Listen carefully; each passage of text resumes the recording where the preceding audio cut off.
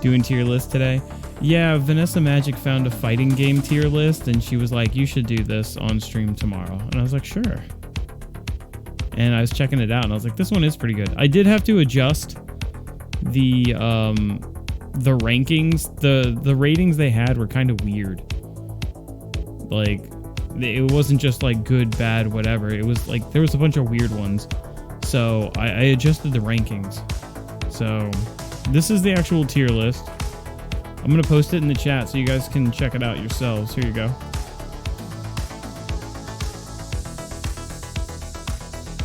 I hear you. It's no problem. Yeah, I'll show up a little early to help. Awesome, dude. I can't wait. That way we can hang out all day and play some games and get things prepped. I also have some things coming in Saturday, like via the mail. Hopefully they show up on time. I already know you're putting all the MK games and shit here. Not really, dude. I like MK. I'm just talking about like modern rather. Like when I talk shit about Mortal Kombat or talk about shit about NetherRealms, I'm only talking about like maybe the past like 3 games or something like that. The more recent ones. Like I love Mortal Kombat X, dude. Mortal Kombat X is fucking amazing. And I played almost a majority of the Mortal Kombats before that and liked it, but I don't like 11. And I think NetherRealm Studios balancing's dog shit. So, like, their Injustice games, they're really fun, and they have a lot of presentation, and, like, they're really, you know, they're flashy, but they're shit fighting games for balance. So.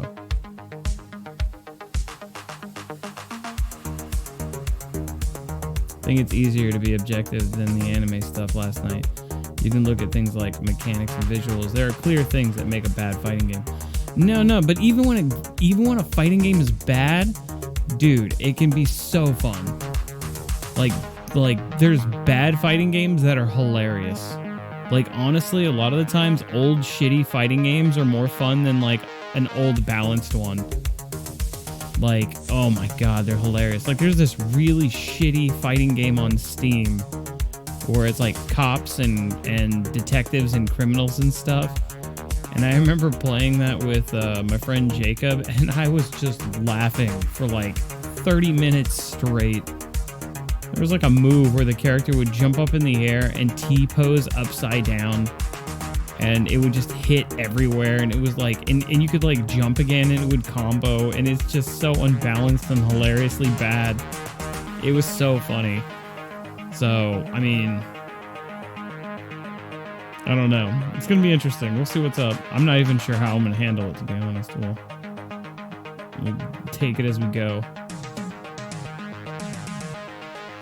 MK9 was fun. MK was pretty fun up until early PS3 360 era. I still think MK9 was pretty fun. It had some flaws, but it was good. Yeah, but that doesn't make them good fighting games. They're still objectively bad. Yeah, but you can still like them. Like, they could still be a great, shitty fighting game, dude. They're funny, man. Like, when you're talking about mechanics and everything. Because like, if you're judging it based on balance, dude, there's so many, like, Marvel vs. Capcom 2, one of the legendary fighting games, is one of the most unbalanced fucking fighting games out there. But people love it, right? It's also just like a mishmash of reused assets from a bunch of different games. There's some new assets, but like, you know, they throw in Morgan's sprite and like all these different character styles, and they all just kind of thrown in. It's borderline Mugen before Mugen, right? But you wouldn't call it bad. I mean, it's legendary. People love Marvel too. So it's not so black and white. One of the options in tier list is a picture of a chicken strip. What? I don't think so. You can like things that are bad and hate things that are good. Yeah, but like just because something is objectively bad doesn't mean it can't be enjoyed. Right? And also you have to consider replay. Like here's a comparison. Like a fighting game that's bad, you can and you can still, then you still enjoy it. You'll go back and you'll still play it because you enjoy it and it makes you laugh and it's funny. Whereas like a bad anime, even if you enjoy it, like a lot of times it's good for like one watch. You won't really go back and rewatch it again, because if it's bad, it's like badly animated and like all these other things. Like you won't necessarily go back and watch it again, even though you enjoyed it, right? I don't know.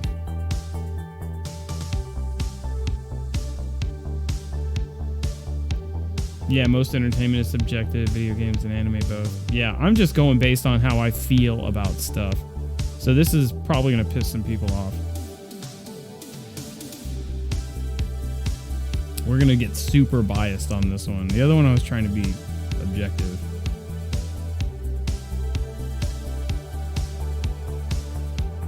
We excited for Tekken 8? I want to see gameplay first. Like, I think it looks really cool. I think Tekken 8 looks really awesome based on what they did show, but that's not gameplay. I'll tell you what I am excited for now, because you guys know I was like reserving my hype and excitement, and I'm really cynical about shit. But like when I saw Street Fighter 6, I was like, you know, it looks like it could be good, could be bad. It's still kind of early to say. You know, I don't really like the models, blah, blah, blah. But dude, I saw those like World Tour features, or not all of them. I only seen a little bit. I'm not digging for stuff because I'd much rather just be excited. If it ends up in my timeline, I'm not going to avoid it, but I'm not really actively seeking stuff out, sort of thing, you know, because I want to be excited. But like, I saw like characters, they get special moves like spinning bird kick and Hadouken, and they're running around in a world and they can like use the moves to traverse the world and interact with it. And I was like, holy shit, that's what I'm talking about, dude. That's fucking awesome. Being able to throw Hadoukens and whatever. And then there was like a part where you could sit down in an arcade cabinet and you're playing Street Fighter 2 while you wait for a match or something.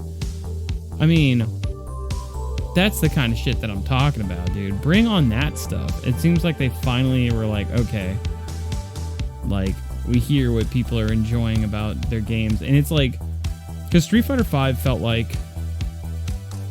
it wasn't just like, hey, we're focusing on balance and fighting mechanics, and we're fighting on what's important about fighting games.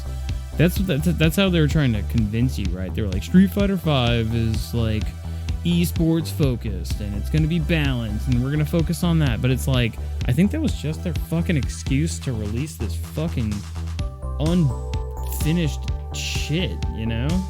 Like I played it when it came out because I was a big Street Fighter fan, and it was still off the cusp of Street Fighter 4. But and I played it for a good long while. I enjoyed Rainbow Mika, and I was essentially holding out for them to keep on adding to the game. And what they did is kept on adding stuff that cost money, and they weren't fixing stuff. The netcode was still broken. By the time you got story mode, it was like a fucking, what was it, 6 months or a year after the game was coming out, and there's just not a lot of content, right? Tekken 7, when it came out, had an amazing story mode that a lot of people shit on, and I'm not sure why, because that story mode is good. Like, I love that story mode. They added like Tekken Bowling later, and even then they had like the treasure mode, and there's character customization. Like, there's things to invest in outside of that, right? Not quite as much as older Tekkens with like Tekken Force and like the little beat 'em up modes, and I wish they would have had that too, but you know, it still had something. This one looks like they're going balls deep on that stuff. They're like, all right, we're gonna give you a giant world to run around in, and you can do all these cool Street Fighter moves, and yeah, I'm really excited. It looks like it's gonna be super fun. And did they confirm rollback? They did, right? I can't remember if Street Fighter 6 confirmed rollback.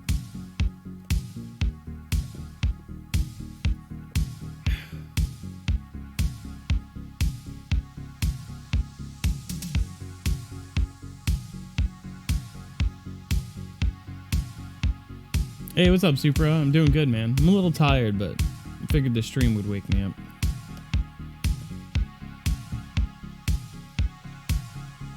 Yeah, it looks like it's going to be pretty good, Kaz.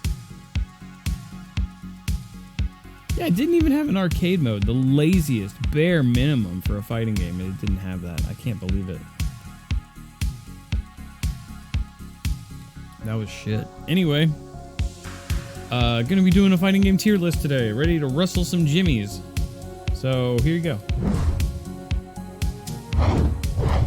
here's the list. So I adjusted the tiers because they had like a weird system. So I've got God tier, demigod, top, high, mid, low, shit. And then I put bad in a good way because I feel like I'll need that. There's going to be games that are bad, but they're bad but fun. And I feel like that there's a difference that's worth like specifying. So bad in a good way, where they're like really funny even though they're shit. And then there's I haven't played. Or don't care. I haven't played or don't care.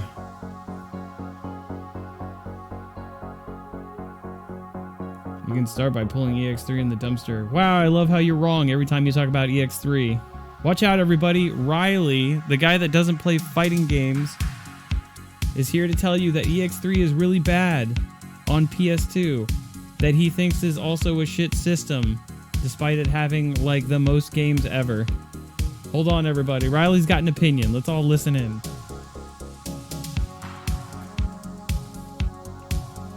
Can't wait for some Jimmy rustling. Like rustle some Jimmies. I don't even know what the fuck this is. Damn, there's some wild shit in here. There's... Oh my god, there's actually a picture of chicken nuggets. What? The fuck is this? I thought you were kidding. There's an actual picture of chicken nuggets? What is that? Dude, they just threw in some shit in here. I don't even know what the fuck that is. Chicken nuggets are top tier.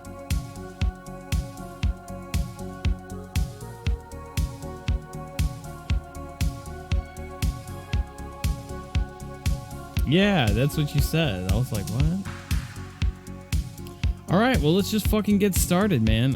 What is this? BlazBlue Cross Tag. BlazBlue Cross Tag is... I'm pretty sure this is Cross Tag.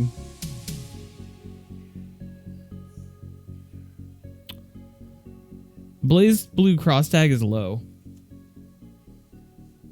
It's not shit. It's really pretty to look at. And there is some effort, but also at the same time there's not. It's extremely unbalanced. The online's not the best. There's only seriously like 2 or 3 fucking playable characters in that game.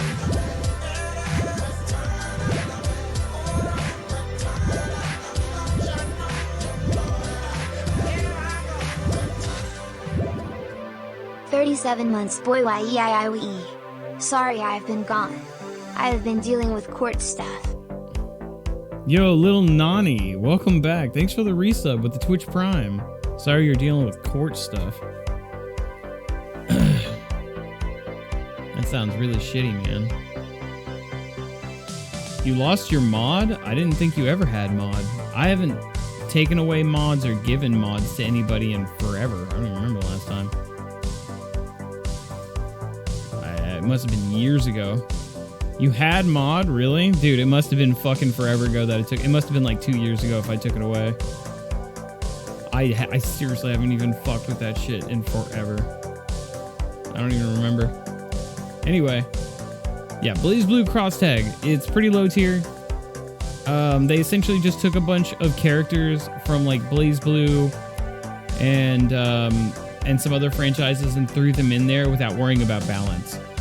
Like, there's characters like Makoto where their moves and their game plan, they haven't been changed. It's like they just take the BlazBlue character, they slap it in the game, and then it doesn't make sense because then they have mechanics for BlazBlue Cross Tag, like the universal DP that's like it's just like one button or like 2 buttons at the same time, and you get this like 18 iframe DP, and it shuts down like almost all of Makoto's mix-ups.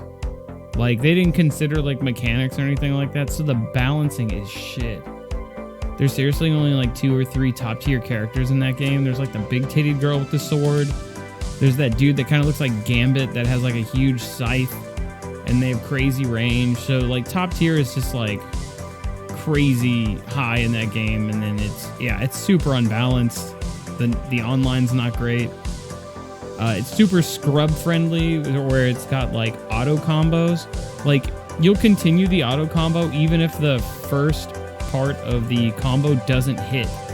Like, not even blocked. Like, if it whiffs. If you whiff the first hit of your auto combo, you can just keep on pressing the button and it'll, like, auto-correct even if they're jumping over you. And it'll, like, continue the combo, so...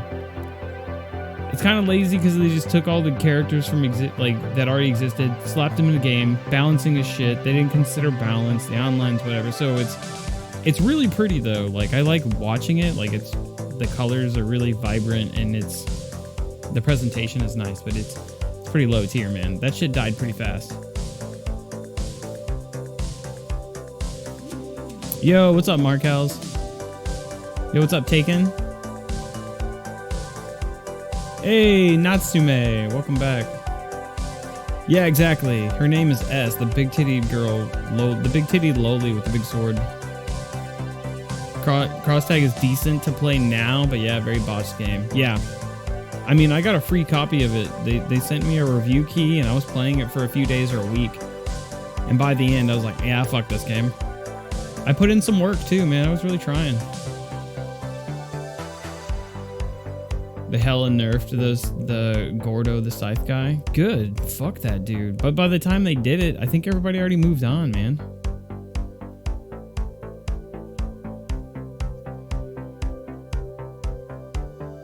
BB Tag recently got rollback in Steam. It might be worth going back and playing, and maybe my opinion would change, but for where it stands right now, low tier. Yeah, S. That's her name. ES. S. Even with rollback, you have to change your download region if you play someone overseas. Yeah, see, fuck all that shit. It's low tier. That's a low tier game. Hey, what's up, Game Fighter? All right, I don't know what this is. It's just Ryu standing next to Kyo. That could be CVS 1, but I'm not sure. That doesn't look like the art from it. I'm gonna start grabbing games I recognize. No, I feel like I shouldn't do that. I should take them as they come. I don't know what this is. Something Strike. Oh, I think that's Fantasy Strike. I never really played it. Not sure what this is. I don't think it's CVS 2. It might be. Spectral Versus. I don't know what that is. Soul Calibur 2. Ooh, Soul Calibur 2 is real good.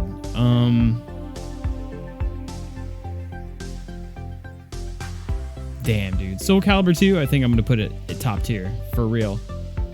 Soul Calibur 2 fucking slapped. Capcom vs SNK 2. 2-frame animation baloney. I've seen better graphics. It might be SVC Chaos, actually. Yeah, Hero. It might be. Yeah, I think I might have played Fantasy Strike at like PAX or something, but nothing serious. Soul Calibur 2 is Demigod. I'm half tempted to put it there, not gonna lie.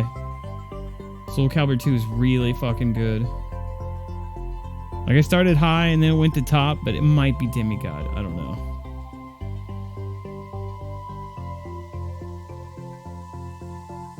Oh, Fantasy Strike has no motion inputs. Interesting.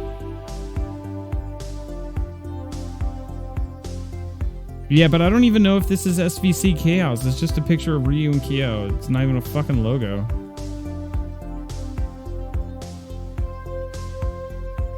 Think about Soul Calibur 2 is the only game in the series to get an HD re-release with online and Xbox Live. Damn, that is true.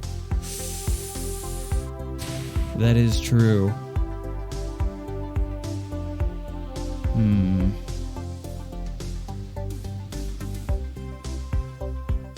Yeah. Yeah, that feels good. I think that, yeah. Yeah, man, that seems right. Soul Calibur 2 is a demigod game, isn't it? Yeah, it is. And, I mean, between the different versions that you got to play, the original Xbox version had Spawn as a guest character, PS2 had Heihachi, and then the GameCube version, you could actually play Link. And Link was apparently fucking busted. But man, that's so cool, right? Being able to play Link in a 3D fighting game, not just a 3D fighting game, like a pinnacle 3D fighter. Oh, man. Yeah. Yeah, Soul Calibur 2 deserves Demigod. I wanted to sit on it for a second to really, like, decide how I felt about it. And I think Demigon's good.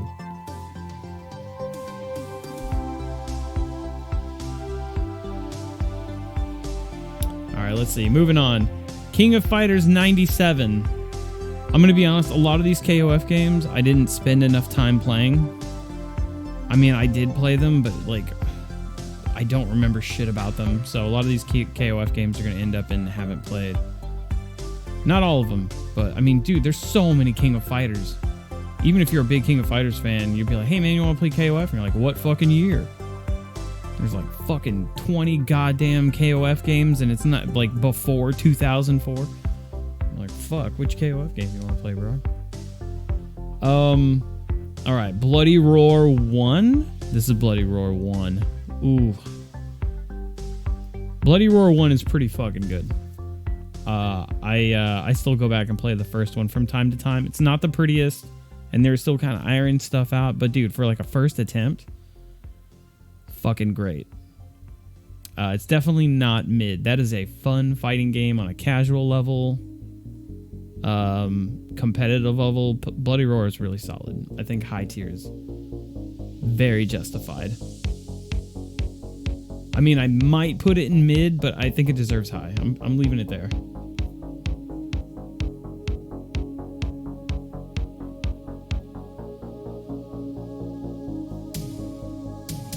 Bloody Roar 1 is good. Yeah, it is. Missed the chance for the Japanese name Beasterizer. Oh, yeah. You know, I was at Cidercade, that arcade bar, and they actually had a Beasticizer 1, or was it 2? I think it was Beasticizer 2 arcade machine. Beasterizer. So it actually had like the Beasterizer marquee lit up and everything. And I was like, holy shit, Bloody Roar in an arcade cab. That's great. It was so sick to see. All right, let's see. Guilty Gear 1. Guilty Gear 1's pretty low tier. That game, I get that it's old and it's the very first Guilty Gear, but it's not good. It's fine, I guess, but it like you can literally just like DP into DP, like it's extremely unbalanced. The sprites are nice, like they're passable for PS1, but they're pretty ugly. There's no real reason to go back and play it. It's not a good fighting game. I mean, you just got to give it up for the fact that it started Guilty Gear, but Guilty Gear didn't really start to take off until Guilty Gear X on like Dreamcast.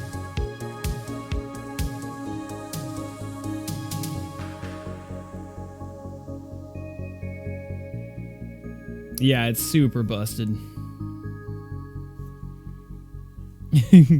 No. I'm pretty sure that Bill Clinton was talking about Guilty Gear X. I don't think he was talking about Guilty Gear 1. Maybe he was. I'm pretty sure he was talking about Guilty Gear X on Dreamcast. Or PS2. Anyway, Dragon Ball FighterZ. Dragon Ball FighterZ is... Dragon Ball FighterZ is top tier. It's a fucking great fighting game. Looks amazing. It's fun to play on a casual level. Fun to play on a competitive level. It's fun to watch. It's so pretty. The mechanics are cool. It's accessible. It's hype. It's based on an amazing franchise. Top tier, easy. I don't think it deserves demigod, at least right now, because the character roster is like fucking 20 Gokus. The balancing is still kind of meh.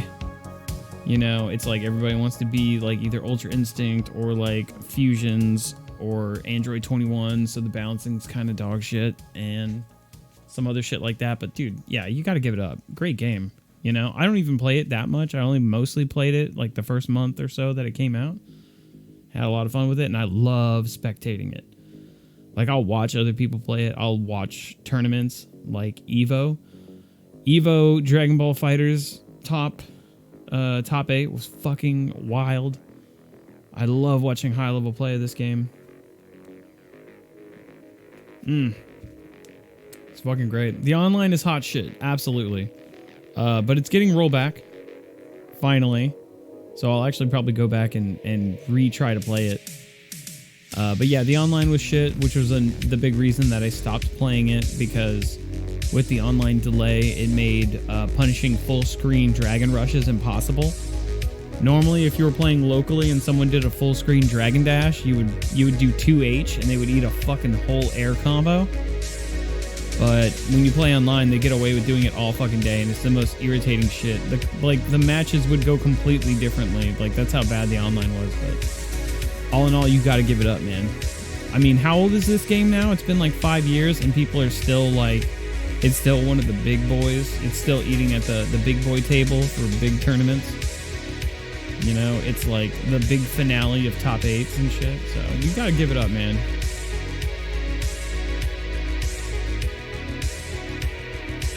Yeah, I'm not the biggest fan either, but you gotta give it up. That's a great fighting game.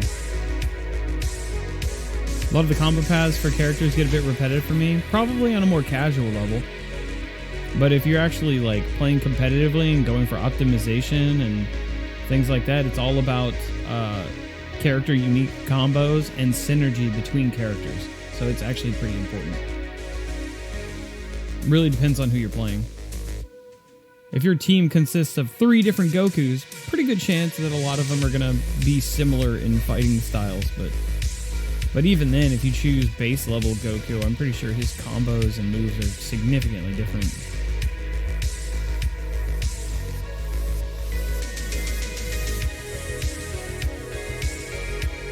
Yeah, exactly. It's not Soul Calibur 2 good. It has its flaws, but it earned its top spot without question.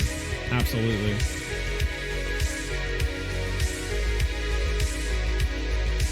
That was a while back when it won. Yeah.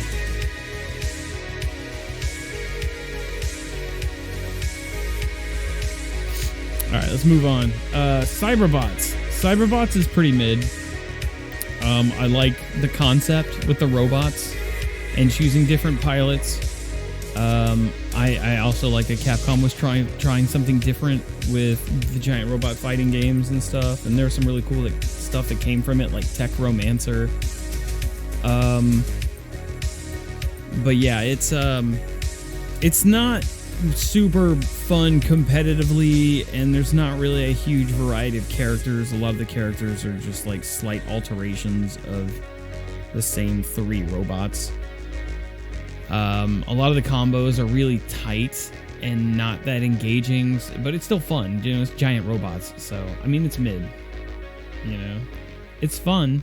It's not great. It's not terrible. It's just fine.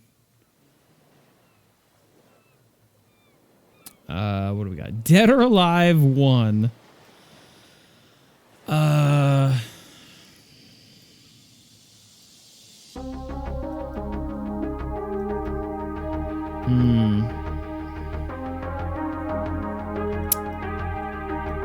think Dead or Alive 1 is pretty mid. I don't think it's low tier. If you've ever gone back and played it, it still flows really well.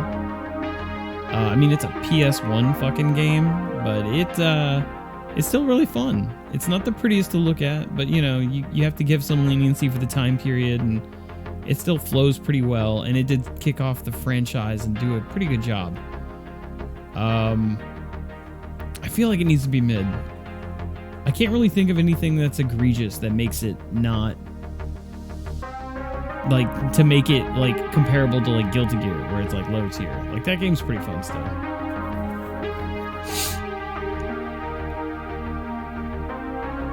Oh, thanks, Game Fighter. I didn't know you went back and watched it, man. Thank you. Yeah, I worked really hard on those reviews. I was pretty proud of that Spark the Electric Jester review. The arcade version of the Xbox release is decent, but the DOA 2 existing, Dead or Alive 1 is mid, yeah. Well, any of the Dead or Alive, but yeah, 2 fucking killed it.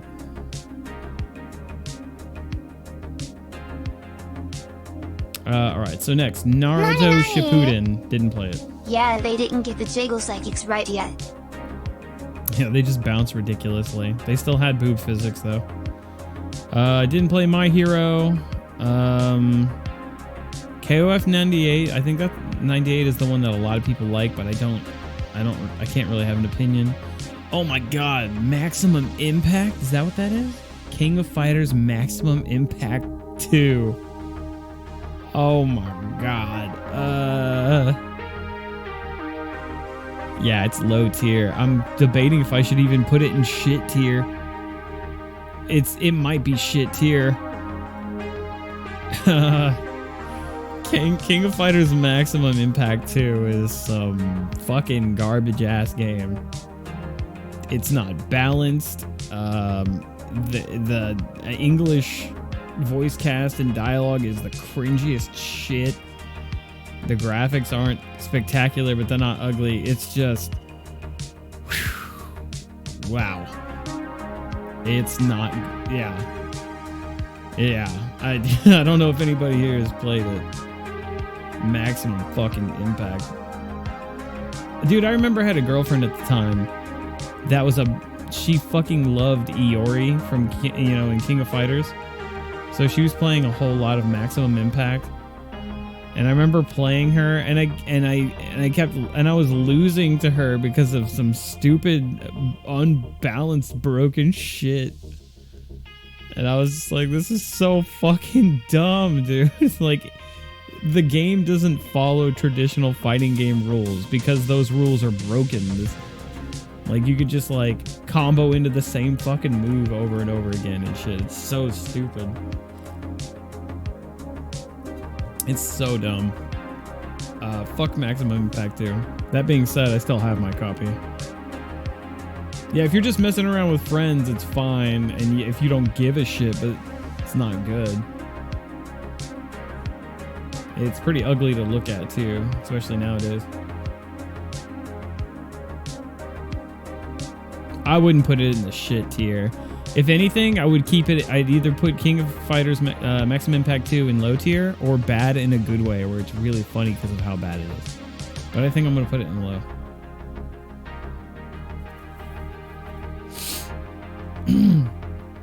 Yeah, they're so embarrassed by it. They just called it KOF 2006. Yeah. And I remember their slogan was, God, what was it? King of Fighters Maximum Impact 2. The transition to 3D doesn't happen until the king says it does, or some shit like that. I remember reading it in magazines. Only the king decrees when it's time to go to 3D. Anyway. Okay, this is Dead or Alive 5? I think this is DOA 5. DOA 5 is pretty mid.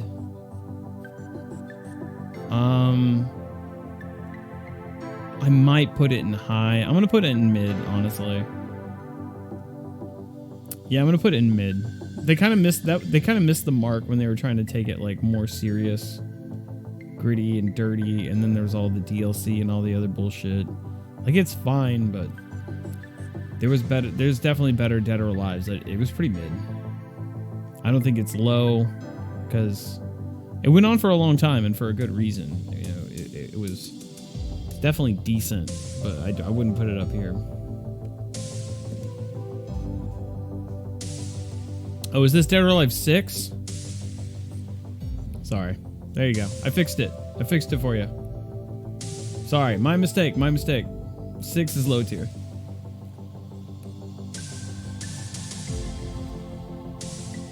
Yeah. Do I even need to say anything? Dead or Alive 6 had a game shelf life of like a fucking month. And I was actually really trying to learn that game, dude. I was like trying to learn it competitively. And then like the meta was really annoying and I couldn't find anybody else to play. And then they pulled that DLC shit out of their ass where you had to pay for different hair colors. And then even after you changed it, you couldn't go back to a hair color you already paid for. And it was just money hungry bullshit. Yeah, they fucked that shit up. I wouldn't say it's shit because it's still decently playable, but wow. Virtua Fighter, what is this? Virtua Fighter 1? Virtua Fighter 1? Virtua Fighter 1 is pretty shit.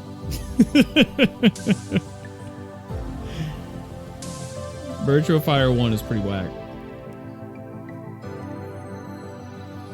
That's no joke.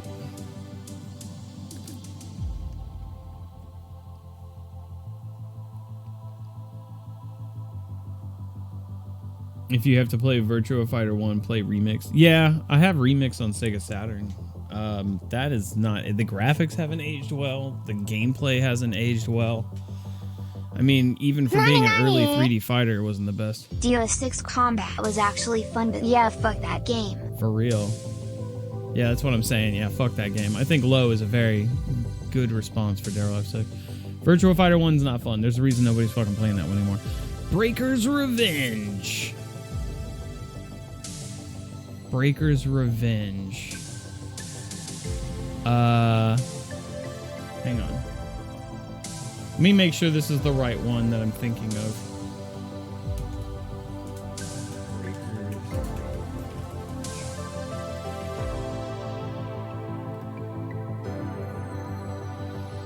Oh, yeah, this is the one where... Yeah, this is the one that we play, right? Yeah, Breaker's Revenge is the one with... what's her name? The girl, she goes...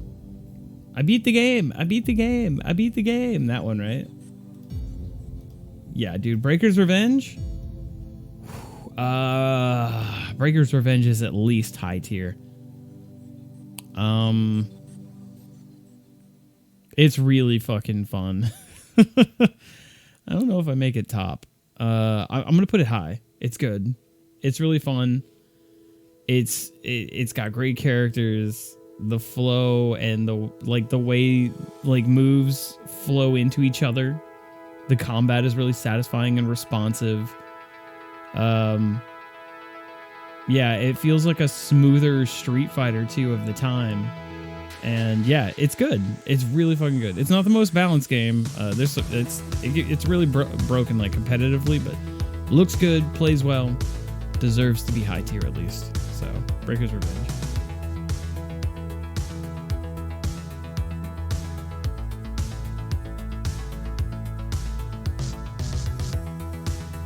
I refuse to put a fucking game higher up on the list just because it started the franchise.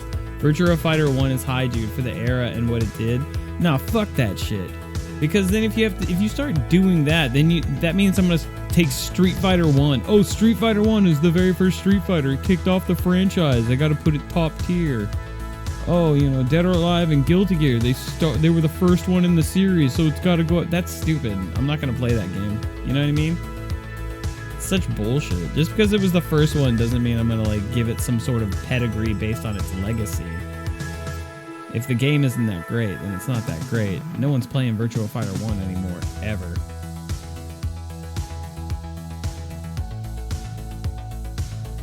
That's some fucking that's some WASP shit. That's some like inherited wealth dog shit. I'm not doing that. Oh, Street Fighter 1 deserved to be up here because it's Street Fighter. Just because it's Street Fighter. Well, that's dog shit. Why would I do that?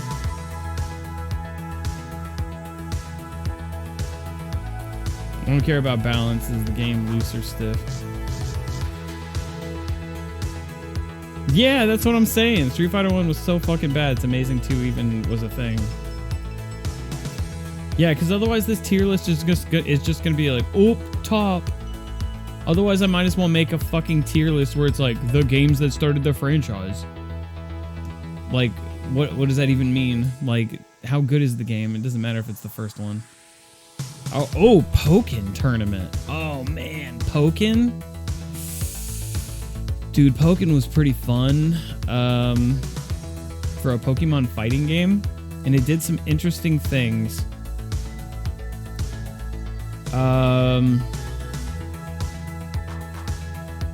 Wow. Pokken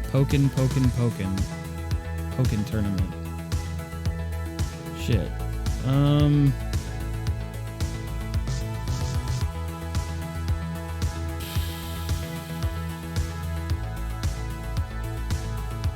I think Pokken is fine.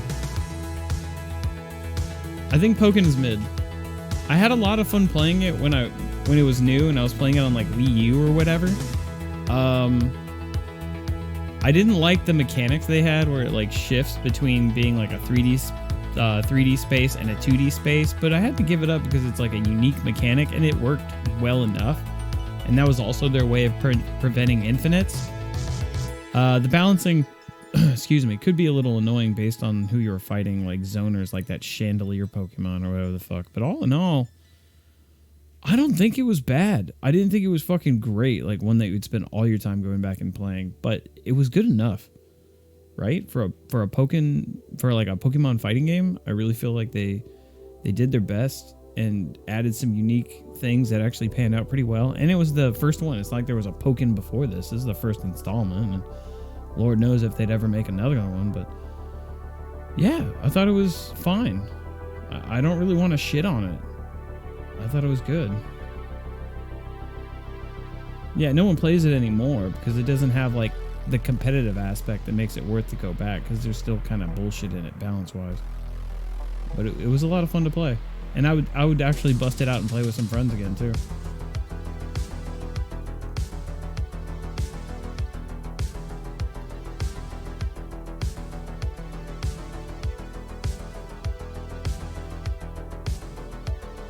I wanted to play it on Switch. I just didn't want to buy it again. I've seen it at Best Buy, like a physical copy of Pokken Tournament on Switch, and I was holding it in my hand. I was like, I want to own this. Like, I want to buy it, and I want to play it again, but I don't want to spend fucking, what was it? I think it was like $50 or $60 to buy it again. You know? So I didn't. And I'm not going to bust out my Wii U again to play it.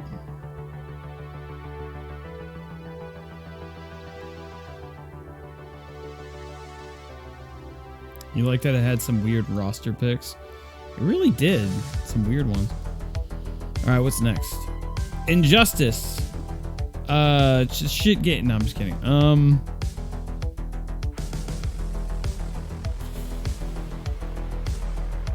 It's mid. Injustice is mid. As like a competitive fighting game, fucking sucks. But all NRS games do. Some of the matchups are literally fucking 0 to 10 or like 1 to 10 or some shit. But it's got a really good story mode. There's like other aspects that make it worth playing, you know, and it's the first installment with all these superheroes, and it's got presentation, so it's still fun, you know, like on a casual level. If you're playing it competitively, I fucking hate it. But there's other elements to a fighting game, like overall, and it feels pretty stiff, but just the presentation carries it, you know? So yeah, I feel like I'm being about as nice as I can be, because I don't think it belongs in low tier. It's fine, right?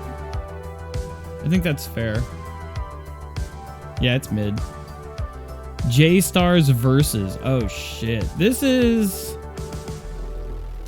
J-Stars Versus is...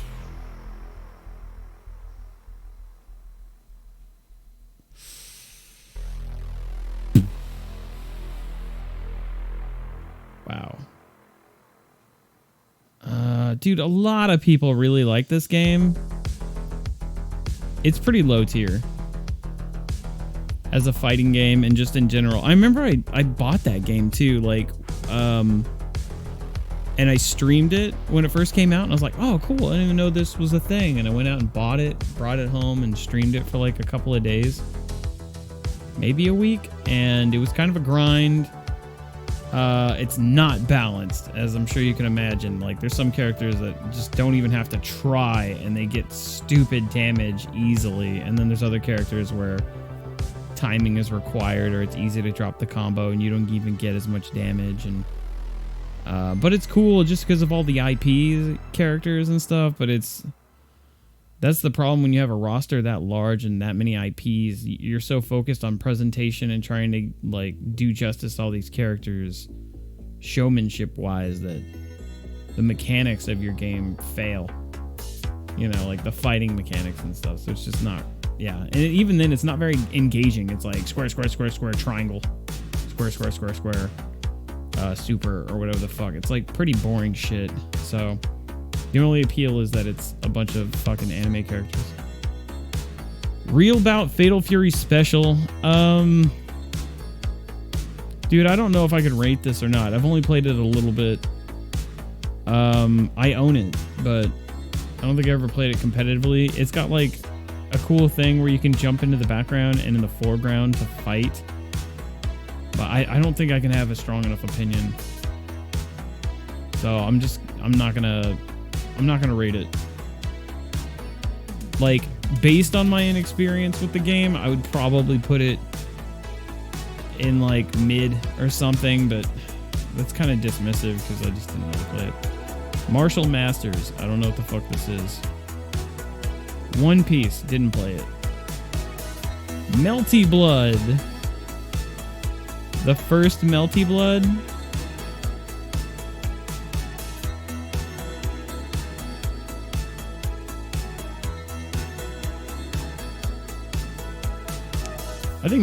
I think the first Melty Blood game is high tier. Super fun. It's pretty to look at, accessible. The combos are super sick. Yeah, I think it deserves a little bit more respect than it gets, you know? It's like such a meme, like Melty Blood. There's a Melty Blood tournament in a hotel bathroom on a laptop. It's yeah, I think it deserves a little bit more respect. There's nothing really wrong with the game either. It looks good, plays good. It's decent competitively, not the most balanced thing, but yeah, I can't think of anything shitty about it. It's been around for fucking like 20 years.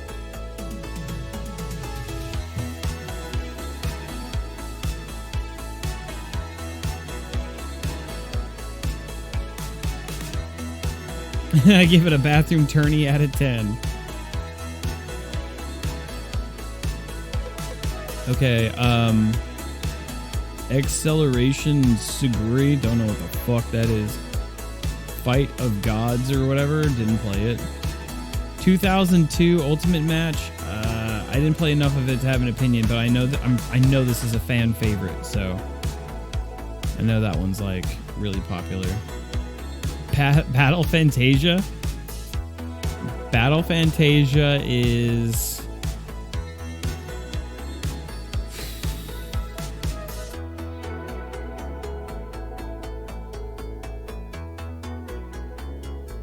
It's pretty low tier.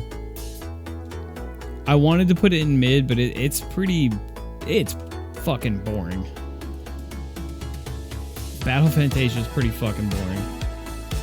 Like, there's nothing really wrong with it other than the fact that it's like, there's just not a lot to do. Like, your game plan is like one of maybe 2 different strategies, and it's so repetitive and boring. Like, I owned it on Xbox 360. I remember trying to play it with my friend, and it's like just not a lot of depth. It's from the makers of Guilty Gear, I believe, and like it had decent enough content, but the mechanics were so bland. There was like a kid that had like a chainsaw sword, and he had a move where he would just like surf on it towards you, and then there was the cat maid character that I played, and she had like Rekkas. And then there was like a gun guy that kind of looked like Faust. And it was just every character had one gimmick, and that was your whole strategy. It was super boring.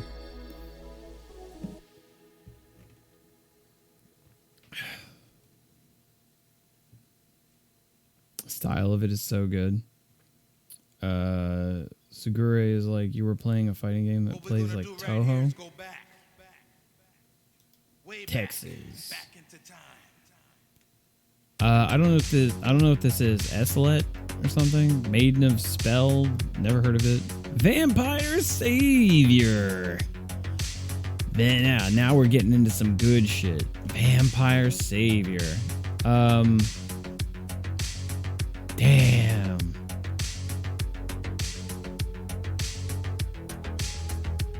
Demigod. Yeah. Vampire Savior's demigod.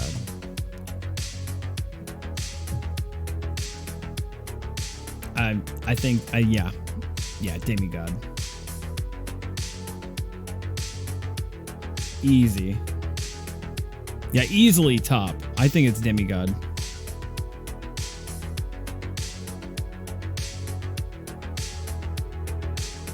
What are VIP games on the list? VIP? What do you mean?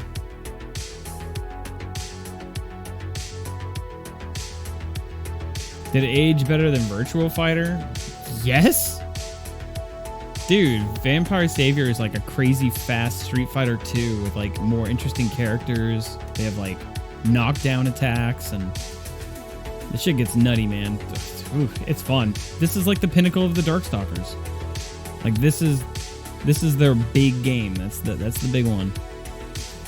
Okay, Tekken 1 is, it's not shit, but it's low tier. Tekken 1's not good.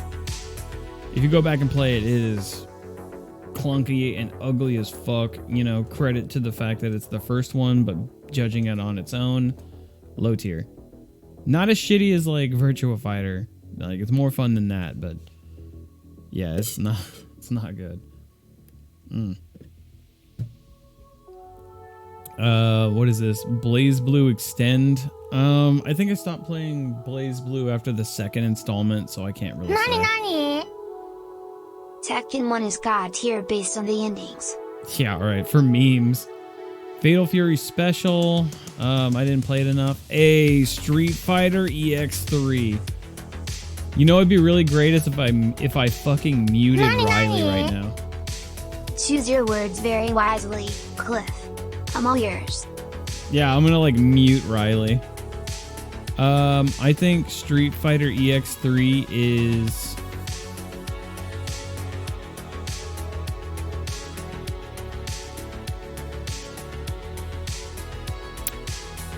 Give me a second, hang on.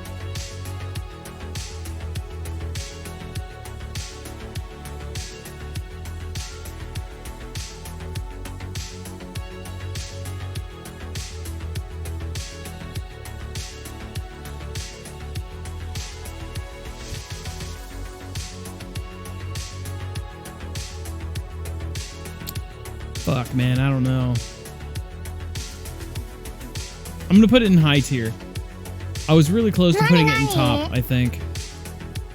Is X3 the precursor to Third Strike? Fuck it. Fuck it. I'm putting Street Fighter EX3 in top tier. You can't stop me. Street Fighter EX3 looks like ass, but plays decent. It's so much more than that, though. Yo, what's up, Juno? Was good? Hey, man, we're doing a fighting game tier list. Check it out. I'm gonna probably be here like all day.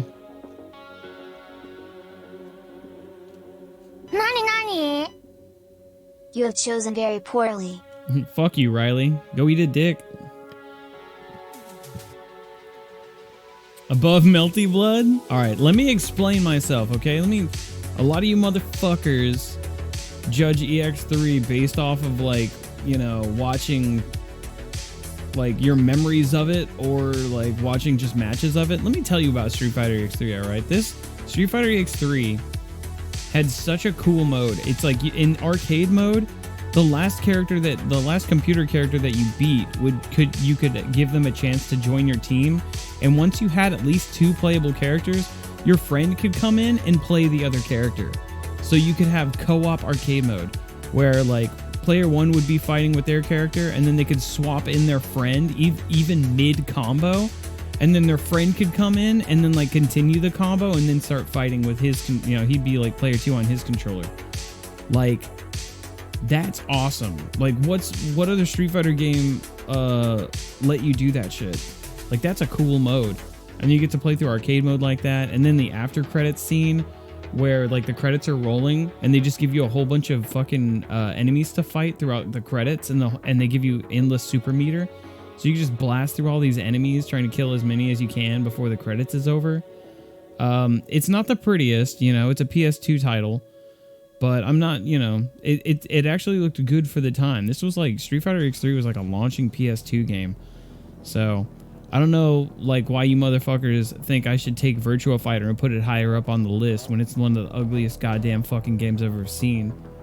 But then you guys want to shit on Street Fighter EX3 for its, you know, decent for the time PS2 graphics. You know? Was EX3 the precursor? The Third Strike also had man EX3 is kinda stiff. No, it wasn't. EX3 is a good game. I'm still debating if it belongs in top or high, actually, but I think I'm gonna put it in high because it's still good.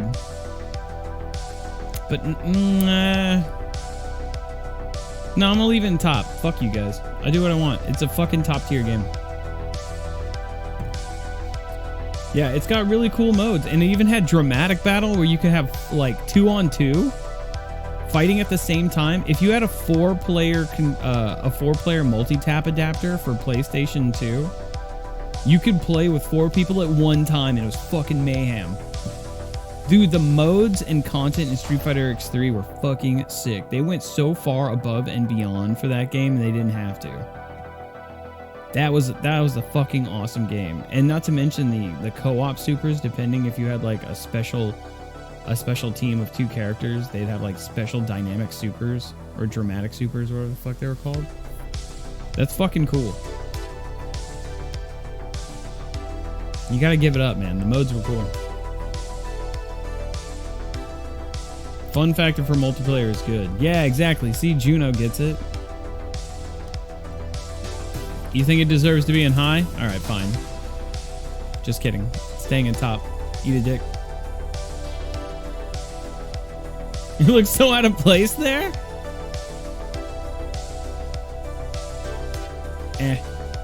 Sure. We used to do multi-tap. It was fun. Damn, man. I can't imagine. Well, I had a multi-tap too, right? But, you know, I didn't have that many friends, so. Damn, Juno. I'm more impressed by the fact that you had enough friends to play four-player. More than the fact that you had a multi-tap adapter. Anybody can buy a multi-tap adapter. You can't buy friends, though. What am I going to drive by Home Depot and pick up some illegals, be like, hey, you guys want a job? And they're like, okay. And then they hop in the back of your truck and you're like, we're going to go play Street Fighter EX3 4-player dramatic battle. They were expecting to do some roofing or some shit, but I'm over here trying to teach, like, illegal immigrants how to do a fucking Hadouken.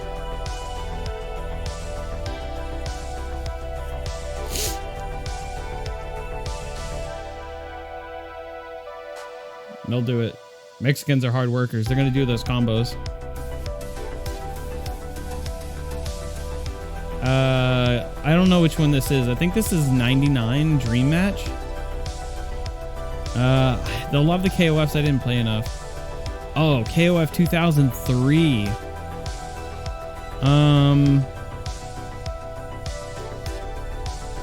Actually, I did play Dream Match. If this is Dream Match on Dreamcast, I did play it. And it was pretty mid. I thought it was pretty mid. King of Fighters 2003 is I think it was also pretty mid. Yeah, I think that was pretty mid. Oh god, Smash Bros. Melee. Where's the it's not a fighting game tier? Not a fighting game? I'm gonna make a section that's like it's not a fighting game, and then I'm gonna put this random picture of some chicken nuggets next to it. It's not a fighting game. Smash Bros. Melee and chicken tendies. There you go.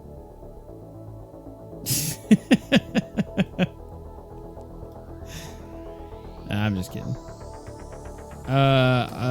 Okay, so despite debating that whether or not this is a fighting game, I'm gonna say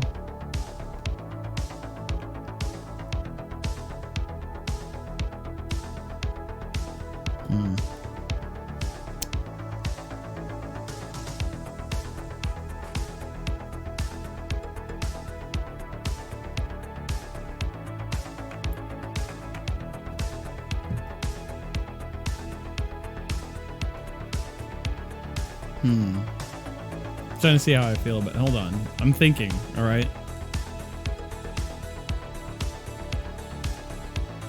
I'm thinking.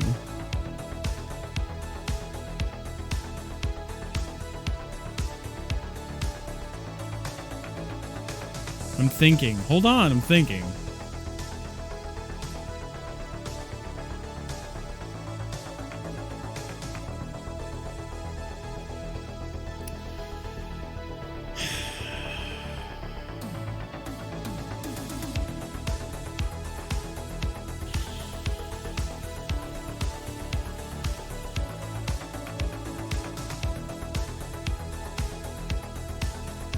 Okay.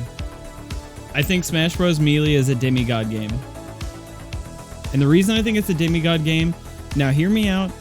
You have, like, try to remove your bias about how you feel about how toxic and fucking socially inept the Smash Bros. Community can be, and how annoying Melee players are, and how they don't want to play fucking the new Smash all the time, and it's been broken down into all these wave dashing, and there's only like 2 or 3 playable characters, and all that shit. You know, just like remove the modern competitive aspects from it, right? Remove that, and what you have is a game with incredibly awesome stages that are really fun to play. Not just Final Destination, but like look at the game, right? Don't look at the fucking community. Look at the game. And you'll see that it's that this is like a love letter and a collection of a bunch of different IPs from Nintendo, and they all come together in this, and with graphics that can still more or less hold up today.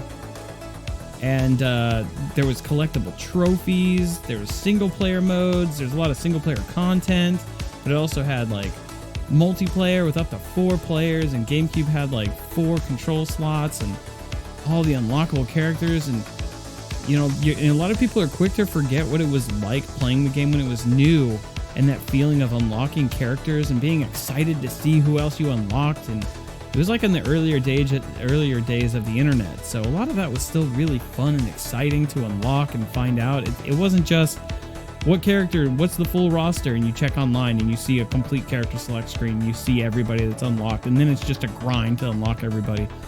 Dude, a lot of people forget that feeling and wonderment of like unlocking characters when you don't know what it is you're going to unlock. And yeah, man, if I remove how shitty and toxic the community and competitive fighting aspect of that game is, Melee it's a demigod game. It started this whole community and movement of Smash Bros. Players. Like, the first Smash Bros. On N64s was still really fun, but Melee fucking kicked that shit off to like a competitive level. It was so good that it, you know, it was a fucking party game, and people took it so serious and got so competitive with it that they fucking fought for the right for people to consider it a fighting game. And it makes money, it gets viewership. Honestly, Smash Bros. Melee transcended and evolved the fighting game community. All right, fighting games before Smash Bros. Melee, not doing so hot. They weren't. They weren't. You know, they didn't make any fucking money. There was no fucking eyes on them. But then, like, Melee really changed the game, and with the excitement of Melee and the viewership and the money that brought it, it really did bring the rest of the fighting games like up with it, I think. You know, and I hate to admit that, but that's just the truth, right? I'm not even a Smash Bros. Player, right? But you got to give it up. I mean, it's a demigod game. You wouldn't put it higher than high tier? It took a lot of soul searching for me to put it in demigod. How Smash players don't shower, but if they did it with God tier. All right, moving on. Nidhogg. This isn't even really a fighting game. I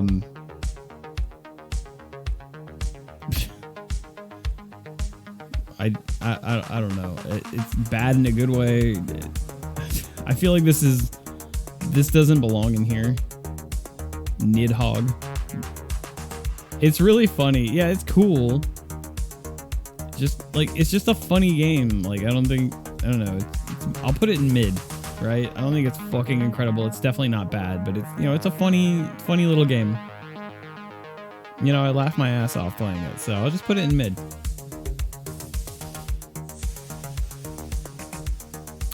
Chaos Code.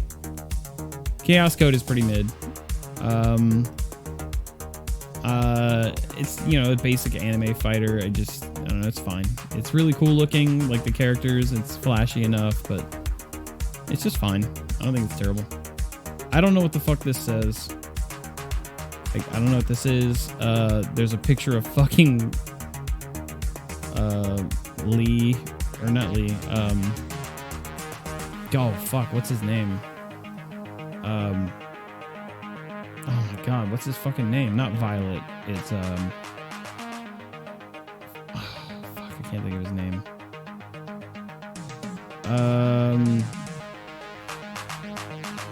Shit, dude, what's that fucking dude's name? From Tekken. It's his goddamn name. This is pissing me off. I know his name. Is it Lee? It is Lee? Oh, fuck. Alright. Yeah, I said Lee at first, but it didn't sound right. Nani? Lee Chaolin. Okay. Oh, shit. Lee it is, then, I guess. Oh, fuck. Alright.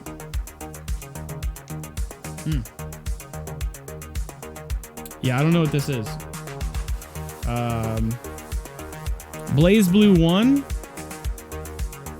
BlazBlue 1, the very first BlazBlue.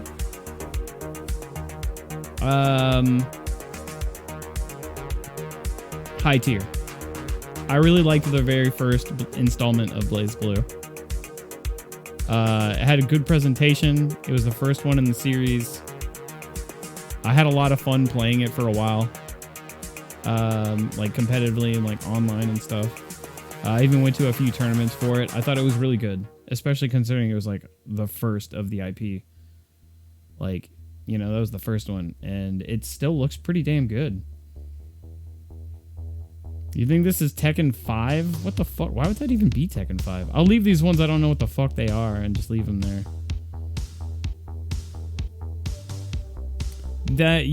That's the first one was Calamity Trigger, right? Yo, what's up, AJ? How you doing? You could make a I don't know what this is tier. Shit. Now I'll just leave it down here. Fuck that. I don't have to put it anywhere. I don't know what this says. Maria Met or whatever the fuck. I don't know what the hell this is. This is Bloody Roar Extreme. Bloody Roar Extreme is fucking demigod, bro. I think, yeah, dude, demigod, fucking Bloody Roar Extreme. It's the same thing as Primal Fury, but they used 3D CGI for the cutscenes. I might be overselling. It's not Primal Fury, it's Extreme. They're almost the same game. Primal Fury was the one on GameCube. Bloody Roar Extreme was the one on OG Xbox. So,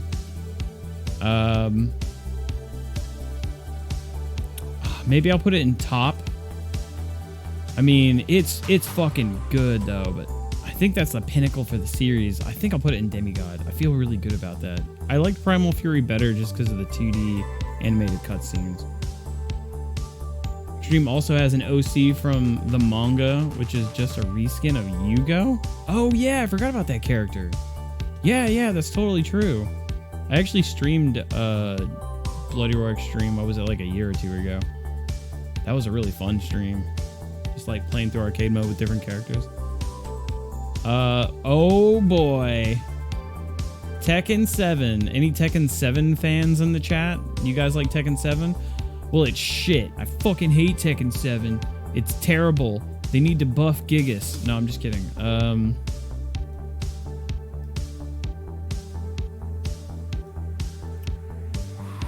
Tekken 7, boy. Oh, wait, hang on. Hang on, let me show you something real quick.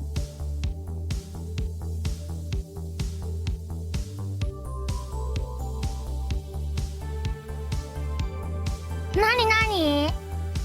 They need to buff Higis. I'm clipping that. Here we go. Check it out. Tekken 7. So how do you feel about Tekken 7? 443.7 hours on Steam alone. It's okay. Like 450 hours. Probably spent like well over 500 hours playing Tekken 7. So how do you feel about Tekken 7?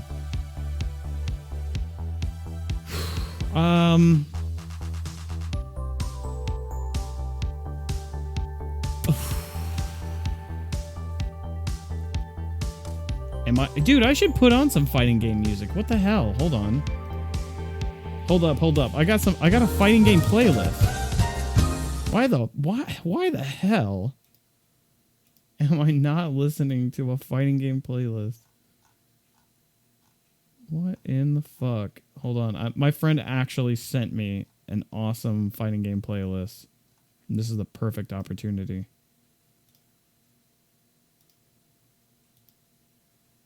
Let me see.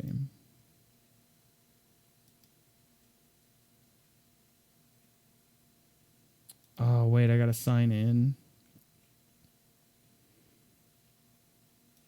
Hold on.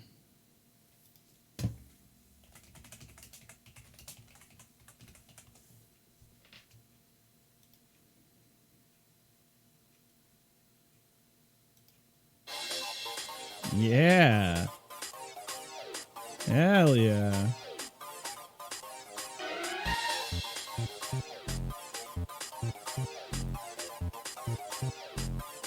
Now we're talking.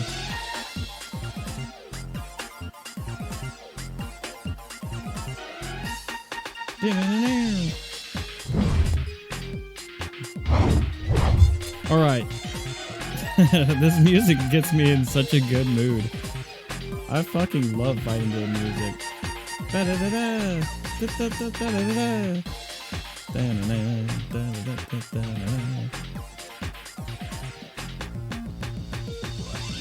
Okay, where does Tekken 7 go? Dude, I love Tekken 7. Like, I love it so much. And the real debate that's happening here is not whether or not I put it in demigod. It's like whether or not I put it in God tier. Oh, man. This is tough. This is a tough one, dude. Tekken 7.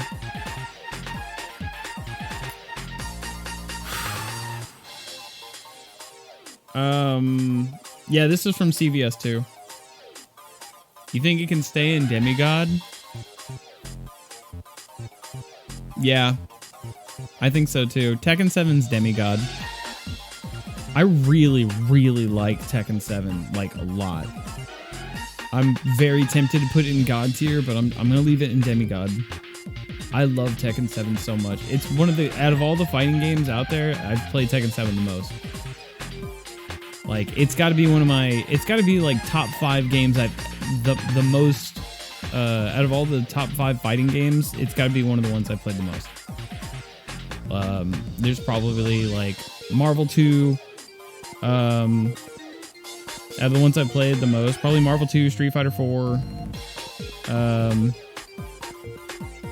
Tekken 7, maybe, I don't know, maybe CVS 2? I don't know. But yeah, I think it belongs, Tekken 7 belongs in demigod. I don't think there's any question. Yeah. You think it's high tier? Demigod for Tekken 7. I fucking love Tekken 7. All right. Anyway. King of Fighters. What's this Roman numeral? 5. Was that 4? 14? Is that KOF 14? I think this is KOF 14. KOF 14 is low tier. Low tier. It's not complete dog shit garbage, but it is for sure not even mid. That game was so fucking disappointing. Like, it functions okay, but the online was unplayable. I remember me and a bunch of my fighting game friends, we all bought a copy, and then we couldn't, some of my friends, like, we live like less than 2 miles from each other at the time. And we couldn't even, some of my friends, we couldn't even connect. And then the friends that I could connect with, it was like slowed down gameplay while underwater. And then like the single player content, when it came out, I mean, there was some decent content there. Which is funny because I actually did a video review for this and I praised it a lot when it first came out. But after like 6 years looking back, I was like, damn, this is actually kind of disappointing. As a fighting game, it functions well enough, and the 3D graphics aren't my favorite. Like, this is my personal take on it. I think when I did my video review on YouTube for this game, I was trying to be as objective as possible, and as a fighting game, it was fine. Like, competitively, but the online did not work. Eventually, they fixed the online, but it was already too late. So, and it wasn't the prettiest game. Functioned okay. Online didn't work. Not enough single player content to keep you playing when the online doesn't work. So it's low tier for sure.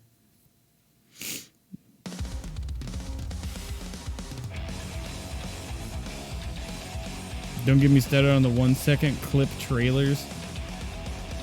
Yeah. Forgot about those. Omen of Sorrow. I don't know what this is. I don't know what this is either. I'm just going to get this other shit out. Well, I still don't know which game this is with Ryu and Kyo. Oh, shit. Dead or Alive 3. Dead or Alive 3 is fucking high tier, man. Dead or Alive 3 fucking kicks ass. I'm half tempted to put it in top tier. That game fucks. On OG Xbox, woo! Dead or Alive 3 is fucking gnarly. The online wasn't the best, but it was also like OG Xbox Live, and it still functioned like better than most games at the time. The graphics still hold up really well. The meta and the competitive aspect was pretty balanced. The levels were cool. There was like some decent single player content. Dead or Alive 3 is cool. I'm half tempted to put it in top tier, but I think it's good in high. I'm gonna leave it in high.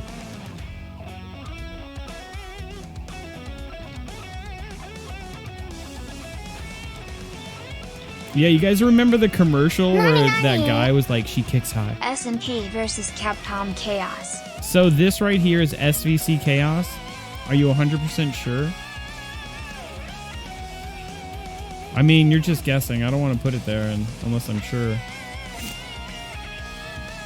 I don't know what this is either. Still don't know what this is. Oh, is this King of Fighters 12 or 13? Oh, this is King of Fighters 11. King of Fighters 11 is...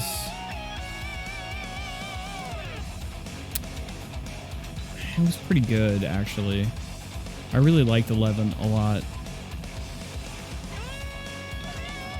I'm gonna leave it in mid. King of Fighters 11 was mid, I think. Yeah, I feel pretty confident about that. Ooh, Skullgirls! Holy shit! Skullgirls is... Oh man, I think Skullgirls top. Yeah, Skullgirls is totally top.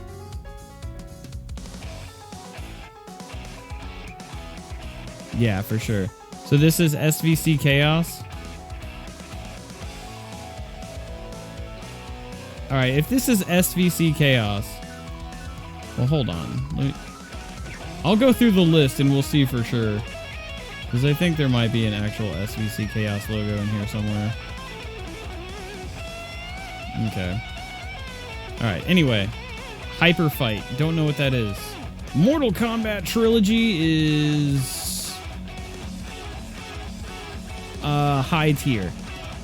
Yeah. I almost want to put it in top, actually. Just because it was like Mortal Kombat Trilogy is like the Marvel versus Capcom 2 of the Mortal Kombat franchise, because it just threw all of these fucking bullshit characters together. Yeah. Yeah, maybe I'll put it in top, actually. Mortal Kombat Trilogy is like this lovely send-off to like the 2D Mortal Kombat of the 90s.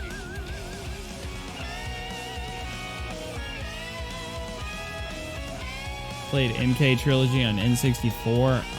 I'm pretty sure that's Mortal Kombat. Was Trilogy on 64? I thought it was like Mortal Kombat 4 Gold or something. Yeah, fuck it. I'm gonna put Mortal Kombat Trilogy in top. Yeah. That's a super fucking great game. Okay, what is this? Is this Smash Bros 3DS or Smash Bros Wii U? I can't tell. These logos kind of suck sometimes.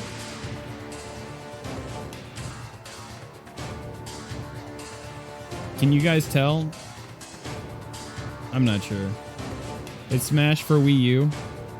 How can you even tell? It's Smash 4. Smash 4 was high tier, I think. Yeah, I think I put Smash for Wii U high tier. It was really unbalanced by the end, and a lot of people fucking hate it, especially like Melee Bros. But I really loved it. I loved the crossover, all the guest characters. I mean, it's good. It's really good. Not the most balanced competitively, but there's a lot to love. Welcome to the adventure! Yo, Virtua Kazama, thanks for the raid. Hey, I appreciate it. How you doing? Yeah, I think we put Smash for Wii U right in the high tier. Art of Fighting 2. All right, spoilers. All of the Art of Fightings are going in shit tier. Those games fucking suck. I don't think there's a single person out there that actually likes Art of Fighting or even fucking played those games. The AI cheats, there's a special, there's like a super or like a special move meter that limits your shit. It's fucking garbo.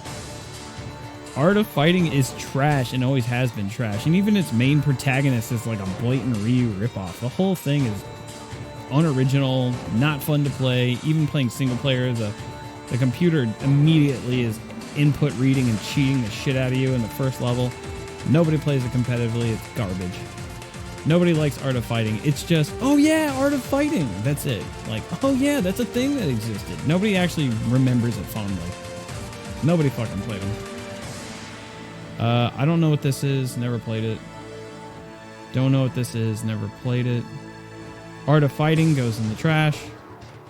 That's shit tier.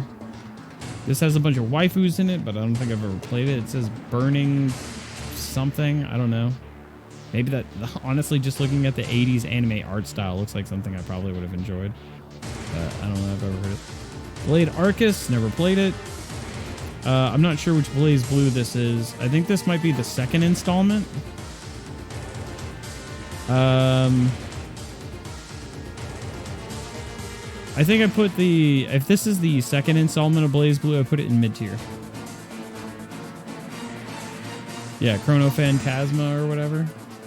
Put it in mid-tier. Like, as far as what they actually did from the first game and then to the second game, they changed a lot of the stuff about not just my character, but a lot of the characters, and then a lot of your stuff just didn't work.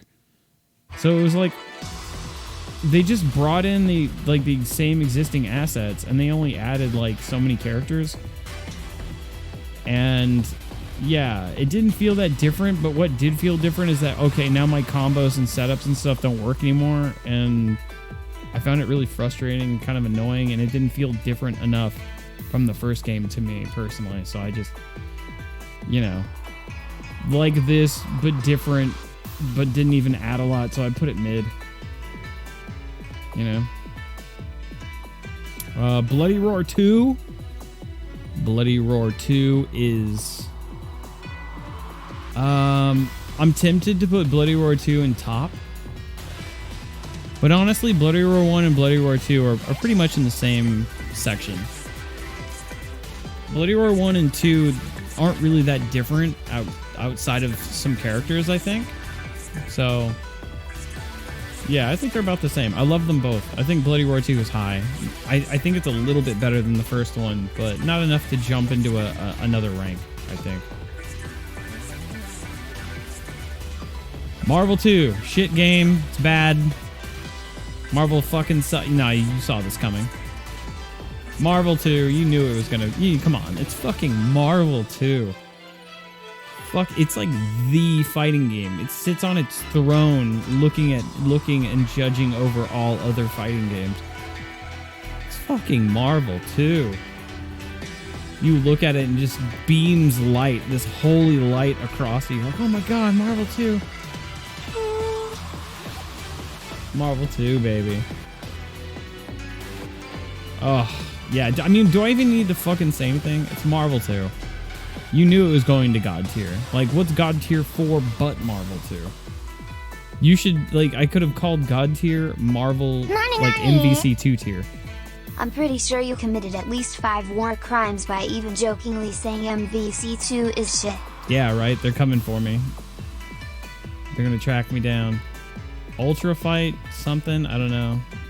Dissidia, I didn't really play it. It didn't look very good though. Oh, Virtua Fighter, like the third game. This was the one that's on Dreamcast. I own this. This was pretty mid. Whoops, fucked up. Yeah, this one was pretty mid. It was definitely better than the first Virtua Fighter, I'll tell you that.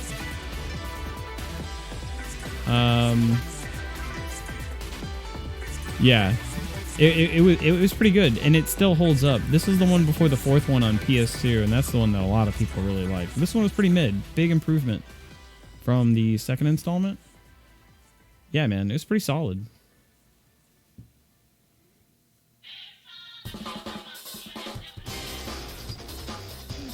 MVC2 Demigod because of bad jazz music. Holy shit.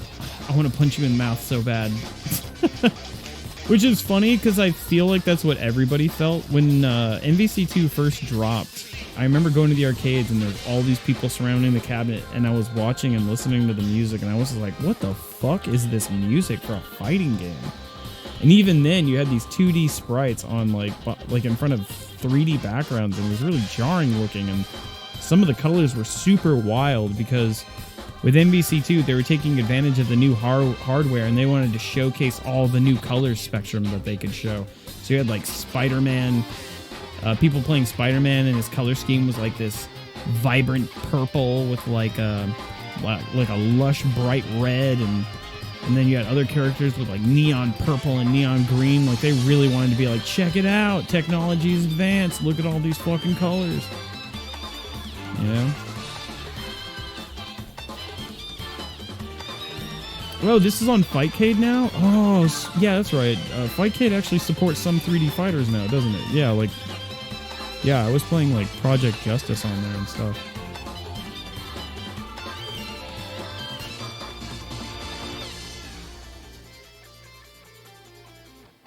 The jazz music's not really good for me. MVC2 Clock Tower OST Legendary. Yeah, man. It's like, let me know you don't have class without saying you don't have class. And all you gotta do is be like, I don't much care for MVC2's jazzy music.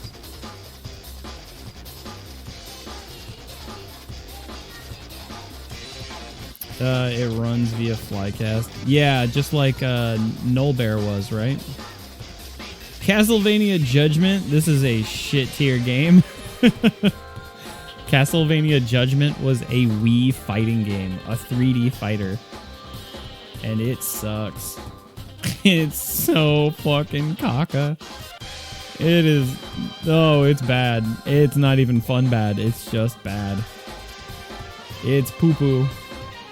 It's poo-poo pee-pee caca. Def Jam Fight for New York. Was this the one on 360? Or... There was Def Jam Vendetta. Then there was Def Jam Fight for New York, and then no, the one on 360 was Def Jam Icon, right?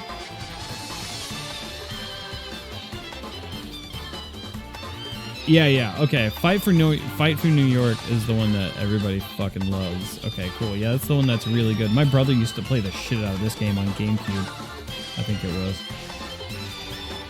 Do I still have it? Let me look over. Oh, I have Def Jam Vendetta on GameCube. That's the one my brother played. Fight for New York is really good though. It's more of a wrestling game than a fighting game, but I'm gonna put it in. Ooh, I'm gonna put it in high tier. Honestly, I think that's where it belongs. Yeah, Icon was ass. Hey, the Paul Cava, thanks for lurking, bro. Hope you're having a good night, man. Thanks for hanging out. Yeah, it was made by Aki Corporation. Yeah. Okay, so that makes sense. Toho, don't know what this is. Virtual on Cyber Troopers. Man, I don't even know if I'd call this a fighting game, but it's pretty good. I think it's mid. Like it's like once you figure out the meta for the game, like where to dash and predicting the opponent's movements, like you figure out like what you need to do, where you need to dash, what attacks to use, and you sort of like predict and manipulate and trap your opponent to getting hit. It's pretty tricky and a unique meta, so it's not easy to like jump into even if you have fighting game experience, but it works really well for having such a unique competitive meta. So I put it in mid though, because it wasn't fully refined, but man, it's fun. That's a good one. Okay, give me 1 sec, chat. I gotta take a quick pee break, and I'll be right back because I'm just sitting here drinking water. Give me like 2 seconds, and I will return. I'm gonna play an ad while I'm gone, so that way if you guys aren't subscribed, you won't miss anything during the stream. But if you guys want to hang out and just wait for these ads to end real quick, I'll be right back.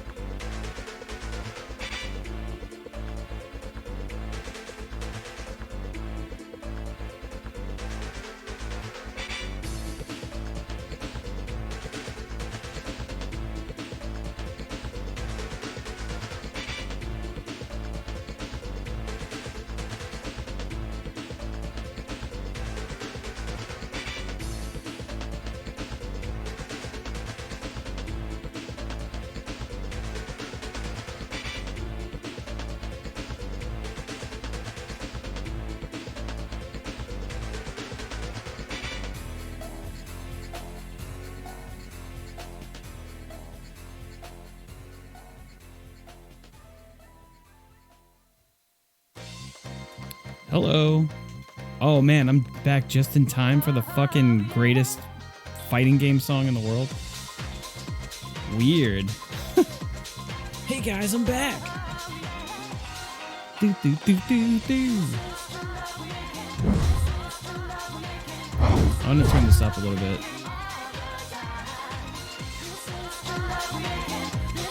God, I love this song. Holy shit. Fuck. Alright. What was the last thing? Oh yeah, Virtual On is the last thing we did. Puyo Pop Fever is not a fighting game. Puyo Pop Fever, just straight up not a fighting game. It's a competitive game, I guess. It's kind of like Puzzle Fighter, I guess. I really don't feel like it belongs. I think I'm gonna skip it. Yeah, I'm just gonna skip it. Okay, Soul Edge, the very first Soul Calibur game.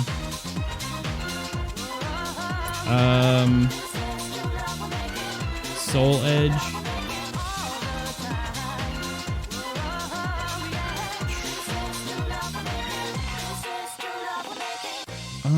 I'm gonna say it's mid, honestly. Like, it's fine. It holds up okay. Like, not just that because it was the first in the series, but like for an early like PS1 game, you know, it's a little stiff and clunky, but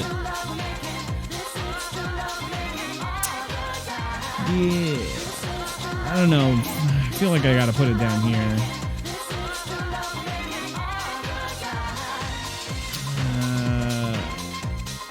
Fuck, no, it really feels like it belongs in low tier. See, I was starting to do that thing that you were doing, chat, where it's like, you're like, oh, it's the first installment, so you gotta give it a pass because it started this awesome franchise or some shit. And it's like, no, there's a reason people don't go back anymore. Yeah, Soul Edge is low tier. That sucks, but you know, it is what it is. Street Fighter Alpha. Street Fighter Alpha. Street Fighter Alpha. Street Fighter Alpha. Street Fighter Alpha is pretty mid. It's got some cool stages, and I love the Alpha series, but Street Fighter Alpha 1 feels so stiff. Like, it does not flow very well. It feels like they were struggling to transition from Street Fighter 2 to Alpha or something. It's still great. I don't think it's bad, but it's definitely not as good as like later installments and stuff. So, pretty mid. I think that's the meanest I could be to Street Fighter Alpha 1 because I still will go back and play it. It's not bad.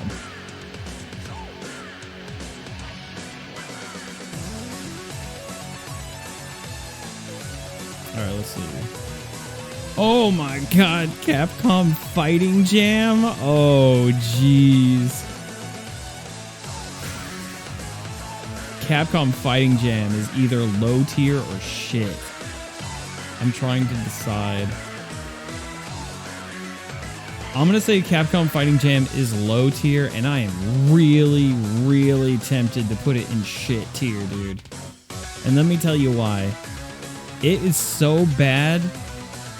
It was so fucking terrible and such a disaster that was the last fighting game to come out before the fighting game depression. We had this drought of no fighting games from Capcom Fighting Jam's release to Street Fighter 4. The only other fighting games I think really that were released from Fighting Jam to Street Fighter 4, I think was like Soul Calibur 4, which was actually really fun. I love Soul Calibur 4. And I think that might be fucking it, dude. It was fucking terrible.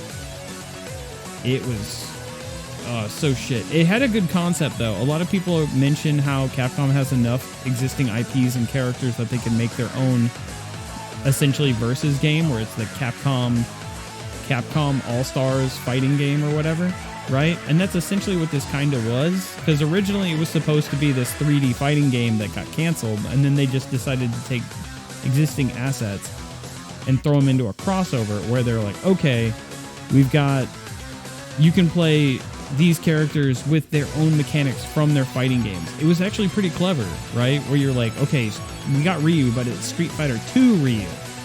So he plays like that, but we're using like a more updated version of Ryu's sprite, but he's going to play like he did in 2. Alex from Third Strike is here, and he's got his same mechanics and super bar and everything from that game. But it sucks because they didn't let you choose your, like, there's 3 different supers in Third Strike, and you got to choose your super art. And they just defaulted to one of the supers. So, unfortunately, I don't get to play Alex in Capcom Fighting Jam and then do, like, Stun Gun Headbutt, like, his super art 3. So that sucks. But, and the reason I don't put it in shit tier for being as fucking terrible, like, with its presentation, music, the backgrounds being this weird hyper realistic but blurry painted backgrounds that fucking clash with the character sprites. Like, the main reason I put it in low and not shit is because it's got playable characters from Red Earth, and some of those playable characters were bosses that weren't even playable in Red Earth. Like the T-Rex, I forget his name, and you could play like the little squid guy, and then you got to play the ninja and the lion character. I forgot his name. But you couldn't play as the like martial arts chick with the little flame boots, and you couldn't play Tessa, the witch. So, but it was cool because some of those characters, like I said, weren't even playable in their own game. So you know that was cool, and they actually had like Ingrid and some new sprites. So it was a good idea. So I put it in low tier for being a unique take on what they were trying to do. But man, they fucked it up. Absolute dog shit garbage.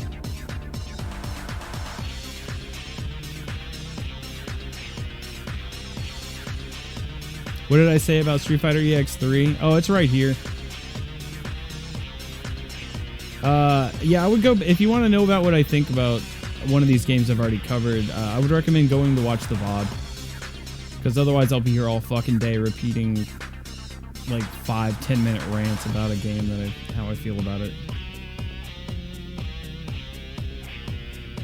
Hey, what's up, Deadly Rave Neo? How's it going, dude?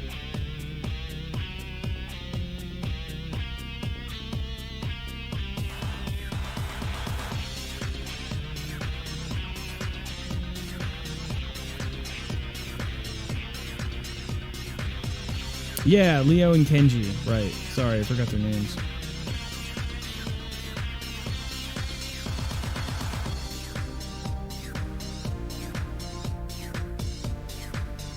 I didn't play the Naruto Clash games.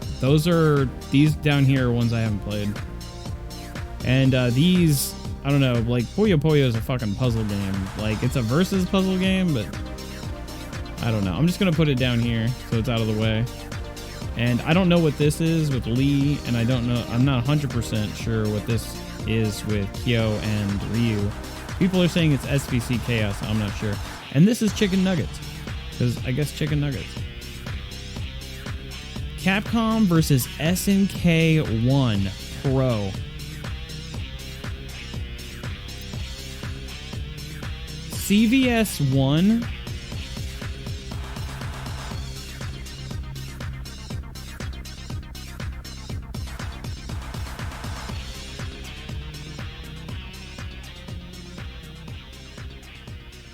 Damn. Dude, I'm going to put CVS 1 Pro in fucking Demigod. I really like CVS 1. Like, I have such a soft spot for that game. It's a 4-button, like, the layout for the buttons, it's like 4 buttons. But like, just the presentation overall was so good. Like, there's, like, stage openings, like, intros to the stages. Like the flaming highway, it starts out and makes it look like an Outrun style video game, but then like the truck crashes into the other car, and then it cuts to the stage and everything's on fire on a freeway and you start fighting. Also the character select screen, oh my fucking god, that music's a banger. The sprites look good. They also implemented, I think, I'm pretty sure it was for like the first time that I think I had seen it, where the sprites had lighting on them. So if there was fire on the stage behind them, it would like light the sprites differently. And there'd be like an orange tint over the sprites. I mean, some of that shit was really cool. And it looked really damn good. I really like CVS 1. So I think it belongs in Demigod.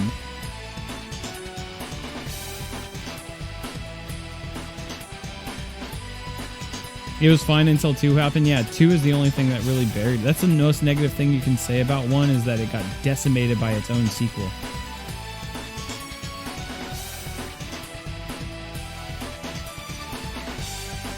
Yeah, godlike presentation. Like, there's very few games that are comparable as far as 2D fighters go that has the presentation that CVS 1 does. I think Street Fighter 3 Double Impact is kind of similar in presentation, Like, Third Strike is the one that everybody plays, but dude, the one before it, Double Impact, that's where they went really balls deep. Like, with presentation. There was stage transitions. There was stage intros. Dude, they went off on that game. But even that, even Double Impact isn't comparable to the presentation overall as CVS1. I mean, hold on, let me show you something real quick. I'm doing my best to try to not detour to other clips because I'll be here all fucking day, but I really feel like I need to show this.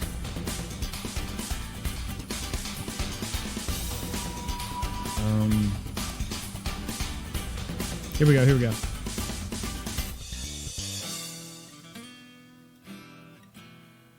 Here, check this out.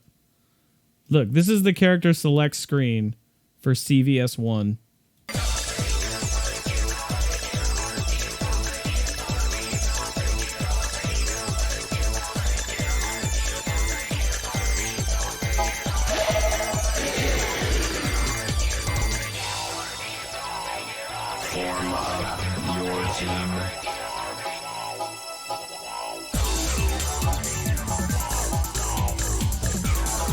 I'm getting chills. Dude, I get so fucking hyped hearing this character select screen. It brings me absolute dopamine. Oh. Fuck, dude. We need this shit to come back. Where's this presentation at, dude? Hit me with this character select screen. What's this bullshit that we have now? Dude, I'm telling you. Ooh, presentation. So fucking important. So yeah, CVS1 deserves demigod status. I don't think any of y'all are gonna argue with me on that one. Superb. Okay, oh yeah, fighting climax. Fighting climax is pretty mid. It's got some pretty cool combos. It's got some cool guest characters. It looks really pretty to look at. It's fun on a casual level. Competitively, it's okay. It's an anime fighter that was on PS3, so you know the online's dog shit. But yeah, it's pretty mid. I think that's like the worst thing I can say about it is like its online is unplayable like most anime fighters. But yeah, dude, it's got like Sword Art Online characters. It even had guest characters from other Sega properties like Akira from Virtua Fighter and that big-tittied, white-haired girl from that tactical war game, Valkyria Chronicles, I think it was. And there was even a Sonic the Hedgehog Green Hills stage to fight on, which was pretty cool. So just, yeah, it's pretty mid. Presentation overall and the game mechanics were fine. Everything functioned and worked well enough. I think that's about mid. Never played Digimon Rumble Arena. I didn't play Dissidia on PSP. I don't know which DOA this is. I can't really tell from the logo. It's just gray, so I don't know what that is. If anybody in the chat knows which DOA this is, let me know. Maybe I'll just leave it here until maybe somebody knows what it is.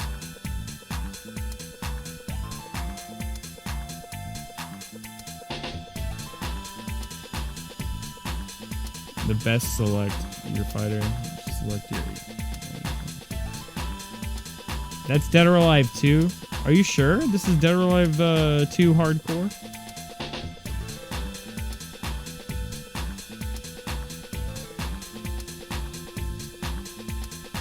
Yeah? Dead or Alive... Alright, well, I'll assume this is Dead or Alive 2. And if this is Dead or Alive 2... top tier. Yeah, I think Dead or Alive 2, I think most people... Like, I really like 3. In a lot of ways, I like Dead or Alive 3 more than Dead or Alive 2. But I think Dead or Alive 2 is definitely the better game. Dead or Alive 2 was such a big game changer. Yeah, generous. I mean, if we're talking... Okay, what's the best Dead or Alive that's come out, right? You got to ask yourself that question. Dead or Alive 1, 2... 3, 4, 5, 6. There's Dead or Alive Ultimate, which had updated versions of Dead or Alive 1 and 2 Ultimate. Those were also really good. I like those ones a lot. You guys think 4? Really? You guys think 4 is the best? Okay. I see you. I did spend a lot of time playing 4. For you, it's Ultimate or 5? Wow, 5, huh? Damn, you're going to be upset when you saw that I put... Oh, wait, never mind. That's 6. Anyway, moving on. Dead or Alive 4. You guys were just talking about this game. Dead or Alive 4, I think, is comparable to Dead or Alive 2. I think they're in the same category. Dead or Alive 2 and Dead or Alive 4 are just... To me, they're very even. Like, there's some things about one that's better than the other.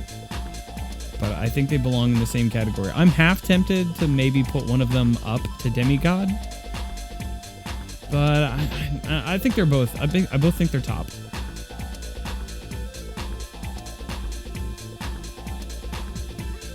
Two and 4, solid. Yeah, I think so too, man.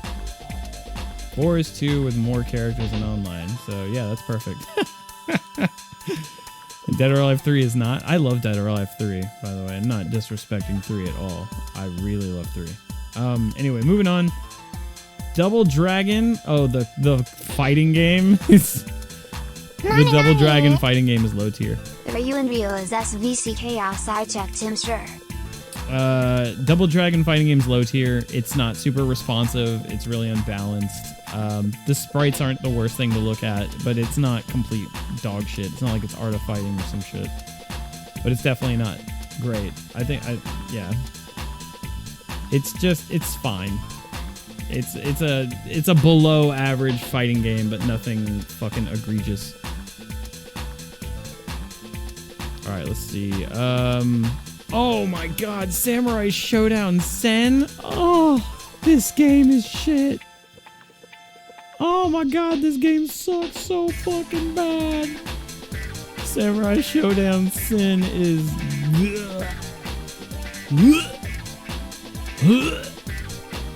It's not even mid, bro. Sen is trash. It's not low tier. It's not even low tier. It's garbage. It is actually shit. As someone that's played a lot of the Samurai Showdowns, like, that was a terrible... I really tried, too. Like, it came out, and I'm like, oh, Samurai Showdown, sick. I'm gonna try to learn how to play this. And I spent so long... And I never trade in games, and I traded it in. I was like, fuck this. This game's trash. Not even, like, from getting upset at the online or, like, whatever. It's just not good. It's a bad game. It's fucking ugly. Yeah, it sucks. There's nothing redeemable. It's not balanced. It's not fun. It's not pretty to look at. The online was trash. I don't even remember if it had it. I don't know. It's fucking garbage. Ass. Absolute ass. The fuck is this? It just says Dragon Ball Super. Dude, I think they just grabbed a bunch of logos and threw them in here. What is this? This isn't a fighting game. It just says Dragon Ball Super.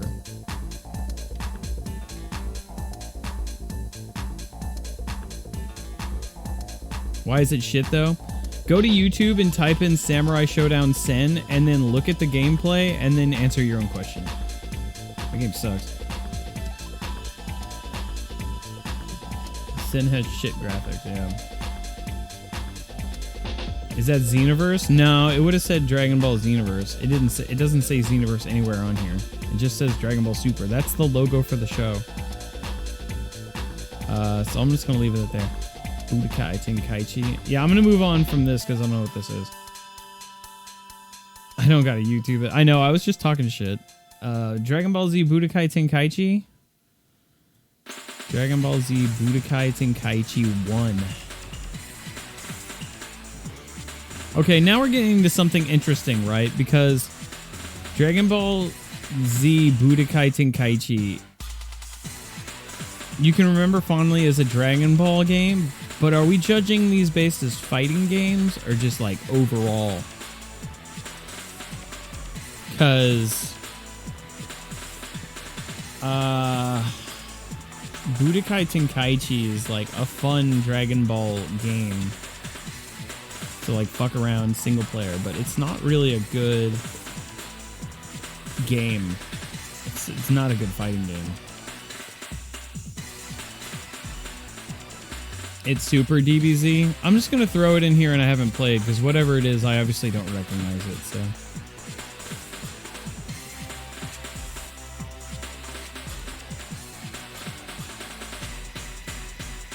Oh, it's Super Dragon Ball Z? Wait, was that the one on Super Nintendo? Oh, I probably still didn't play it. I did play that Dragon Ball fighting game that was like made from the makers of Street Fighter 2. But that was Super... What was that one called? That was called something else, I think.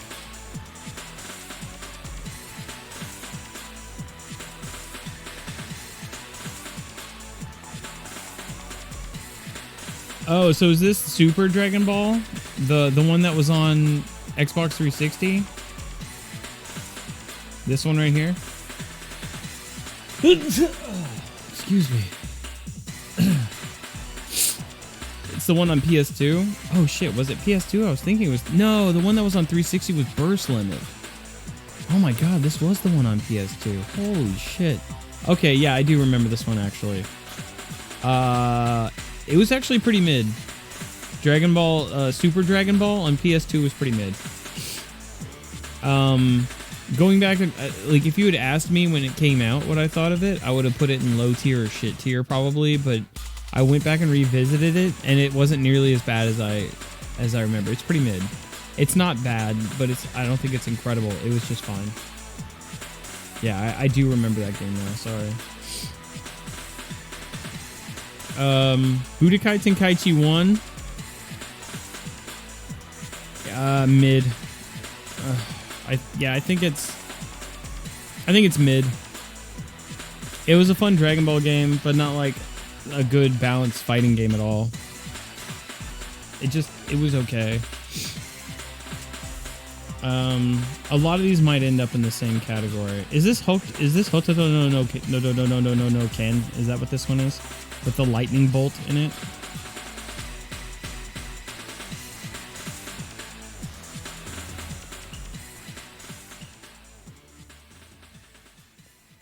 Yeah, I've actually watched you play that Deadly Rave Neo. Some of the combos look super fucking cool, so.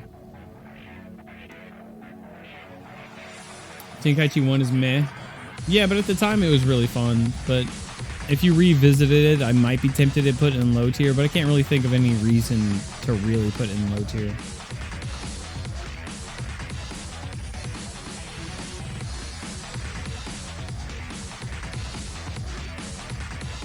Last two.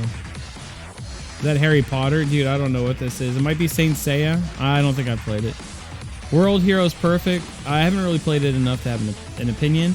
Dragon Ball Z Budokai 1. I'm going to assume this is Budokai 1. Dragon Ball Z Budokai 1 is shit. That game sucks. It is ugly. The combos are repetitive and boring. The only reason we fucking supported it as much as we did because we're in North America and we are so fucking thirsty for a fucking Dragon Ball Z fighting game that wasn't a shitty GT Final Bout. Everybody had to constantly import like Dragon Ball Legends and other shit just to get our Dragon Ball Z fix. And if you didn't import those, it was like, oh my god, Budokai came out. And I remember like my friend telling a story about how he mowed like the yard twice and sold 2 of his games or something to be able to afford to buy Budokai. And went to go buy it, took it home, and he remembered, you know, he played through it and it was fine, but he just remembers being really disappointed for the amount of work he went through just to play that level of game, you know? That's Budokai 2? How can you fucking tell?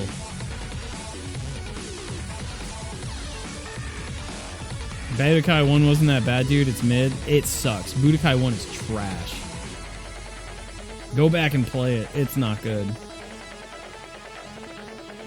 Yeah, it's not fun. Budokai 1 is ugly as fuck. And that's if you played it on the original PS2. I have the Dragon Ball Z Budokai HD collection where it's got Budokai 1 and Budokai 3. And it like upscales them. And even if you play that, they're still ugly as hell. And the gameplay is not fun. It's like, oh, what's your gameplay? Square, square, square, fucking circle, so you can punch, punch, punch, Kamehameha. And then you can juggle them with that same fucking combo before they hit the ground. It's so whack. Ugly, stiff, not good. Very bad. You might convince me to put it in low tier, actually, because it fucking functions, I guess. Nah, fuck you. It's shit tier. I'm not gonna let you influence me. The Budokai logo is different. Well, let me see if I can find Budokai 1 then. Where's Dragon Ball Budokai 1? I don't see it.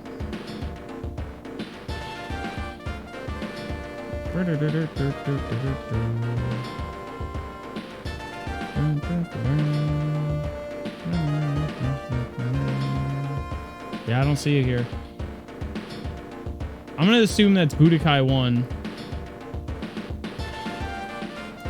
If like Budokai 1 shows up, I'll swap it out. I don't think it's here. Yeah. Yeah, I'm gonna assume this is Budokai 1, sorry.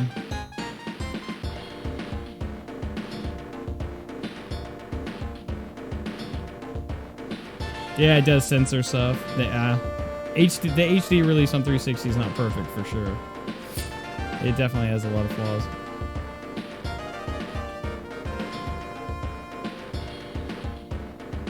I can say that with any fighting game you hit for buttons for combos. Bro, if you think your strategy in Dragon Ball Budokai where it's square 4 times and circle and that's like your entire B&B is not even just like they're not like it's not even combo, it's like it's like preset combo strings. Like that's the only way to do a combo. It's kind of like NetherRealm Studios almost, where it's just like square, square, square, square, circle. And that's like all you got. That's your best combo. Just keep shooting Kamehamehas and occasionally go Super Saiyan. But that's not the same as like another fighting game that's more engaging, where it's like, you know, if I'm playing like Spider-Man or some shit, I'm not going to hit square 4 times and then circle. I'm going to fucking jump in with fierce and then crouching light kick, crouching mid kick. Then I'm going to like standing roundhouse, which launches them, and then up, and then do like light punch, medium, light punch, light kick, medium, you know, go into aerial rave, and then you can like set up for stuff. Like, you know, there's actual inputs that are taking place. It's not just like the same button 4 times. If your fighting game consists of me playing, if I could play God of War the same way I play your fighting game, you probably fucked up. And when I say God of War, I mean like the original God of War, not the new one. I mean like the original where it's just like square, square, square, triangle. Where you're just doing like the same combo to hordes of enemies.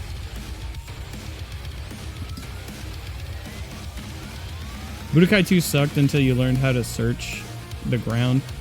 Honestly, I would put Budokai 2 above Budokai 1, but not higher than Budokai 3, because Budokai 2 actually had some shitty infinites, where if you were playing Goten, I think it was, Goten had an infinite where it'd be like kick, kick, kick, and then you would stop for a second, and then you could kick, kick, kick, and it's an infinite.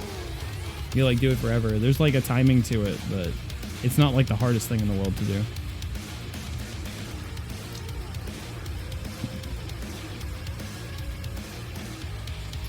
Budokai 2 was cool since you could mess around with fusion combinations. Yeah, I mean, it's not like it was a... I mean, Budokai 2, like, that's the thing. They weren't, like, bad games. Like, for Dragon Ball Z games, they're okay. But, like, for fighting games, they're eh. They really suffered in that aspect. That's how Fighters started. Dragon Ball Fighters is not just auto combos. You're not going to win a fight in Fighters if you just do square, square, square, square, circle. And it's not like a preset combo. Dragon Ball Fighters is literally more like Marvel 2. And there's like timing involved and launches and actual inputs and different combos. There's light, medium, heavy. There's other you're not hitting, like if you go into fighters and you just hit square, like you're just doing that because you're brain dead and you don't know the other moves. Like in Budokai, the best bread and butter is literally just like 4 squares in a circle. Like, how am I having a conversation about? How am I sitting here having a conversation about how Dragon Ball FighterZ requires more brain power and inputs than fucking Dragon Ball Budokai 1? I feel like I'm taking crazy pills.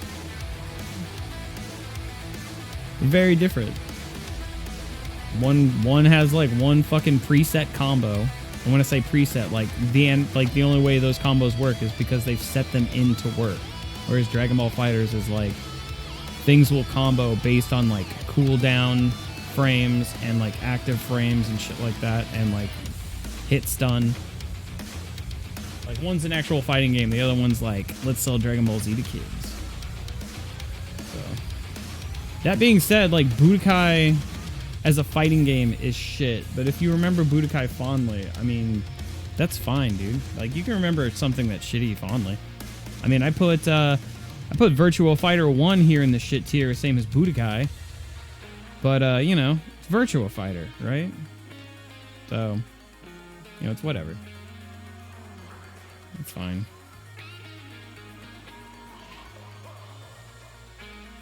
How it started, not ended up, but Budokai 1 had combos, just everyone used the 4 punches into Kamehameha, because that was the best one. Why would I not do 4 punches into Kamehameha? You have other combos, but they suck. Why would you do them? But then, like, you have complex button inputs for Dragon Ball FighterZ. Why would you, you know? And then there's team synergy, and all the characters are different, and yeah. So, I think I made my point, though. Yeah. Yo, what's up, Frodo T. Baggins? How's it going, man?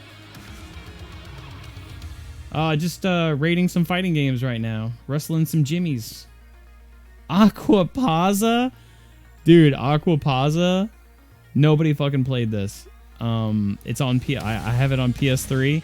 It's pretty mid, but it's actually pretty fun. So it's a bunch of like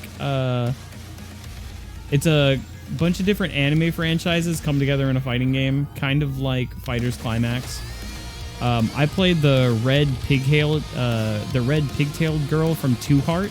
I forgot her name, but she was like a grappler, and she was like really fun to play. But the online was dog shit. But overall, the gameplay was actually pretty awesome. You know, it was just sad because I couldn't really find anybody to play, and even if I found somebody to play online, it didn't play very well. But yeah, Aquapazza is actually pretty tight. Yeah, to each their own, Supra. I mean, you know, I'm not trying to shit on something you enjoy. That's not my goal. I don't know what the fuck this is. This is a meme? Who made this goddamn thing? I don't even know what this is. It's just some fucking kanji. This is a fucking meme. Marvel Superheroes vs. Street Fighter on PlayStation. I'm gonna assume that they just mean the arcade version. Unless there is, like, are they saying specifically the PlayStation version, or I don't see Marvel Superheroes vs. Street Fighter anywhere else. I'm gonna assume this is the arcade version, because yeah, Marvel Superheroes vs. Street Fighter is I think it's high. Yeah, I think it's high. Marvel Superheroes vs. Street Fighter is pretty cool. It's got Cyber Akuma. I know that, like, if you compare it to, like, X-Men vs. Street Fighter, like, it's this weird fucking in-between. It's almost like going from Marvel 3 to Ultimate Marvel 3 in some ways. Like, it's almost the exact same thing. Like, there's X-Men vs. Street Fighter, then, like, 6 months later, Marvel Superheroes vs. Street Fighter comes out. And then it's, like, Marvel 3, and then Ultimate Marvel 3 comes out 6 months later. You know? They added some new bosses, swapped out some of the characters, they took out some characters, put some other characters in. So I'm not singing its praises, but yeah, I think it's high tier. It's definitely not bad. Also, this is totally me being biased, but Marvel Superheroes vs. Street Fighter has armored Spider-Man as like a secret character, and I fucking always play Spider-Man. So the fact that I can play like an armored version of Spider-Man where he has armor, like actually in the game, like it's spider armor, like it's supposed to look like spider armor, but also he can absorb one hit of damage before going into hit stun, where he actually gets hit. So armored Spider-Man's pretty cool, so I gotta give it up. Put it in high tier. I think it's pretty good.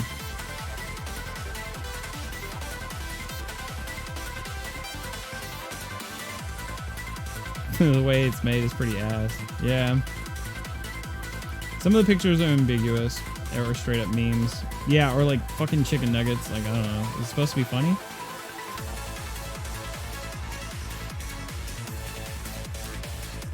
Who was the boss in Marvel vs. Street Fighter? There was two bosses. The first boss was Apocalypse, and then after Apocalypse was Cyber Akuma.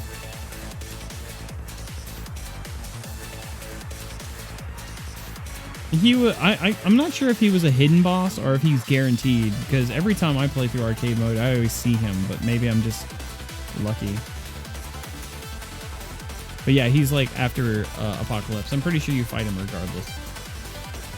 Street Fighter EX Plus. So the very first Street Fighter EX game is I'm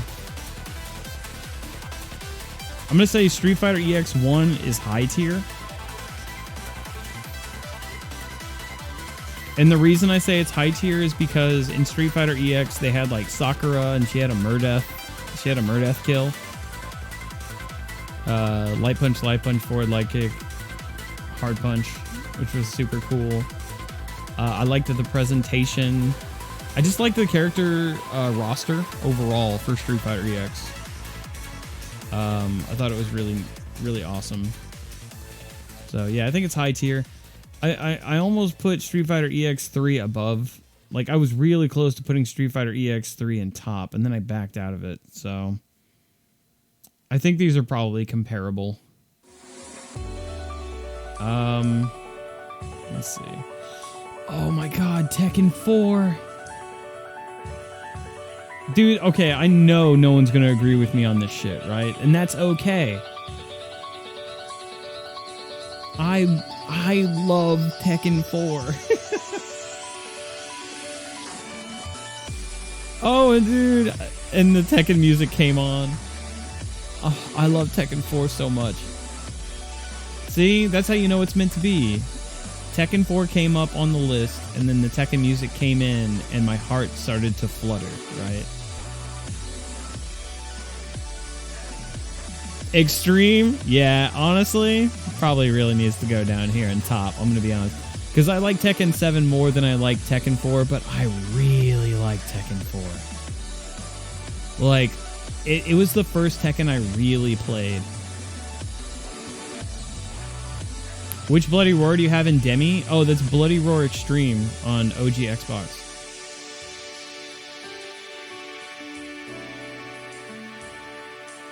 I was really debating between Bloody Roar Extreme or Bloody Roar 3, but we haven't gotten to 3 yet. We'll cross that bridge when we come to it.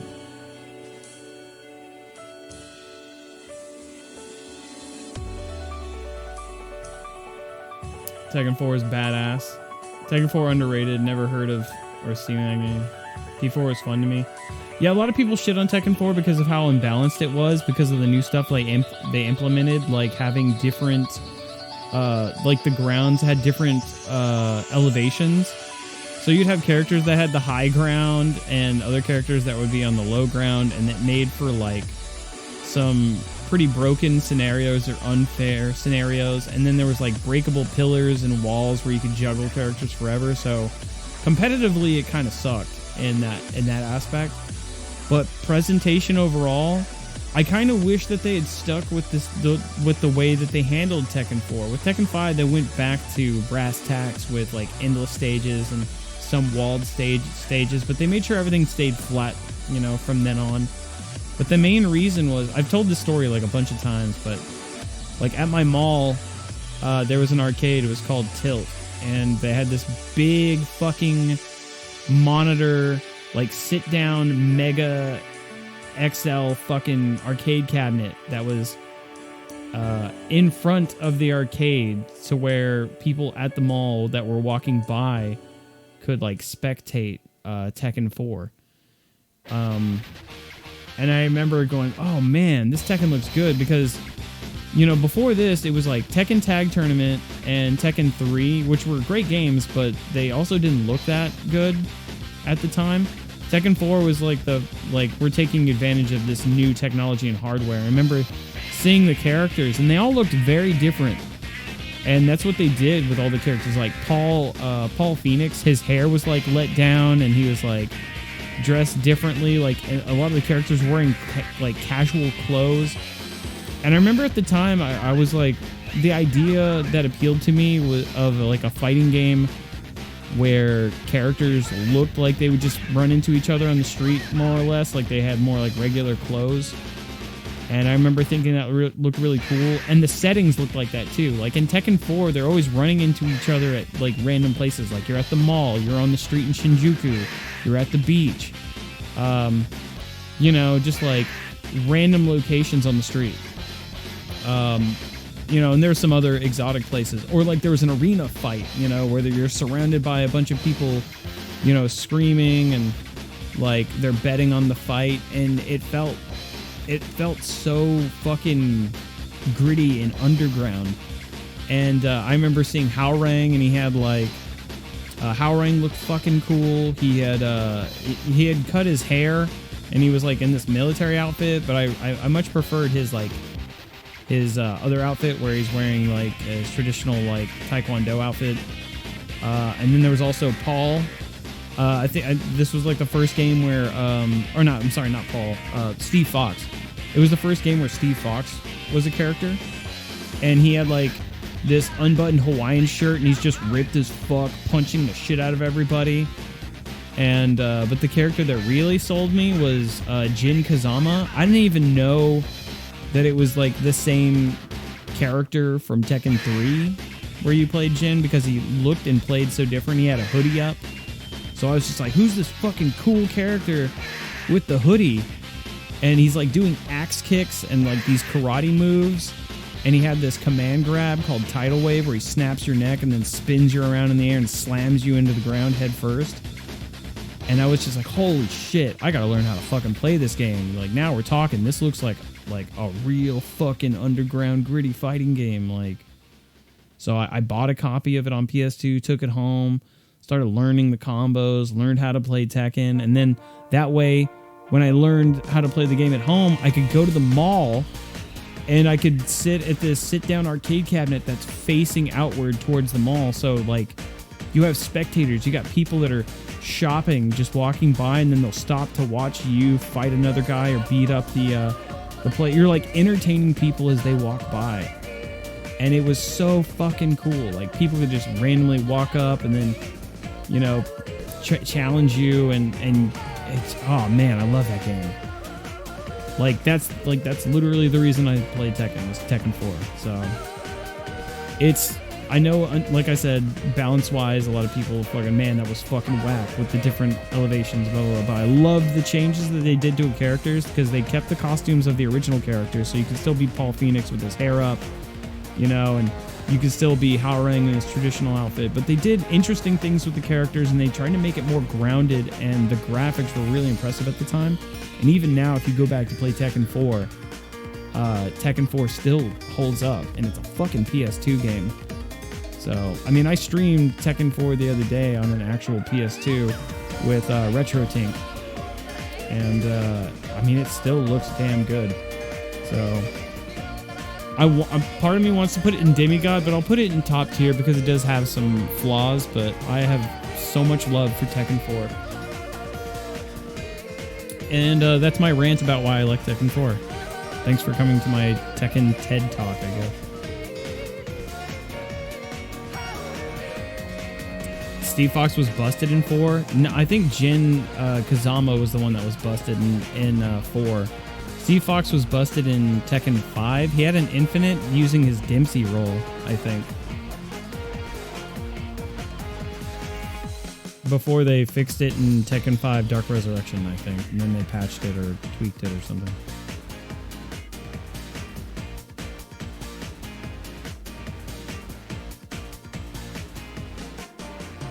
It was, yeah, for Tekken 4. I love Tekken 4. Anyway, moving on. Which Tekken is this, chat? Is this Tekken 2, 3? I can't really tell. These logos are fucking whack. I'm sure you guys will be able to know. Or maybe it's 5. That has to be 5. Tekken 5? 5? Okay, Tekken 5 is... Tekken 5 is... I think Tekken 5 is high tier. It's really good. I don't like it as much as I like Tekken 4, but 5 is really good. Actually, maybe I can... I don't know, it's really close. I could put Tekken 5 in either high tier or top tier. It's a close one.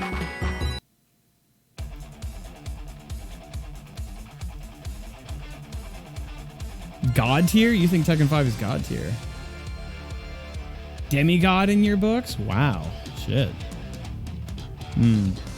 Yeah, I mean, I really like it. Also, it had customization, didn't it? That was pretty good. All right, hang on real quick. I'm going to take a quick whiz. Small bathroom break. I'll be right back.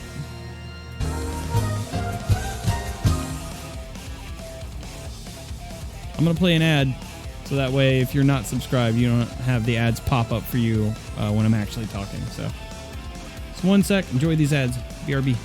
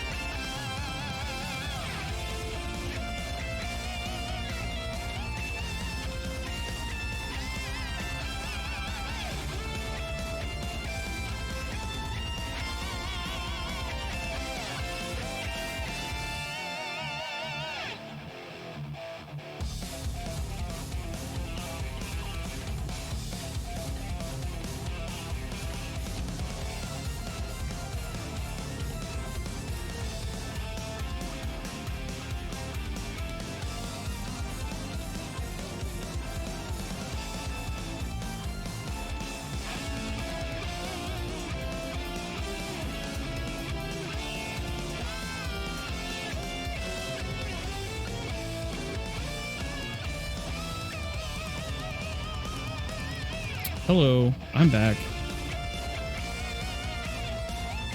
It's me.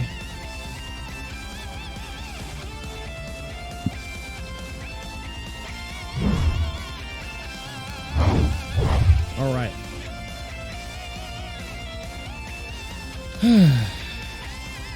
Okay, so Tekken 5 I put in high tier because I think it's really good. Rival Schools. Dude, Rival Schools is top. Rival Schools is top tier, dude. Like, the combos and aerial, like the aerial combos are so fun, and like the semi 3D gameplay is really neat. The team supers are fucking awesome and over the top. It gives you so much super meter to play with.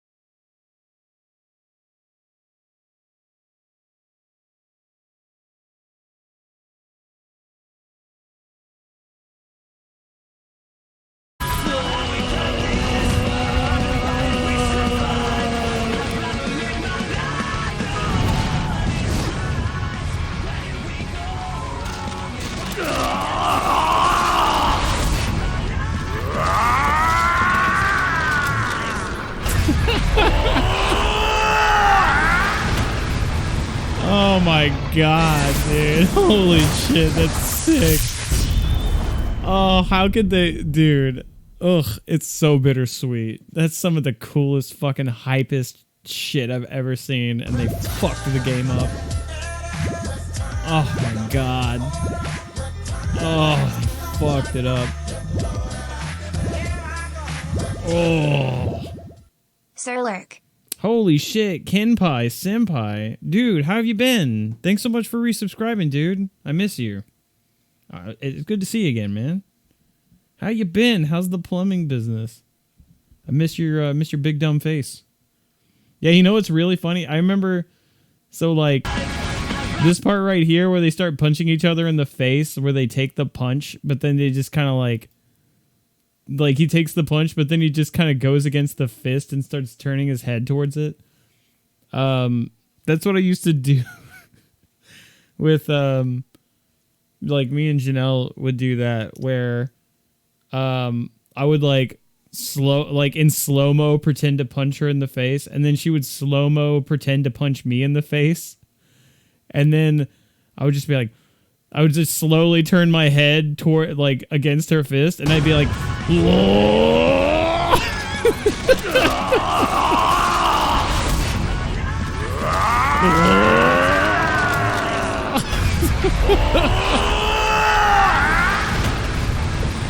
so fucking awesome. Dude, and it's funny because I completely forgot about it, and then I saw this trailer again, and I was like, holy shit, I used to do that all the time. Where I'd be like pretending to punch her, and then she'd punch me in the face, and I'd be like, ooh.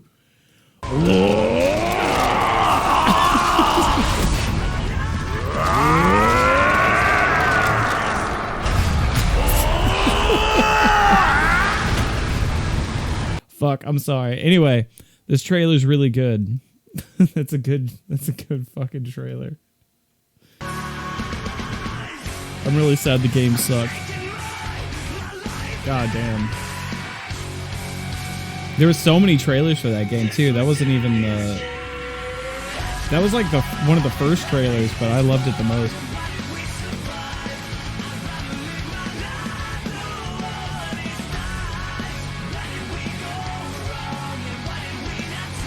This trailer's even cooler. I don't want to get caught up into watching trailers right now. I just had to watch the one. I'm already going to be here for a while trying to finish these games. Alright, so next is Galaxy Fight. As someone that actually plays and somewhat enjoys Galaxy Fight is a shitty game. It's not a good game. Galaxy Fight is, I mean, it's barely playable. I wouldn't put it in mid. It's way too stiff. There's not a lot of characters. It's not balanced. It's playable, right? But it's not good. And I feel like I've played that game more than most people. But just because I enjoy it a little bit, I still have to be honest. It's not good. I'm gonna be real. 100% transparency. The only reason I like Galaxy Fight at all is because they got that fucking big-titted cat girl in it.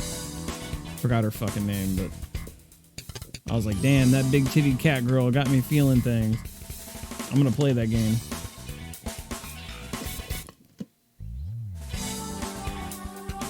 What else we got? Guilty Gear X. Ooh, man, Guilty Gear X? Guilty Gear X is high tier. X was so fucking good. It was on Dreamcast and on PS2, and ooh, damn, man, what a kickoff for this is what really kicked in Guilty Gear. Guilty Gear, the original one on PS1, you know, that's whatever, but Guilty Gear X, like the first one, shit's pretty good. I almost wonder if I should put it in mid in comparison to the other ones, but I'm not sure if that's fair. Just because Guilty Gear XX is better than the original X, I don't think it makes it any less of a game deserving of high tier praise. So, yeah, X is fucking awesome. Yeah, I'm leaving that in high tier. What else we got? Guilty Gear Xrd Revelator 2. Revelator 2 is... Top tier. Yeah. It took me a second to really think about it. I almost want to put it in demigod, but I think I'll leave it in top. Maybe I should put it in... Damn, is it demigod? Is Revelator 2 demigod? Damn, I don't know if I should put it in top or demi. Exurd Revelator 2 is really fucking good. It's super pretty. It's got all the extra characters. It's the definitive version of Guilty Gear Exurd. I mean, Jam Caradberry looks so fucking good in that game. Fucking love Jam, and she's so fucking... She's got big-ass titties. She fights, and the cool moves and the presentation and the... Man, it's good. Fucking awesome. And also Baiken never looked as good as she did for their fucking power walk as she bounces her titties around. Oh man, everybody looked fucking amazing in that game. Too bad the online sucked. I'll put it in top. Top is awesome. That's totally where it belongs. Grand Blue Fantasy Versus. I had a lot of fun with this game. And I'm going to put Grand Blue Fantasy Versus in high tier. Some of y'all be like, oh, that's mid. It's so mid, right? But like, if you're looking at it, if it was just a fighting game and nothing else, yeah, I'd probably put it in mid. But Grand Blue Fantasy Versus is like a whole, is like a package. Dude, the single player content where it's like a side-scrolling beat 'em up. It's got co-op where you can do the beat 'em up with a friend. You've got different equipment you can put on, and I mean, there's a lot of presentation and content and fun to be had in this game outside of just the fighting game stuff, you know? Like, the presentation overall is really good. That single player content was so much fun. One of my favorite clips from when I was streaming Grand Blue Fantasy was when I was playing co-op with a friend online, and we were up against this big boss in the single player content, playing co-op, and he died. And I was playing Fairy, the blue-haired chick with the whip. And I was about to die too. And the boss was about to do this big explosion laser that covers the whole ground. And I jumped in the air and barely swang with the whip and swung over the attack. Barely like missing being shot and killed. And picked up my friend for the win, and then we killed the boss. That's like one of the coolest clips I have from that game. And I really do like love it for it. Grand Blue Fantasy Versus is cool. I know it's a meme because it doesn't have rollback and all that stuff right now, but the whole package is totally worth. Let's see. Oh, is this Guilty Gear Strive? Yeah, this is Strive. All right, Guilty Gear Strive. I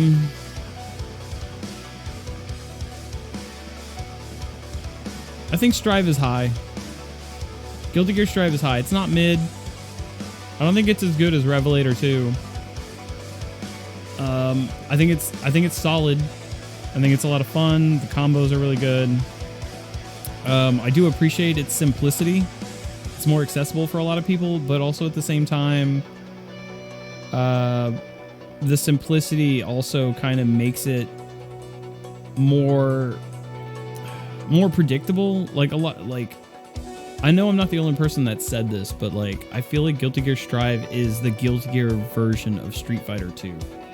Like, it feels like you're somewhat playing Street Fighter 2. Like, the footsies, the pacing, the jumping, and the movement, everything kind of feels like a slightly more advanced Street Fighter 2. And I don't think that's necessarily a bad thing, but it's a much more simpler thing in both good and bad ways, so I put it in high tier. I still think it's really good. I don't play it as much as most people, but I think it's still pretty good.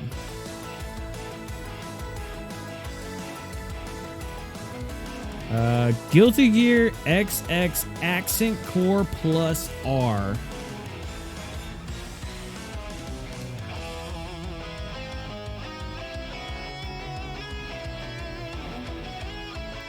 Let me see how I feel about this. I'm just going to leave it there for a second.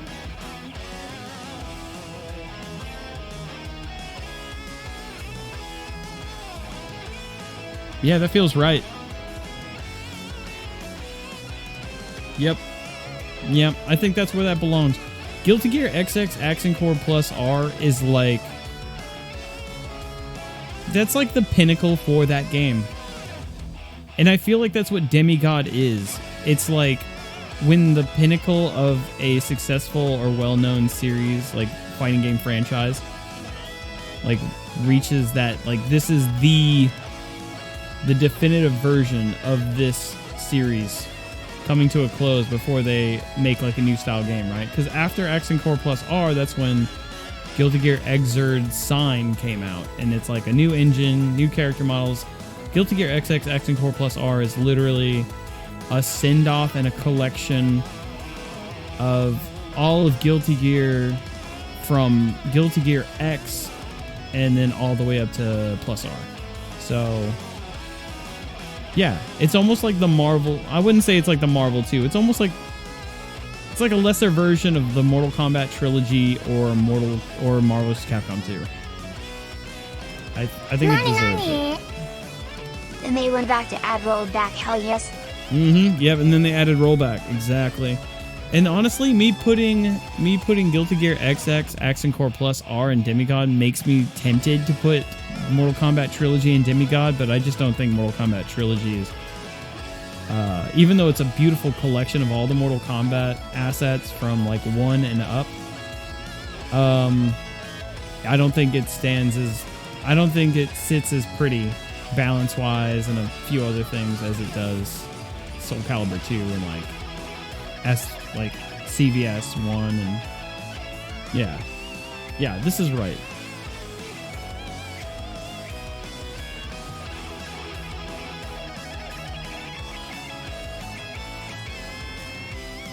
Anytime you hear a game is in Demigod, you want to play it now? Well, the other thing to account for is that they're fighting games.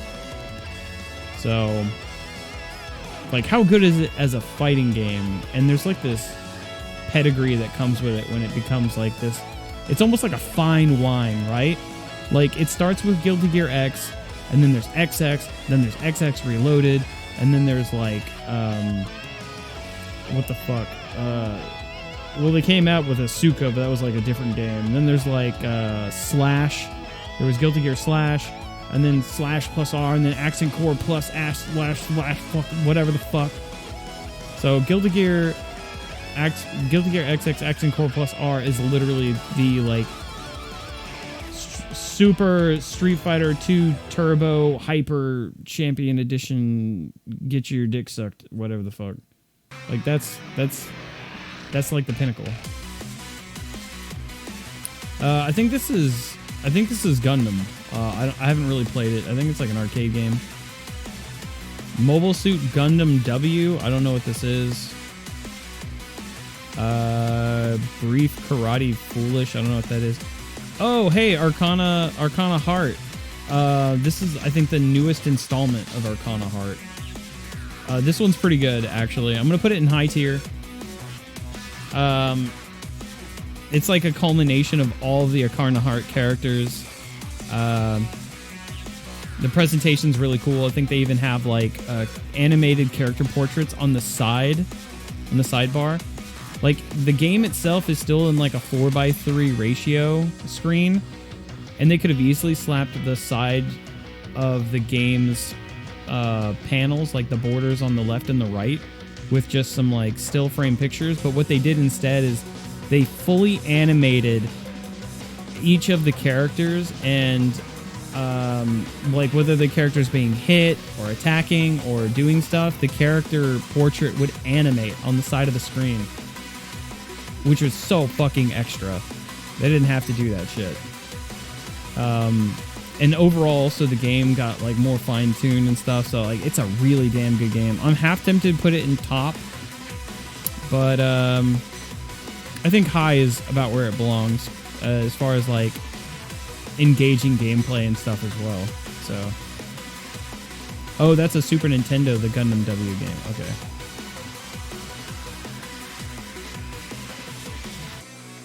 Gundam W fucks? Man, might have to look into that then. Oh, Sailor Moon S. I've never actually played it, but I know how broken it is, but I haven't played it, so I can't say. Gundam Versus, didn't really play it. Dead or Alive 5. Dead or Alive 5 last round. Okay, Dead or Alive 5. Dead or Alive 5 last round.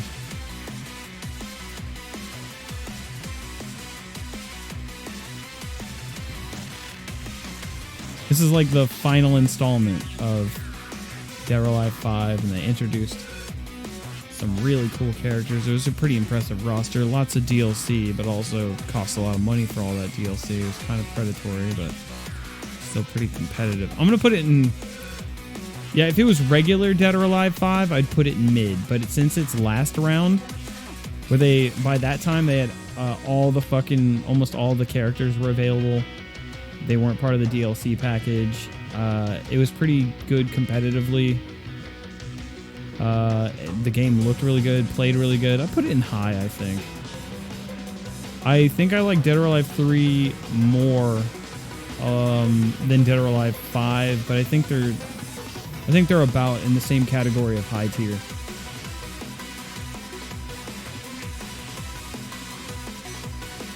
You can turn on exhibition mode, which unlocks all the costumes for matches, but disables online and trophies achievements. Oh shit, I didn't know that. Man, that's really helpful. I guess they did that for tournaments or something. That way they didn't have to worry about it. Wow, good to know. Huh. Yeah, I think it belongs in high tier, possibly mid. I'm going to put it in high tier. I feel like that feels right, because that's like the definitive version of that game. It had a lot more content and it got more fine-tuned, so... Yeah, I feel pretty good about that. Fraternities to see if you want the costumes. Oh, yeah, that's cool. I'm glad they added that. Well, well, well. Hello, old friend. Capcom versus SNK 2. Is CVS2 God tier?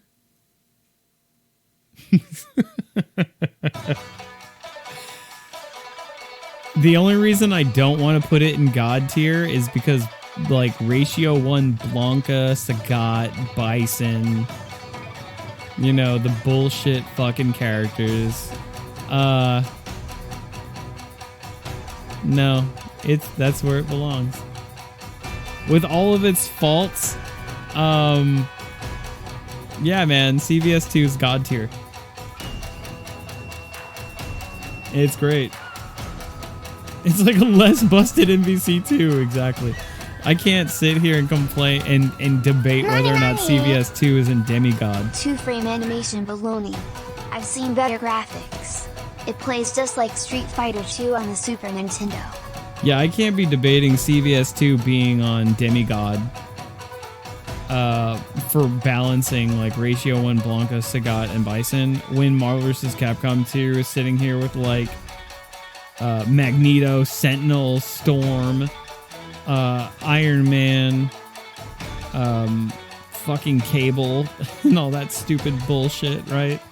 So, yeah, it's God tier. The greats, the legends, they see over their kingdom. The kings, the gods. Battle of the Twos. Mm-hmm. God tier. What are my thoughts on CVS2 EO? I don't know. To me, I didn't spend too much time playing EO, so I can't really have an opinion about the differences. I forget the differences. There was like some minor changes here and there, so I don't know. Yeah, I can't really speak for it for the most part.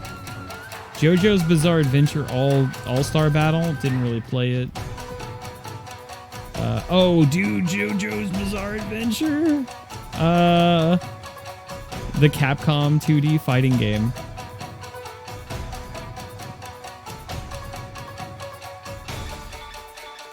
Oh, this is a tough one.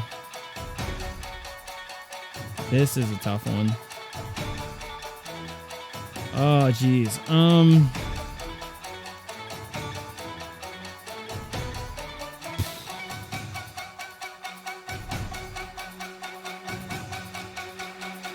Oh my god. I'm gonna say it's mid.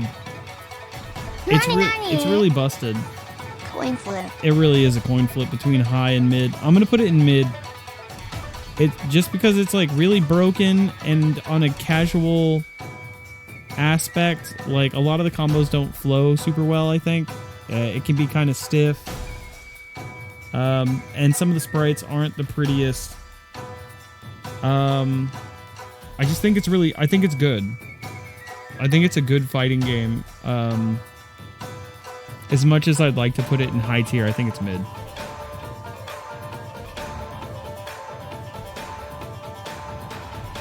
Yeah, there's also a story mode, so there's some content aside from that, and the presentation's really great, so I think it's mid.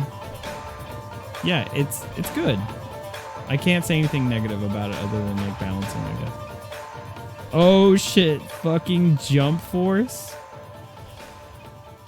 Oh, okay, Jump Force, you're definitely not mid. What are you? Are you shit? Are you absolute trash garbage? Or are you low?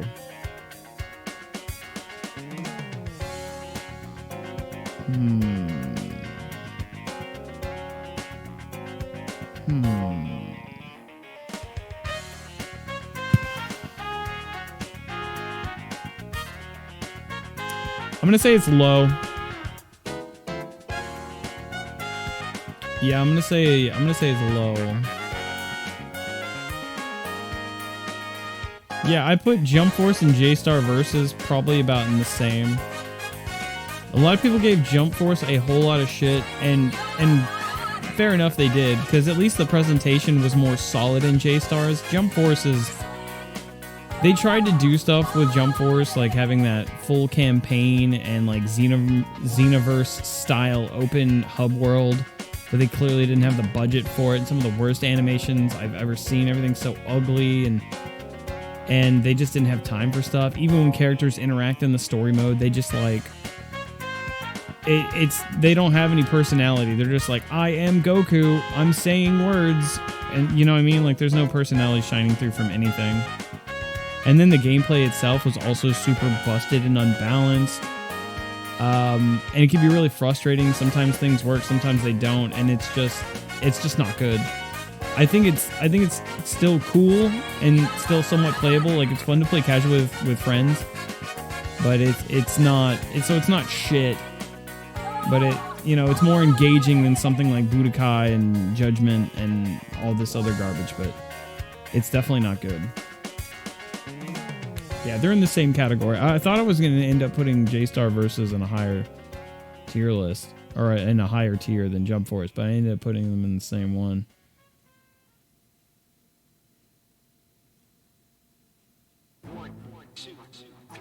I didn't think Jump Force gameplay was that bad, but the game was ugly.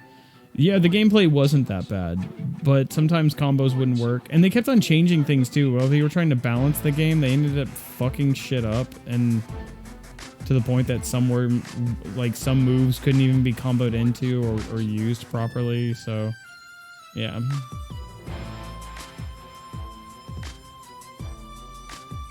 Yeah, I still bought it before they de-licensed it, and before they took it down on the Steam store, I actually played it online a few times, and even playing it online, even when I win, I was like, this doesn't feel good. Jump Force does not feel good to play. Kill la Kill. Okay, Kill la Kill is a 3D arena anime fighter made from Arc System Works.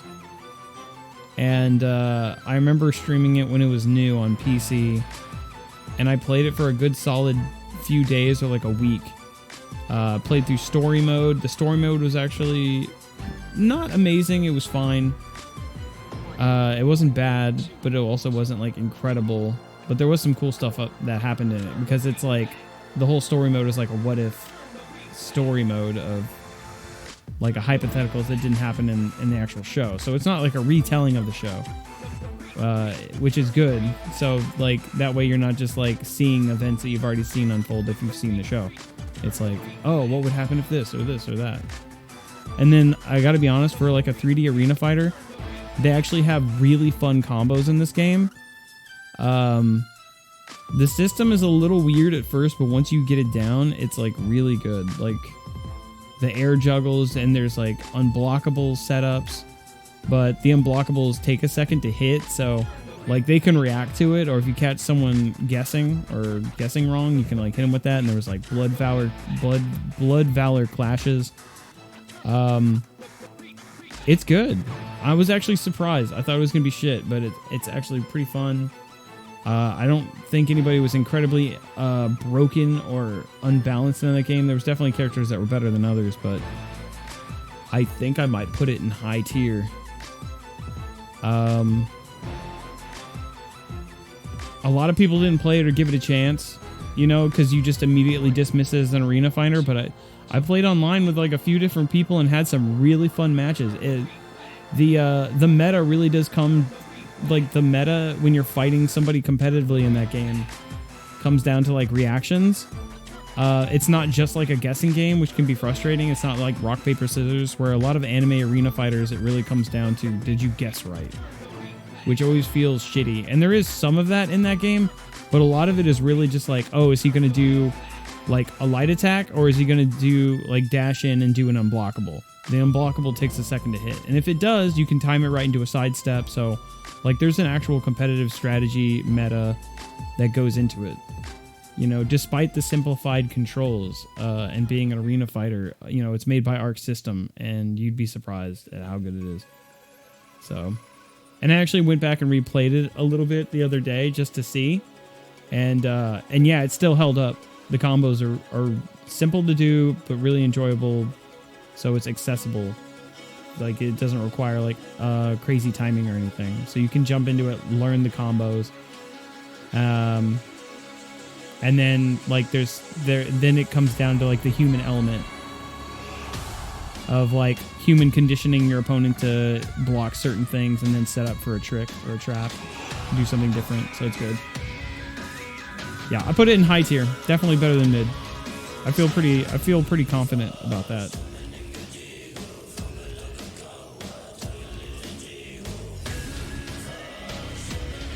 Arena Fighters. See, I don't think any of you guys really played it. I hear a lot of people saying it's pretty mid or bad, but I don't think anybody really played it that much.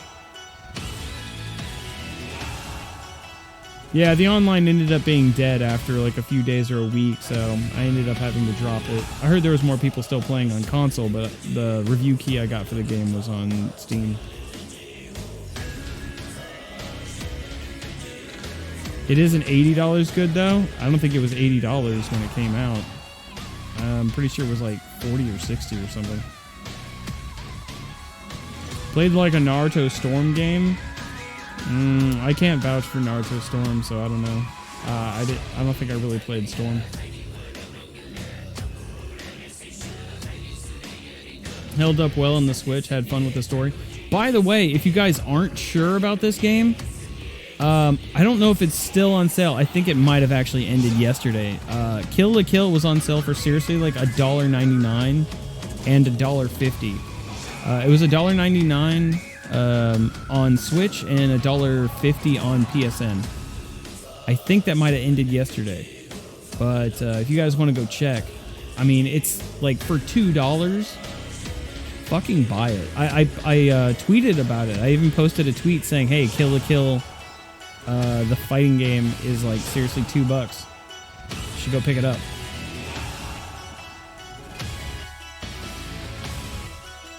It's not on sale on Steam. It's not on sale on Steam, but like it was on sale on PSN and Switch.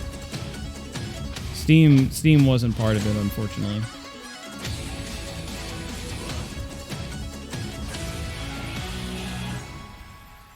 You can't check because you already got it on Switch? Yeah. I'm pretty sure the sale ended yesterday, but anyway, you should go buy it. You should go buy it. $2 was an absolute giveaway for that game. Anyway, Killer Instinct, the original one. I can't say I never really got a chance to play it. Like Killer Instinct was on Super Nintendo and Nintendo 64, and I didn't get either one of those things till way later. And even then, I still didn't have Killer Instinct. And then by that time, I didn't have any friends that played it either. so I never really got to learn how to play it. So, I mean, obviously Killer Instinct is Killer Instinct, so I'm sure it's fantastic, but personally I can't vouch for it. It's mid to low? Damn, that's pretty harsh. Lethal League Blaze. I don't know if I consider this a fighting game, but Lethal League is pretty awesome. I'm gonna put it in high tier. Lethal League Blaze is fucking cool. That's like a fighting game version of Pong. If you guys haven't played Lethal League Blaze, oh my god, go check that shit out.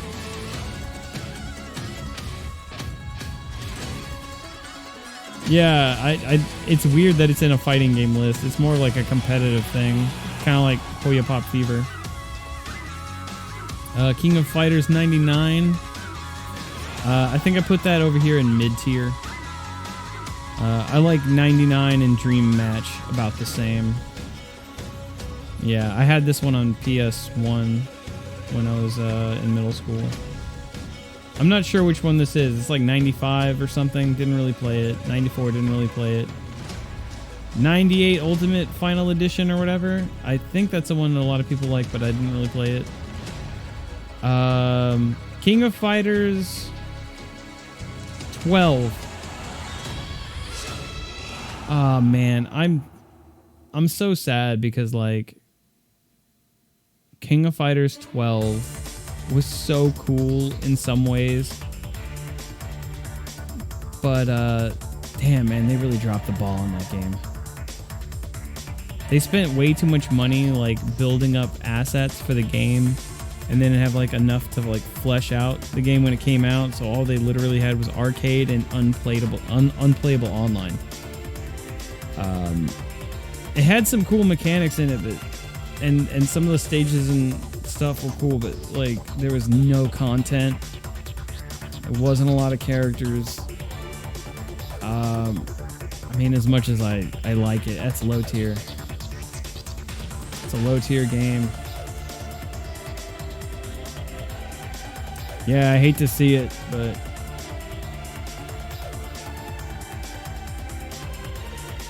oh, cool. So it is still on sale. The Kill la Kill fighting game is still $1.99 on Switch. Then it's probably still on sale on PSN as well. I believe it's $1.50 on PSN and $1.99 on the Switch. Yeah, you took it back. Yeah, I even traded mine in.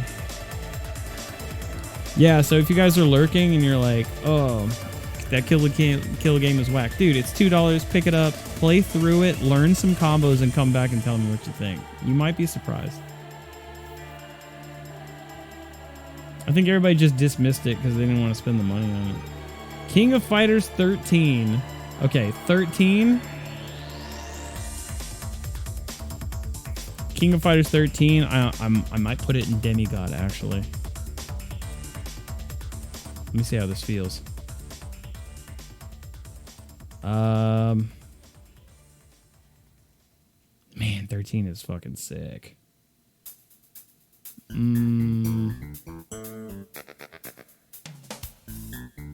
Nah, it's definitely top. It's not Demigod. Yep, King of Fighters 13 is totally a top tier game. It's top tier easily. I don't think it's quite Demigod, but damn. It's really sad because King of Fighters 13 was essentially what they were trying to do with King of Fighters 12. They made all these new sprites and animations and assets, and then they made even more of them for 13, and even brought in fan favorites like My came back, and it just did not well. It didn't do well. It bombed. The online was still extra shitty and unplayable, which is like super important for a game's success. And this was still around the time period where I think especially Japanese developers didn't see the importance in good netcode, especially for sales in North America, because in the United States it's so much bigger than Japan.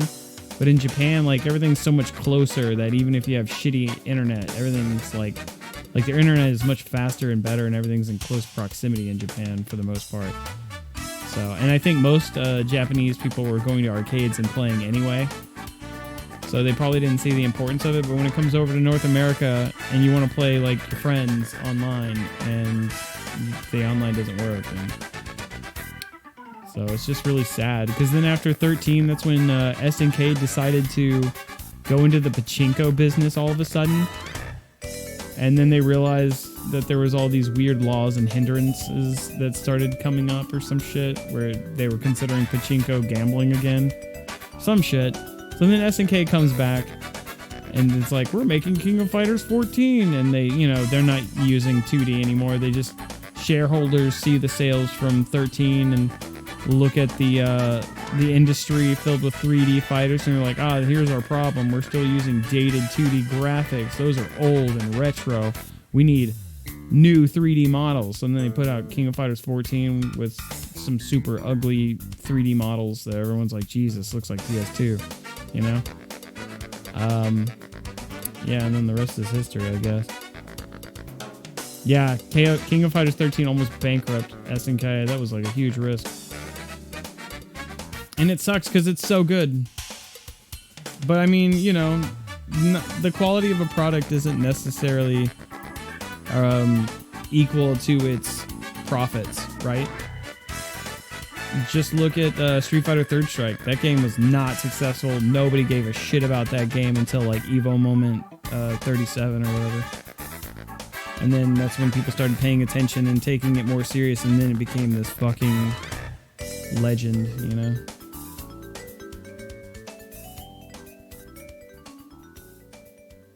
You know what? I'm going to take you up on your offer. Which offer? It's like you're putting the game on a shelf. Like, let me put this game on this shelf. Steam Edition helped, but the damage was already done. Yeah, the Steam Edition was better. But yeah, it's like you said, everybody already moved on. Isn't that weird? Yeah, I mentioned Third Strike, and here comes the Third Strike music. The Kill offer. Oh, cool. Well, yeah, man, buy it for $2 and come back and tell me what you think of it, man. If you don't like it, then that's fair enough. I mean, I could see where somebody wouldn't like it, but I think you need to go in without the bias of, oh, it's an arena fighter, it's shit, right? Like, actually learn some combos. Like, if you just go square, square, square, square, square, square, you're probably going to get your ass kicked. You got to learn how to use unblockables, even against the computer at one point. The story mode is really good at, like, easing you into forcing you to use mechanics so you don't get your ass kicked in a competitive game. It's actually pretty clever, and I don't think a lot of people picked up on the subtleties of, like, they force, like, all the modes are unlocked from the beginning when you boot up Kill la Kill. The only thing you can do is start story mode, and then in story mode, like, they have cutscenes and stuff, but they, like, show you the tutorial. They're like, alright, these are the buttons, these are the layouts, do these moves. And then they have, like, a few whatever throwaway fights where you could get by with just mashing square, but then you eventually get to a boss character where they're blocking, and then they block and punish. And then if you know they're going to block, you need to not hit them with a light attack, you need to hit them with an unblockable, and it forces you to start changing your game plan. So if you're not respecting the game, and you just think, oh, I'm going to play this game, and I'm just going to mash square the whole time, and they let you do that for a bit, but then once they get to the point where they don't let you mash square, that's when there's a divide in the road for the player. The player either goes, ugh, this game is so fucking stupid, because they think mashing square should work, because it's been working, right? And they just think, oh, it's another shitty arena fighter, this fight is dumb, I quit, this game's trash. Or you go, oh, they're blocking and punishing me, let me use my brain and respect the game a little bit here. Oh, I need to use my unblockable attack, which is circle. And then you get the hit, and then you start adapting, and then you're like, oh wait, I can extend this combo if I do square, square, up, and it's an anti-air, and that'll launch them in the air, and then I knock them back down, and then when I go back down from the air combo, I can go into a super, and then after I throw the super, I can either throw a projectile, or I could dash in, or, you know, you have so many options. Like, there's strings, and then there's combos, and then there's setups. So if you respect it like a fighting game, the game respects you back. If that makes any sense.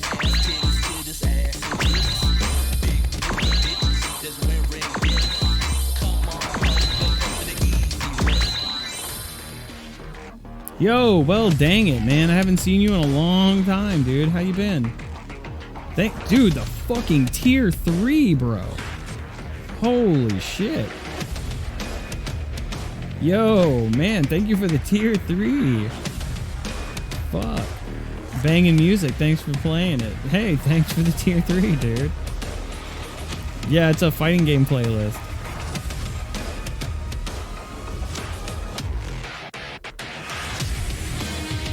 Dude, Killer Instinct's music is fucking sick. I didn't even play this Killer Instinct, but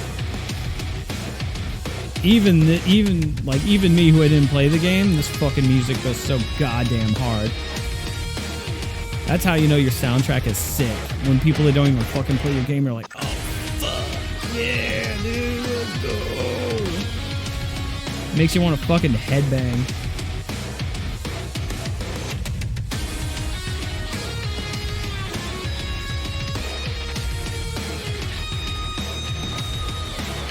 Yeah, dude, thanks again. You were talking Third Strike and music came up and I was like, yeah, baby. Hell yeah. We haven't gotten to Third Strike in the list yet. These are the ones we still have to go. We're getting near the end. Nani? KI Online is still kicking and it's on PC Clip. Yeah, I know. My friend KO bought, Cobom bought me Killer Instinct on Steam, but I was having issues setting up my arcade stick.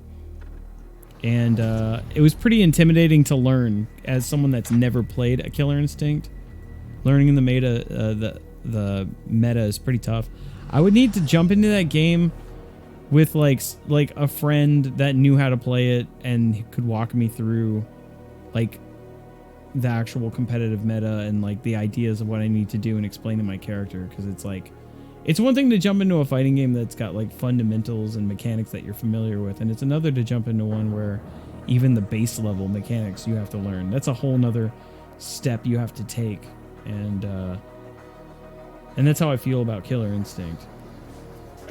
Like I want to, because I know the presentation's cool and all, and if I played a character, I wanted to play Rash from Battletoads. He looked like he was a lot of fun.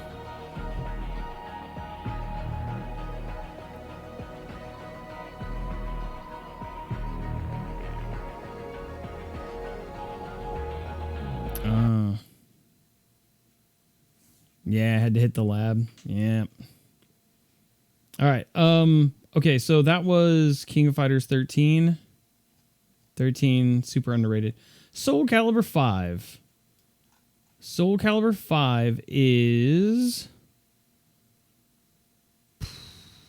Soul Calibur 5 is mid. I'm half tempted to put it into low, to be honest.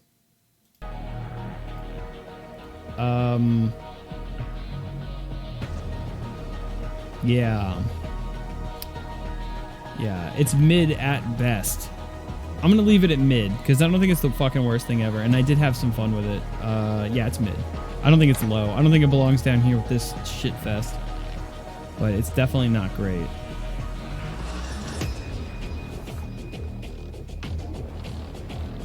MVC2 and CVS2 already god tier? Of course. I mean, these are the kings, right? Those are like free spaces. You know, that's where those belong. Working late. What's going on with you? Glad to see you still modding for the homie here. Oh, you were talking to somebody else. Sorry. CVS2 is high or top. Why? You didn't like Just Guard? Dude, Just Guard was in Soul Calibur 4. Soul Calibur 5 sucks, and I can give you a lot of reasons. First of all, the characters. You took all of Soul Calibur's existing legacy characters like Taki, Kalik. I'm trying to remember the other ones. Like all of these existing characters, and they were fucking replaced them. They took Taki and replaced her with a flat-chested, orange-haired, annoying girl. And then they took Kalik and then turned him into a fucking Goku Monkey King ripoff who's always hungry.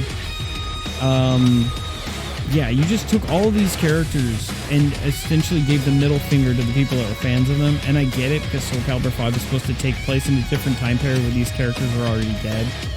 But, like, damn, dude, what a middle finger.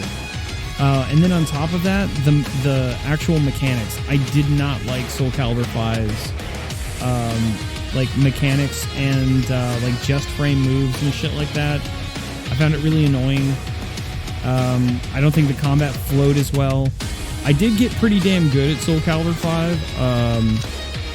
I remember there was like a local tournament in San Antonio for Soul Calibur 5, and the game had only been out for, I think it had already been out for maybe like 2 weeks, and I got second place at the tournament, and someone was recording it, and the matches, the grand finals was actually uploaded on Twitch. Actually, I think they recorded all the matches. You can see like my matches against an Astaroth player in that tournament in Soul Calibur 5. I'm not sure you'd find. You'd probably go to YouTube, type in Soul Calibur 5 Battle Athlete, because I used my Battle Athlete alias when I entered the tournament, so it would probably pop up that way.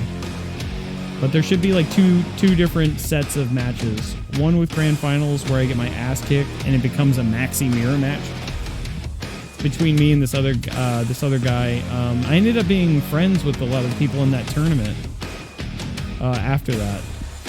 But the other guy knew my character better. He knew the mirror match way better than I did. He was like jumping over my lows and punishing, and it was like, damn, I'm getting styled on. But yeah, so like I enjoyed it, but there was just mechanically and like what they did with the characters and across the board, it just felt like less of a game. I definitely didn't like it as much as like Soul Calibur 4. I did like some of the characters. I think Dompierre was really fun. I learned how to play him, and I would fuck people up with Dompierre online. I think you could play as Devil Jin with a custom character and a custom fighting style, which was pretty cool. What else? There's something else I'm forgetting. Oh yeah, I had the dude from Assassin's Creed. You could play as Ezio, right? So there was things to like about it, but as a Soul Calibur fighting game, it was definitely mid. Like, it's not as good as the other ones. Yeah, I felt it was definitely a downgrade.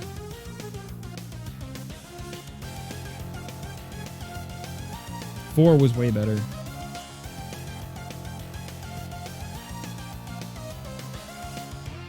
Nani? SC5 couldn't follow after SC4. Mm-hmm. Didn't they fuck with Mitsurugi and Ivy's movesets? I think so, maybe? I don't know. I can't remember.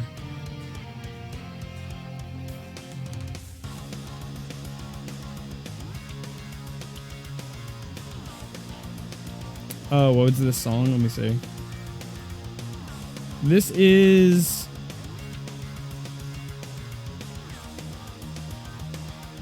Street Fighter 5? Relento?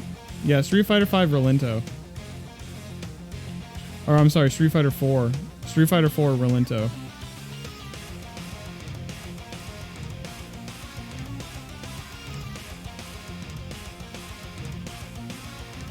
Alright, let's see. Alright, so, yeah, Soul Calibur 5 is mid.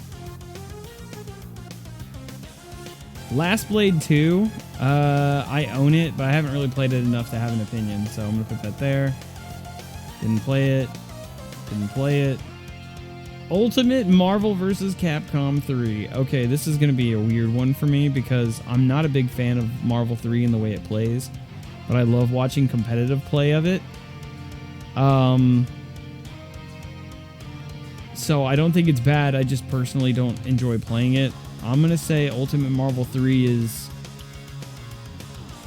fuck.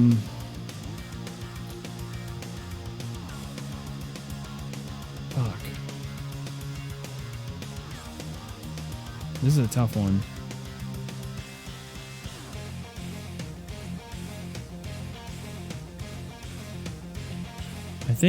I think Ultimate Marvel 3 is Demigod.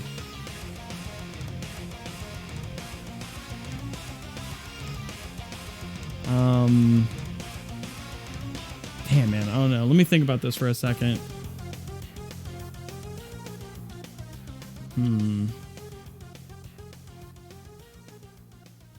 Yeah, I guess Ultimate Marvel 3 is top.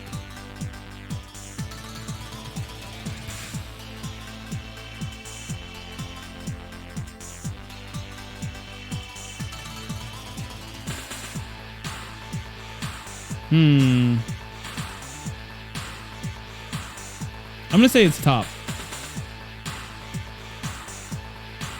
Yeah, I'm gonna say Ultimate Marvel 3 is top. It's really good. I'm tempted to put it in Demigod, and it kind of seemed right, but yeah, I'm gonna put it in top. It's good, but I don't think it's like, I don't know. It could go in either one of these, honestly. 50-50 shot, to be honest. Yeah, I'm gonna put it in top. Yeah, I feel good about that. Aggressors of Dark Combat. I don't know what the fuck this is. The Path of the Warrior. Art of Fighting. Art of Fighting is trash. I mean, I didn't play it. It says Art of Fighting 3. There you go. Fucking shit. All Art of Fighting games are garbage. Street Fighter Alpha 2. Woo boy. Oh man, Street Fighter Alpha 2. Demigod.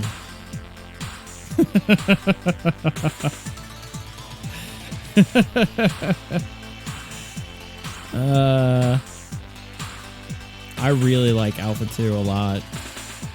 Maybe it's not Demigod. Hold on.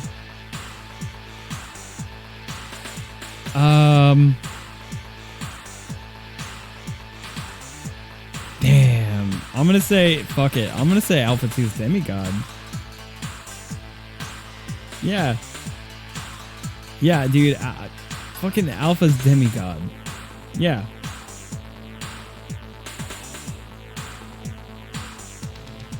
Look into your heart. In my heart of hearts, I believe Street Fighter Alpha 2 is a Demigod tier.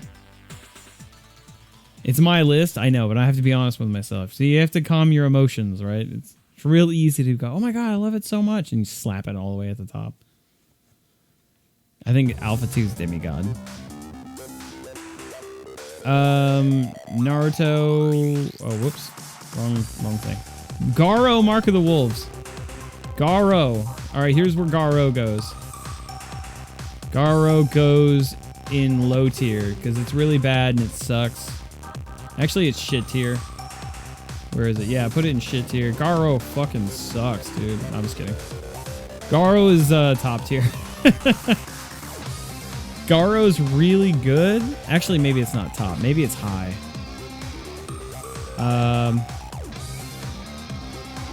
Yeah, Garo's high tier. No, top tier. High tier. Top. High. Top.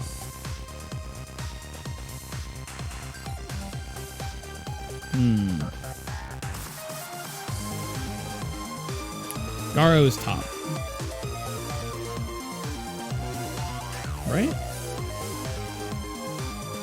Right? It's really good, but the AI can be really aggressive. I'm gonna put Mark of the Wolves in high tier. I think it belongs in high tier. It's got a lot of shortcomings. There's a lot of things to love about it, and it's really good in a lot of ways, but I think it's high tier. Yeah. It's still kind of stiff and can be somewhat difficult to play. There's only so many characters. Balancing wise, the higher tiers do tend to dominate. Yeah, I think high tier is totally fair. Garo, Mark of the Wolves is high tier. King of the Fighters 2000. I didn't play it enough to remember. Same thing with 2001, 2002. All these King of Fighters are hard to keep track of for me. Oh my god, holy shit, I can't believe this fighting game is in the list. Million Arthur Arcana Blood. This game is tight. Yeah. Million Arthur Arcana Blood is high tier. I'd be more tempted to put it in top tier. But like this one's like really fucking good and nobody fucking plays it. Nobody even fucking knows this game exists. It's on Steam and they even had Iori like from King of Fighters as a guest DLC character or some shit. Oh man, it's good. The combos are fun. There's a lot of room for experimentations for combos and like setups using assists.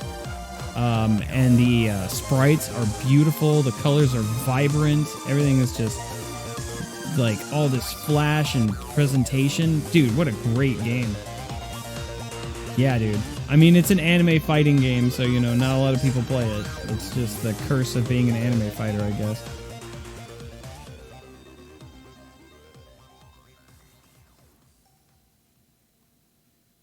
Remember, it took Capcom 3 tries with Third Strike.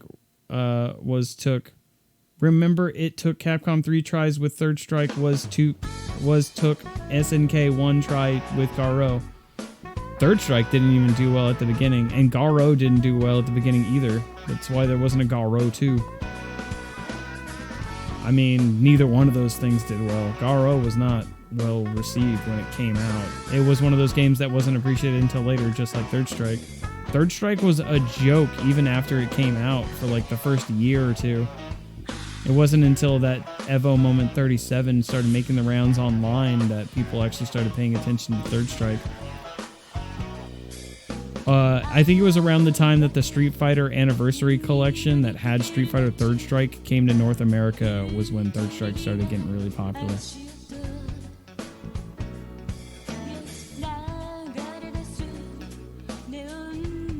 I only know it exists because the main girl was in SNK Heroines. It's not good by a mile at first, dude. Yeah. SNK Heroines, I'm pretty sure that's on the list. Pocket Rumble, I don't think I really played it. I know of it though. Dive Kick is memes. What song is this, brother? This song is The King of Fighters 97. The King of Fighters 97. I'm trying to see which song it is. Oh, it's not putting the title on there. I think it's Blue Mary. King of Fighters 97 Blue Mary theme. There you go. Yeah, I think that's what it is. Yeah, Dive Kick is a bad in a good way. Or funny. It's like a meme game, dude. It's a bad good game. Post playlist. Here, I'll post it for you.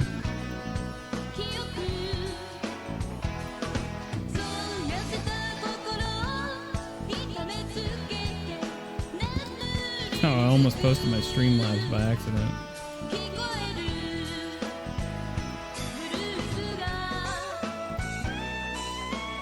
There you go. Yeah, I put Dive Kick in bad in a good way because it's just a goofy meme, funny fighting game that's supposed to showcase like the meta that goes into a single move like dive kicks. Marvel vs. Capcom 1. All right, MVC 1. I think MVC 1 is... I'm going to say MVC 1 is high.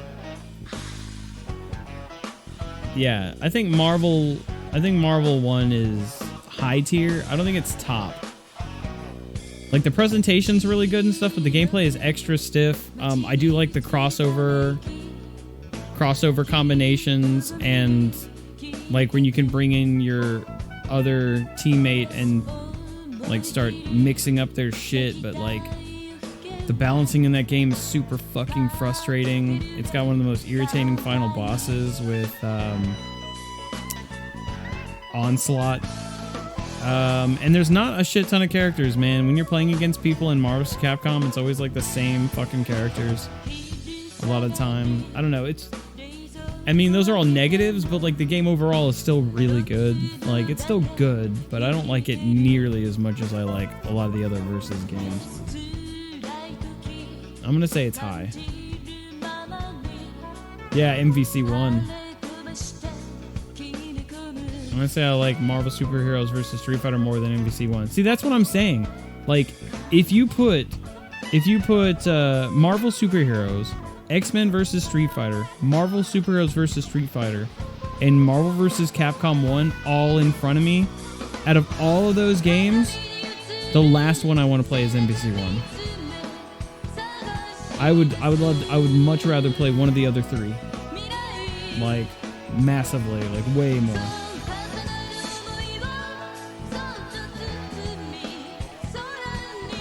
Spider-Man is in Marvel vs. Capcom 1, but I don't even like the way he plays in Marvel vs. Capcom 1.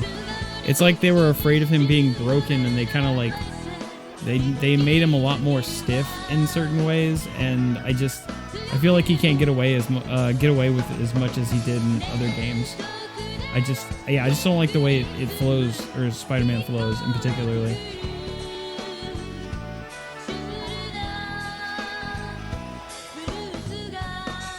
Yeah, see? Yeah, you guys would rather play one of the other ones. But I mean, it's still really good. It's definitely not mid, but I'd say it's high. So, I think that's fair. Marvel vs. Capcom Infinite. You know, I know everybody probably expects me to put this in low or shit tier. I don't know if I've played it enough to have an honest opinion. I did buy it on Steam recently. It was on sale for like $5 or $7. So I picked it up. And I want to play through the story mode. Doesn't exist here. Doesn't exist. Yeah, I'll probably stream me playing through the story mode for the first time. That'll be interesting. I think it's safe to say, though, it's either... at the very best, Marvel vs. Capcom Infinite is a mid-tier game, right? If not low. I did play it some, but not a lot. I mean, how much of this game did anybody really play?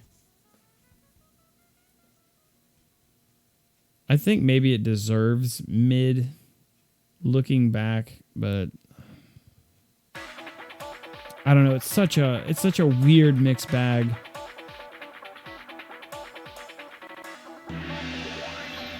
It looks bad, but it was fun to play. I'm gonna put it in mid. I think that's pretty fair, right? The gameplay is really fun, but it's ugly. Yeah, I'll put it in mid. I think that seems pretty fair. Okay, I don't know what this is. Some weird Japanese fan game with Kimono and friends. Windjammers. Windjammers, I don't really consider a fighting game. But I'm going to put Windjammers in high tier. I'm tempted to put it in top because I fucking love Windjammers. But I think it's high tier. Windjammers and Lethal League Blaze, I feel like those make sense to be in the same category, to be honest. Yeah, Windjammers I love. I'll put it in high tier. Metal Revolution, don't know what the fuck that is. Mortal Kombat X. Oh my god. Let's climb all the way to the top. Mortal Kombat X, I think, is demigod. I know you guys are like, haha, Battle fucking hates Mortal Kombat. I'm like, dude, Mortal Kombat X was fucking awesome. Okay, Mortal Kombat X was fucking sick. So good. Ugh, and it spoiled me, dude. Like, I played other Mortal Kombat games before Mortal Kombat X, but after X came out, I was like, dude, this is so good that I literally couldn't play Mortal Kombat 11 because X was too good. So, like, I stopped playing Mortal Kombat.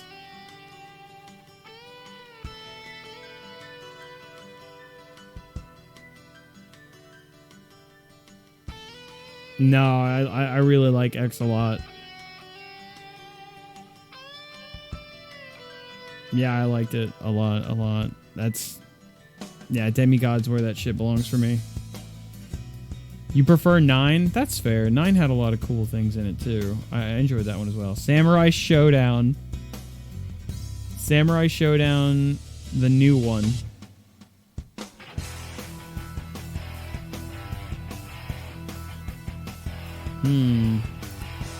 Samurai Showdown reboot. I think I'm gonna put top tier.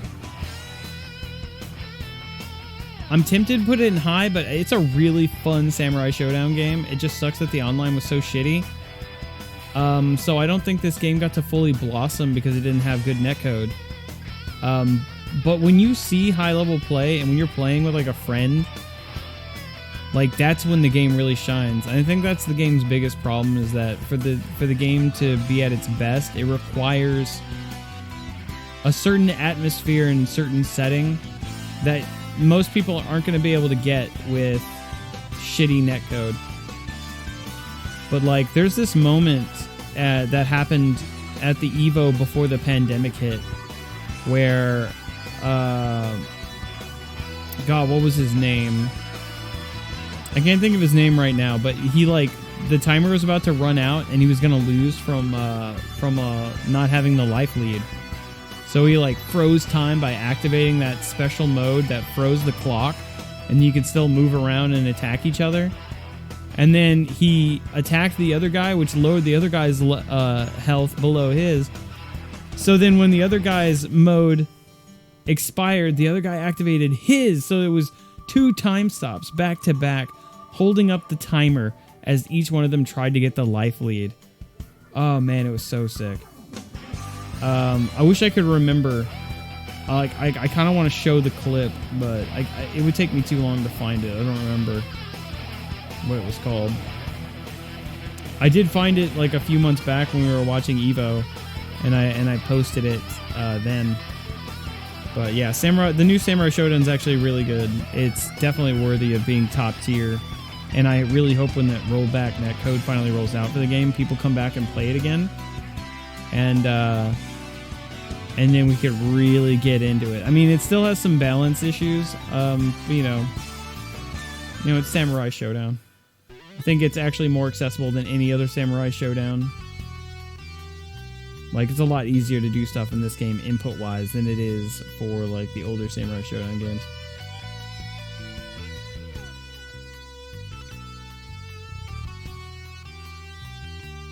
Yeah, I mean, with the shitty netcode, it really fucks it over, but...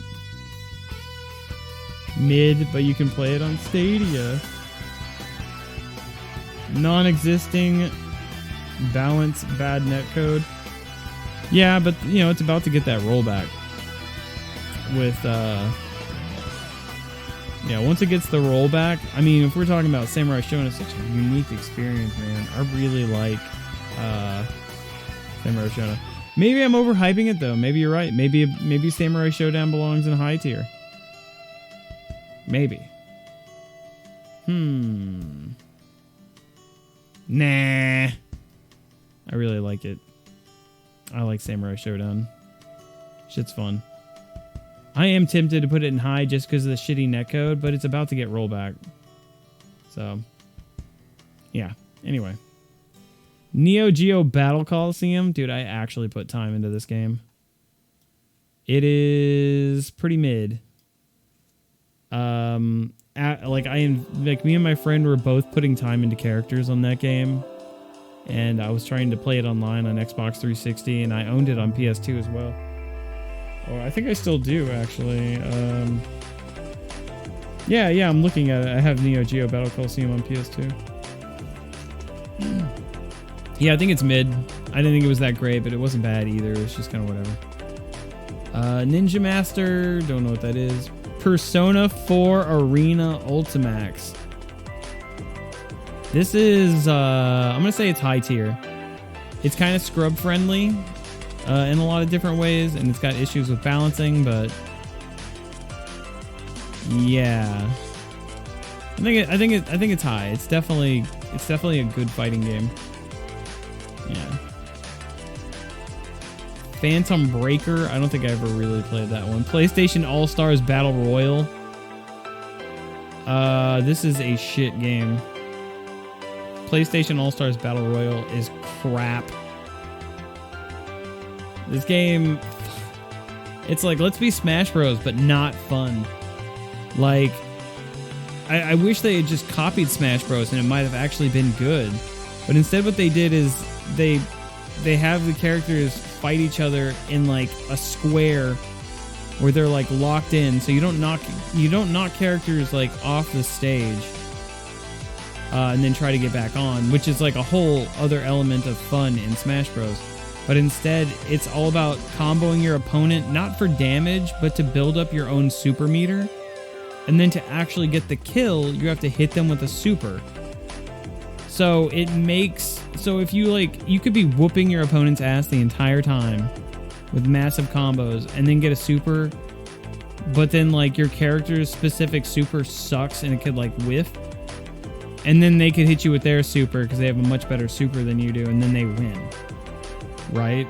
So it's like everything in between throwing out your fucking shitty, like throwing out your super feels like it doesn't fucking matter. I could literally just sit there and let you beat me up all fucking day as long as you don't fucking hit, as long as like you don't hit me with your super. Like that is a terrible fighting game meta. Where you make everything in between supers feel like it's like worthless or like a waste of time or it's not really doing anything. Like imagine playing Street Fighter where you were like fighting each other like normal, but when you hit each other with normal attacks, it didn't drain your health. The only way to actually do damage to your opponent would be like hitting them with like a Shinku Hadouken or something. That sounds fucking lame, right? It's essentially what this is.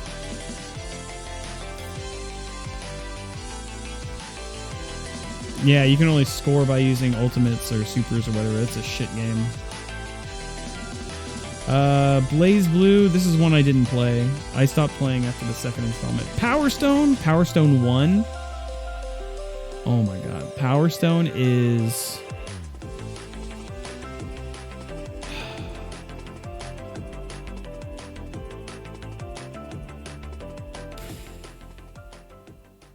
I'm going to say Power Stone is either Demigod or Top.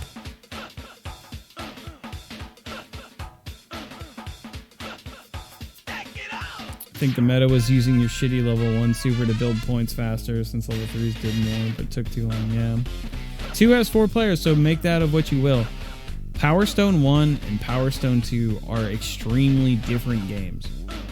Power Stone 2 is not just Power Stone 1, but with 4 players. Power Stone 1 was definitely a one-on-one, more mechanically focused fighting game. Like it had different moves, it had different attacks, different combos, and they were situational, and it made a lot more sense for like competitive. Because I used to think, oh, dude, Power Stone 2 is just a better Power Stone 1 because you have more players and it's more chaotic, so it's more fun and better. But then I went back later on and I replayed Power Stone 1, and then I was like, oh, dude, this is way more fun.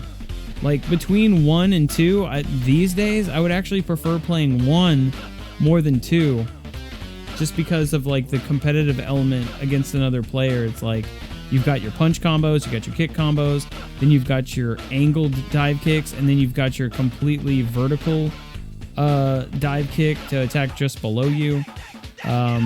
The supers and like the strategies of attacking each other with different supers is much different in the first game. Like you want to like maintain your super form just to like bully your opponent because they can't really hurt you. They can only just like damage your meter to help you turn back to normal faster. I mean, I still love 2, but man, Power Stone 1 is really fun. Like it in a lot of ways it's much better than 2. Yeah, 1 felt more, yeah, a lot better in a lot of ways. Power Stone 1 felt like a fighting game. Power Stone 2 felt like a party game. But like this is how it felt. I mean, obviously they're both kind of like fighting games. I'm gonna put Power Stone in top tier. I don't think it's quite Demigod, but I really like it a lot. I think top is where Power Stone 1 belongs. So Project Justice. We were talking about this game earlier. I think Project Justice is not as good as Rival Schools, but I still really like it, so I'm going to put Project Justice in high tier. The graphics are better and stuff, but I really like the way the game felt in the first one more than the second one, personally. Let's see. Real Bout, Fatal Fury, I don't remember. I hadn't played it in a long. Red Earth, dude, this game is so weird.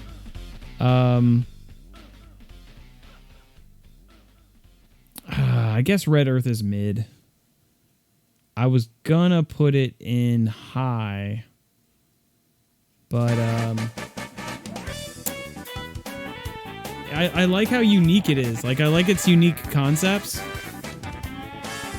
but it's not really a balanced 2D, like, 1v1 fighting game. And then also the RPG elements for the single player content are kind of weird and, like, arcade based. So I guess it's mid. It's not that amazing, but it's still really fun. I think it's mid. Maximum Impact 1. Ugh. Maximum Impact 1. 2 was low tier. 1 is, I guess, also low tier. They're pretty similar. They're both shitty. I haven't really played Rivals of Ether. Oh, the Rumblefish. The Rumblefish is pretty mid. That game is pretty funny. The graphics are a little dated, and I heard it's actually getting an HD re-release pretty soon or something like that. Should be really fun to go back and play it again. I don't think it's bad, but it's definitely not like a good fighting game. I just think it's fine.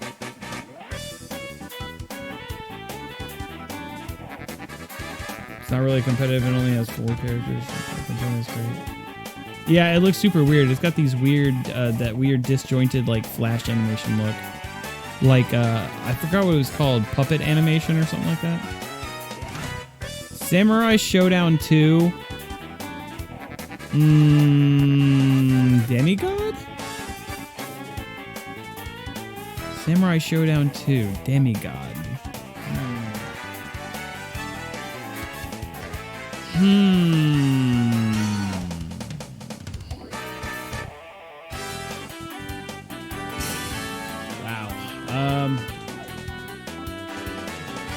Man, I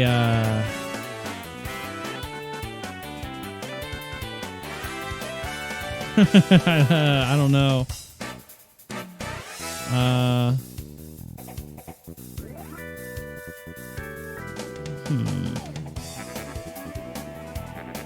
No, I'm gonna put it down here. Yeah. Samurai Showdown 2 is top.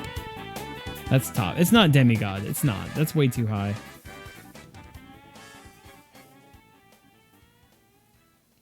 I'm gonna cry.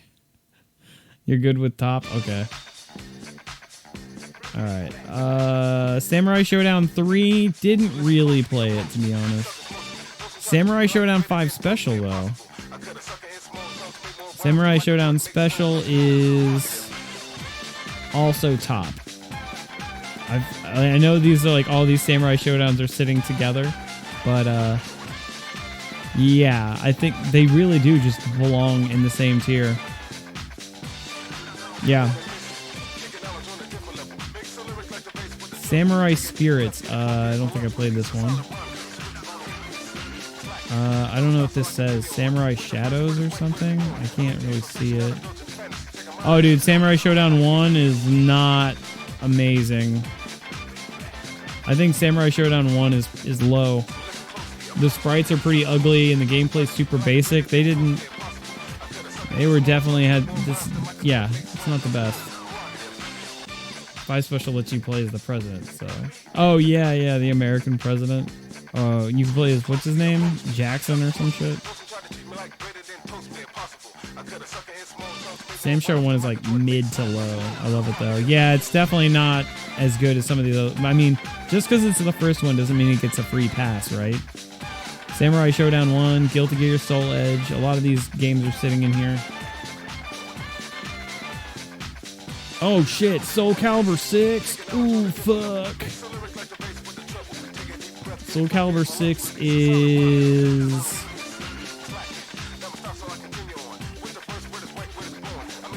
Where does Soul Calibur 6 go? Soul Calibur 6.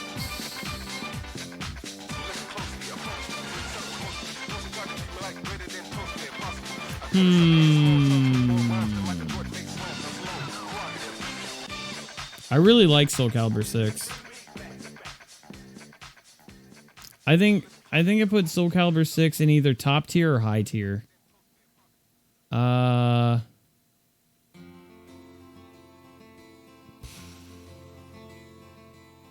I think it's high. Yeah, Soul Calibur 6 I think is high tier. Yeah, that's fair. I really like it a lot. I mean, how much have I played it? 227. Like 230 plus hours. So, I like that game a lot. Maybe it is top, actually.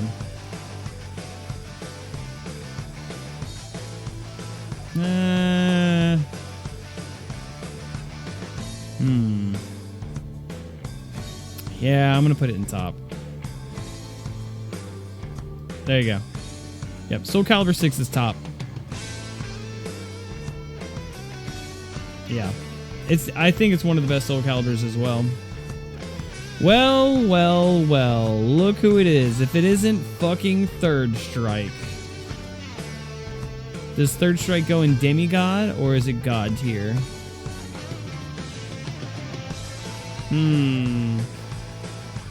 Is Third Strike God tier? Yeah, it is. I was really debating it, but man, there's just not a lot of foothold to debate Third Strike being anything but God tier. All right, Street Fighter V Champion Edition. Woo! Low tier. Let's go. Low tier Street Fighter V. Woo! Yeah, Third Strike is a VIP. You put it low? Yeah, Street Fighter V. Fucking caca. Low tier. Street Fighter X Tekken. Okay, Street Fighter X Tekken is mid. When it first came out, dude, when it first dropped, when this first came out, shit tier, easy. Not even low tier. It was unplayable fucking garbage. And it was a mess, dude. It was not good. But now, I think it'd be fair to put Street Fighter X Tekken in mid. I think that's a pretty fair assessment.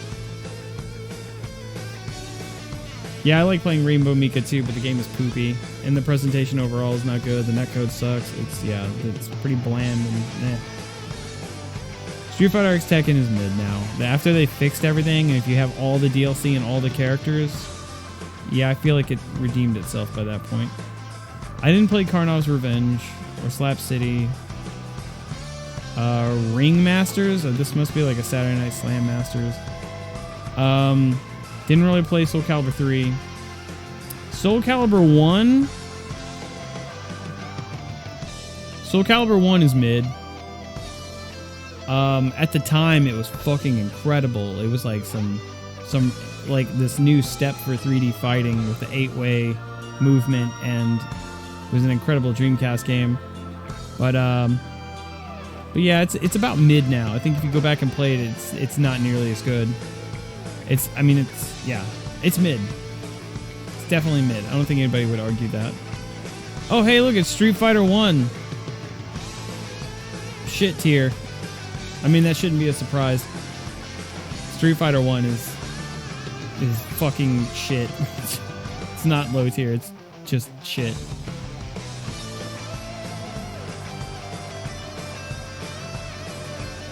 First time where the game vastly supported the arcade version. Yeah, that as well. Alright, Street Fighter EX2. Street Fighter EX2 is mid. Which is funny because I know a lot of people really like Street Fighter EX2. But I didn't like the character roster.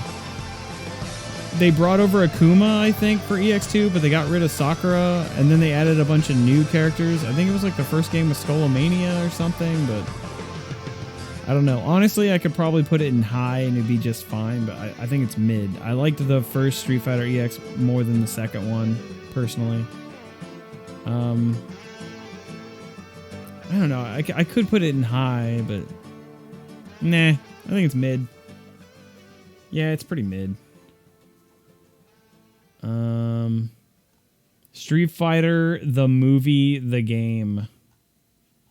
Okay, now here's the thing. Street Fighter, the movie, the game, you have to decide whether or not you're doing like the original arcade version, or are you talking about the console version when they actually fixed everything? Regardless, if it's the arcade version before they fixed it, I'm gonna say shit. After they fixed everything, maybe low. If it's the arcade, God tier. I'm gonna say it's shit. I don't like the way it looks. I don't like the way it plays. Even after they fixed everything, I think it sucks. Yeah, I'm gonna put Street Fighter the movie, the game, in shit tier. Garbage. Oh, dude, Super Street Fighter 2 Turbo. Demigod. Possibly even God tier. Super Street Fighter 2 Turbo is definitely demigod, at least.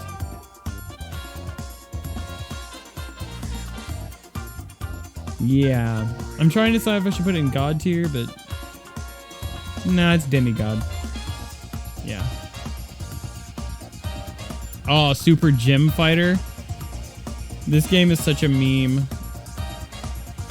Where did it go? I dropped it and I lost it.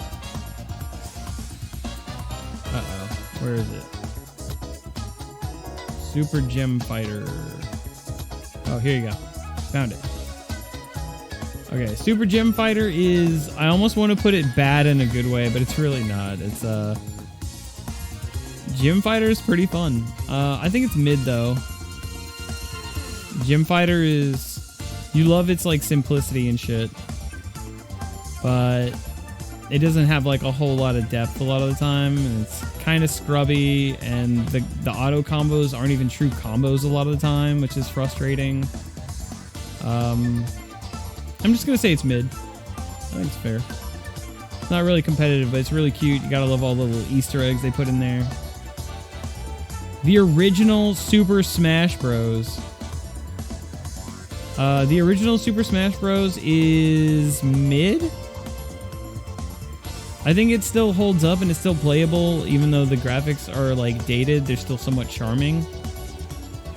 And yeah, it's still fun. I don't think it's low tier. You gotta love those characters and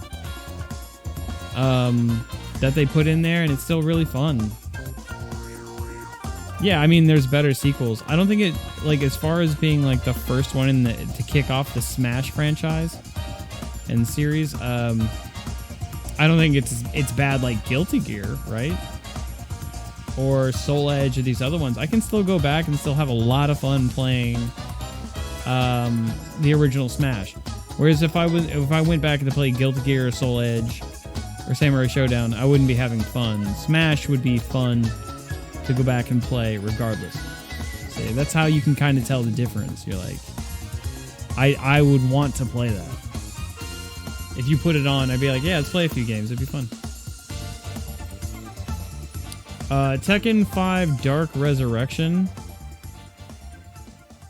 Okay, Dark Resurrection.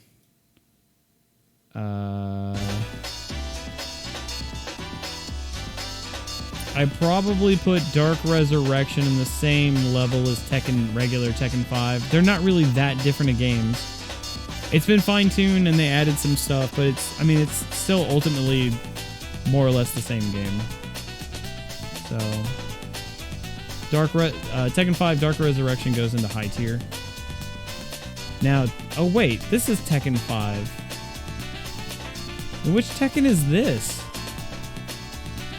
Okay, we have Tekken 1, which is in low tier, right? Yeah, Tekken 1.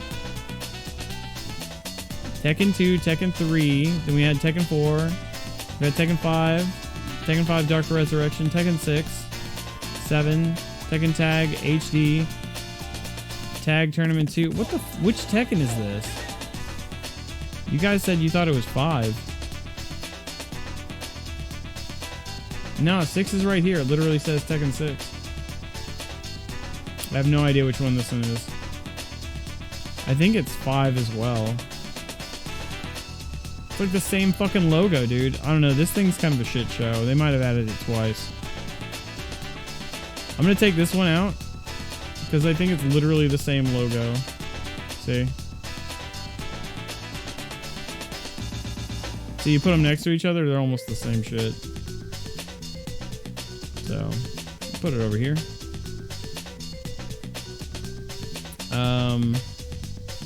Yeah, so Tekken 5, we're going to put it up there. Trying to get it to scroll up. Oh, there you go. Nani? It clearly says Eka. It's the JonTron fighting game. Okay, here we go. Tekken 3. Damn, this is all Tekken. It might actually be Tekken Advanced. Shit, it might be, actually. It's Tekken on DS. Oh, it's the... Yeah, it's Tekken on 3DS. That's what it is. Tekken 3? Tekken 3 is really good. It still holds up. I didn't even play it a lot when I was younger, but holy shit, that game holds up. I think it's got to be at least high tier. Possibly top, even though it's not one I played a lot.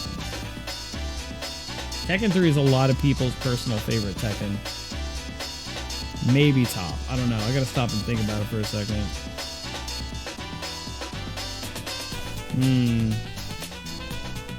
Yeah, maybe it's a top, actually. A PS1 fighting game that's in the top.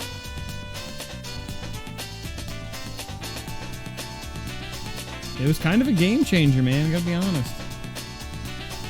You know what? I think it belongs in top. Like, even now, the combo and combat is so smooth.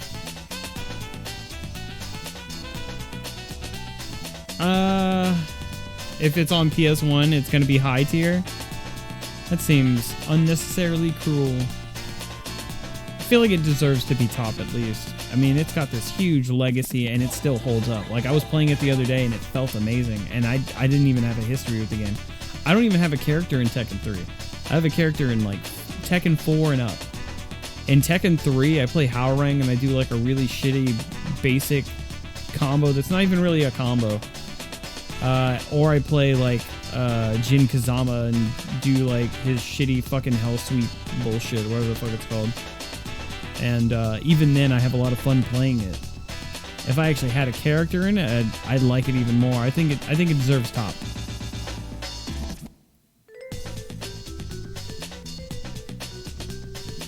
For Tekken Ball, I also had all kinds of modes. Remember that shit? All the different modes Tekken 3 had. It also has Gon. Remember the dinosaur Gon? Tekken 2 is... Tekken 2 hasn't aged very well. I think it's better than Tekken 1. I might put Tekken 2 in, like, mid. I don't know. It's pretty not fun, actually. I think I put Tekken 2 in low. Tekken 1 and 2 are kind of in the same category. 2 is a little bit better than 1, but I think they're still both not a lot of fun. If you put either one of these games on, I'm not really inclined to play.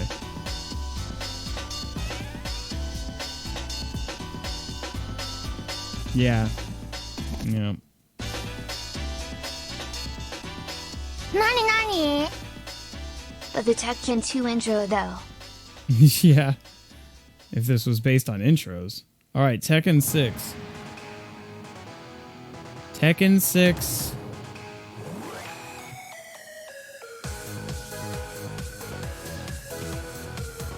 I had a lot of fun with Tekken 6.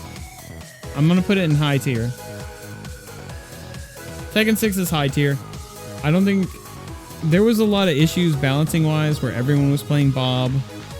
But it also had like a lot of cool modes. Like the story mode was pretty fun and you could run around. It was like sort of like a beat 'em up. So there's like incentive to play more, and you had customization and items. The stages and music were fucking awesome. But at the same time, you wouldn't really want to go back and play Tekken 6.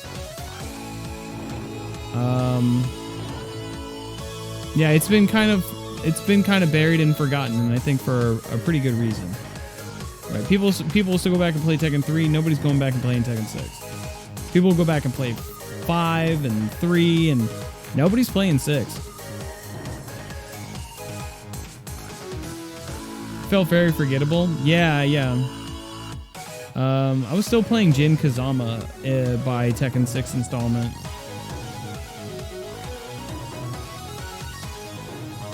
Yeah, it's just the other Tekkens are better, and yeah, it had a decent amount of content, so it's not mid, it's high. Tekken Tag Tournament 2. Okay, this game has amazing presentation, but it's really unbalanced. And it has fucking everyone, so you gotta put it in high tier. Like, I'd put it in top if it was more balanced and stuff, but man, the music and yeah, just the overall customization of the characters, and they had like, what, fucking like 56 goddamn characters or some shit, maybe 60. There was a lot of fucking Tekken characters. Tekken Tag Tournament 1 HD. I think it's mid. When you go back to it, it still holds up. It's still pretty good. You know, a lot like Tekken 3, I think. Maybe I'm being too harsh on it. Hang on, let me stop and think about it. Man, maybe it's not mid, because you can still go back and it's still really good. The combat still flows really well. But I think it's also better than Tekken Tag Tournament 2 in a lot of ways. So is it in top tier? Hold on, I'm going through a whole range of thoughts here, so I'm not sure where I'm going to put this. I know for Tekken 3, Paul is just funny broke. Yeah, with Death Fist. Oh yeah, the Wii U version of Tekken Tag Tournament 2, where they had like the Mario customization items. All the Nintendo themed stuff. Tekken 6 should be mid. Damn,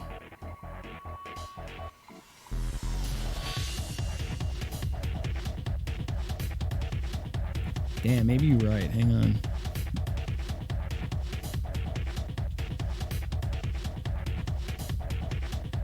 All right, hold on. I'm making some adjustments. Tekken Tag Tournament HD is top. All right, I'm really thinking about this. Tekken 6 is definitely not as good as Tekken 5 or Dark Resurrection. I think it's just Tekken in general is really good, but this Tekken is pretty mid, and it was pretty unbalanced with Bob. But I did like all the modes and stuff they added, so.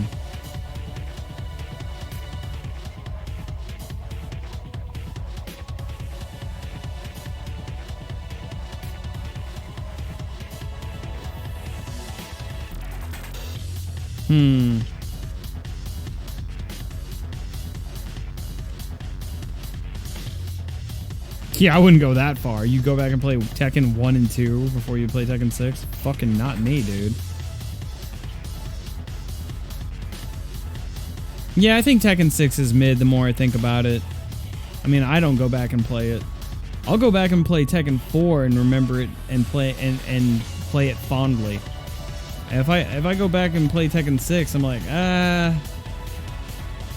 yeah. It's just kind of, yeah. I think I feel good about this. Okay, King of Fighters 96 didn't really play it. Oh, this is Maximum Impact? Oh, okay. Well, Maximum Impact is fucking shit or low tier. Okay. Last Blade, didn't play it enough to know. Them's Fighting Herds? Okay, them's Fighting Herds, all memes aside with it being like a pony fighting game. Them's Fighting Herds is It's at least a high tier. That's a quality game. Yeah, it's actually really good. It's got solid online. It's got like a dungeon crawler mode that you get to explore. The combos are really fun and it's cool. But, you know, all the characters look like they're from My Little Pony, so it's like, to be honest, that kind of like drags it down because you're still just playing as ponies. But like, it's a solid, good fighting game. It's definitely not mid. That's a high tier game, easy. Samurai Showdown 4. I don't think I played that one enough. Toe Ball number 2. I played Toe Ball number 1 a little bit, but not enough of Toe Ball 2 to have an opinion. Or Brawlhalla. Ultimate MK3. Ultimate MK3.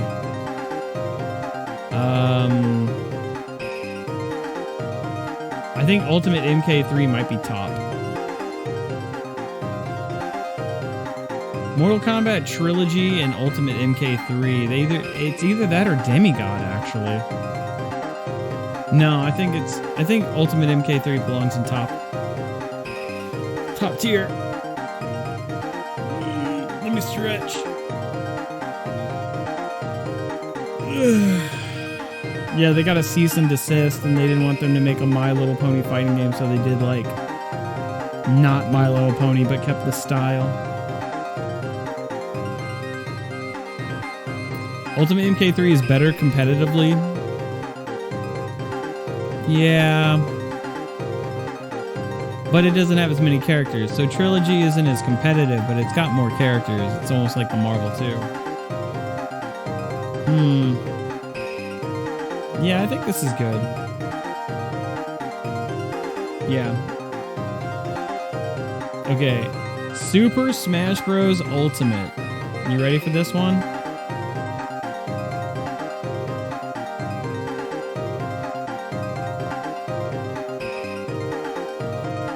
Super Smash Bros. Ultimate Demigod.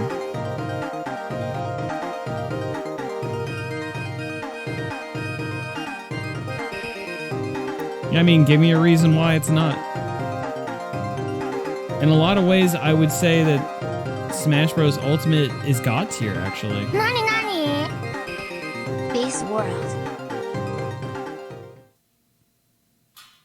Will you trick us? Or are you for real? No, I'm not tricking you. I think it's Demigod.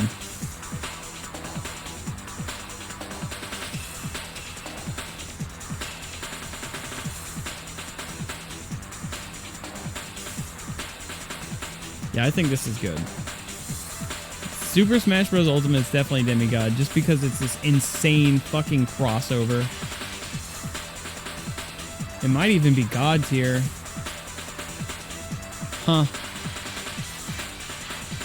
Nah, that doesn't feel right. I put that in God tier for a second, and just everything about... No. It didn't feel good. Yeah, I don't know about God tier. I don't know, man. It is this legendary fighting game. Like, you have to ask yourself, what about 10 years from now when you look back at Smash Bros. Ultimate, which was this crazy crossover where you could play as Cloud and Sephiroth and Ryu and Ken and Sora and all these, like Terry fucking Bogard and Kazuya. I mean, when you think about that, it's actually fucking insane that that game exists the way it does, right?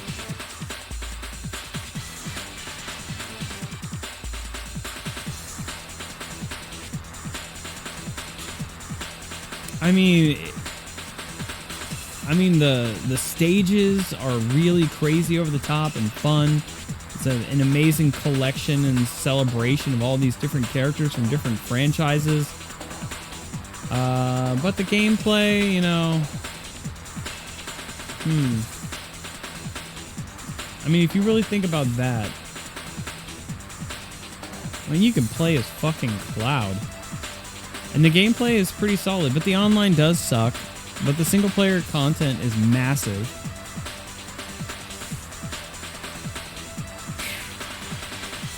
It might be God tier.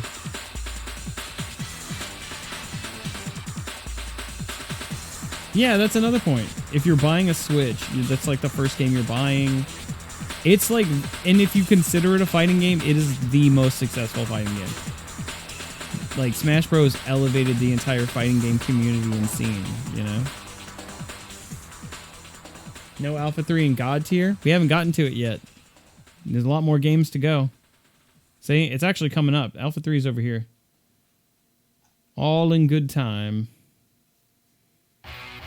Yeah, I think Super Smash Bros. Ultimate might be God tier.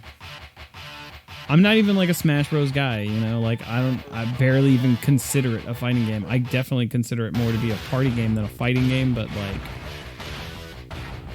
I think it's God tier, dude.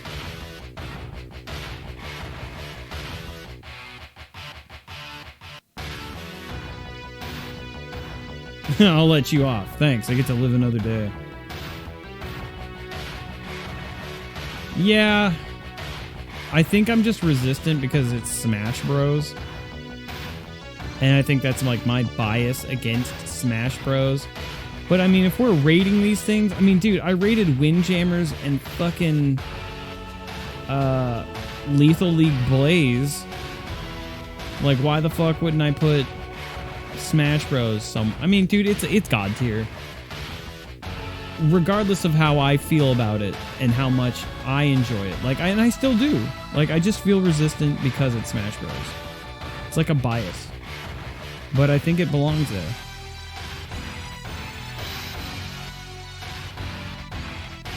Yeah, it's not really, like, I'm not a Smash Bros. Guy. I'm definitely more of a Marvel 2 guy, but I think it belongs in God tier.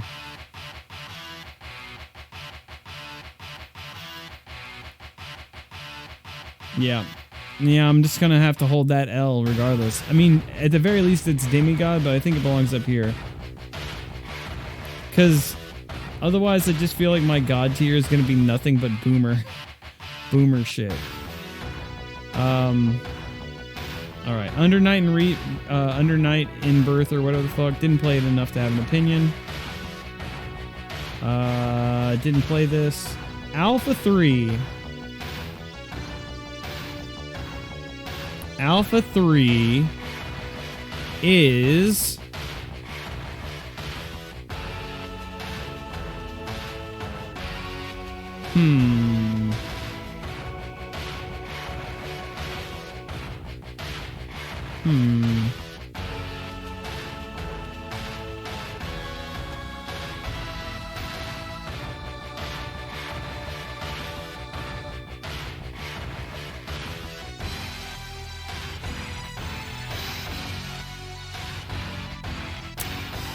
I am having some problems.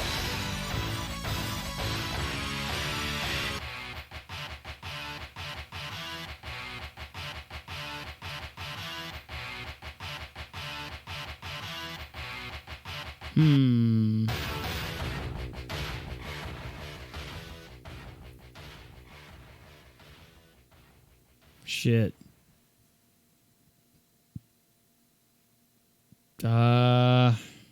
God tier.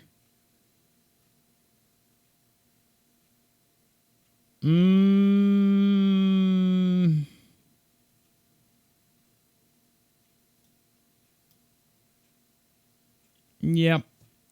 I prefer Alpha 2 more than Alpha 3.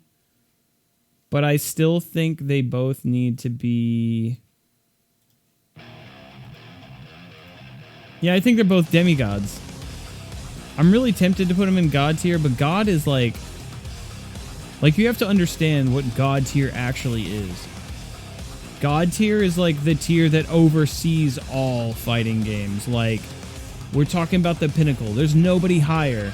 You know how like in Dragon Ball there's like King Yama, then there's King Kai, and then there's like Supreme Kai, and then there's the other Kai above that Kai. Like, dude, you have to just like, who's the god above the gods?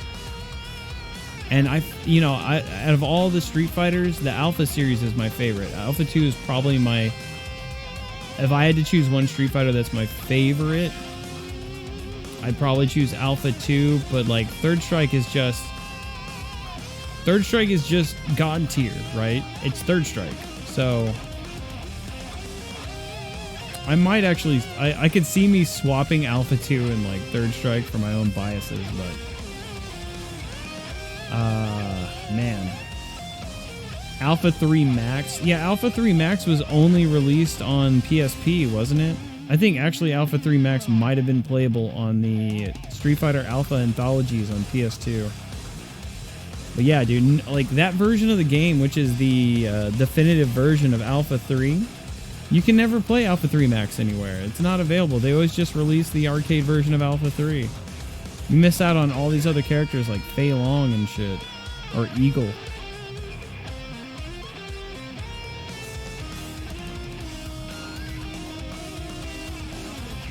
Where the later games are ranked. If it'd be neat if you had a mode where you, when you place it in a tier, the game disappears. Oh yeah, dude. Yeah, it is affecting me where I put stuff, and then at the end you could just like see where it all ended up. Yeah, because other games are affecting where I place stuff. That's so true.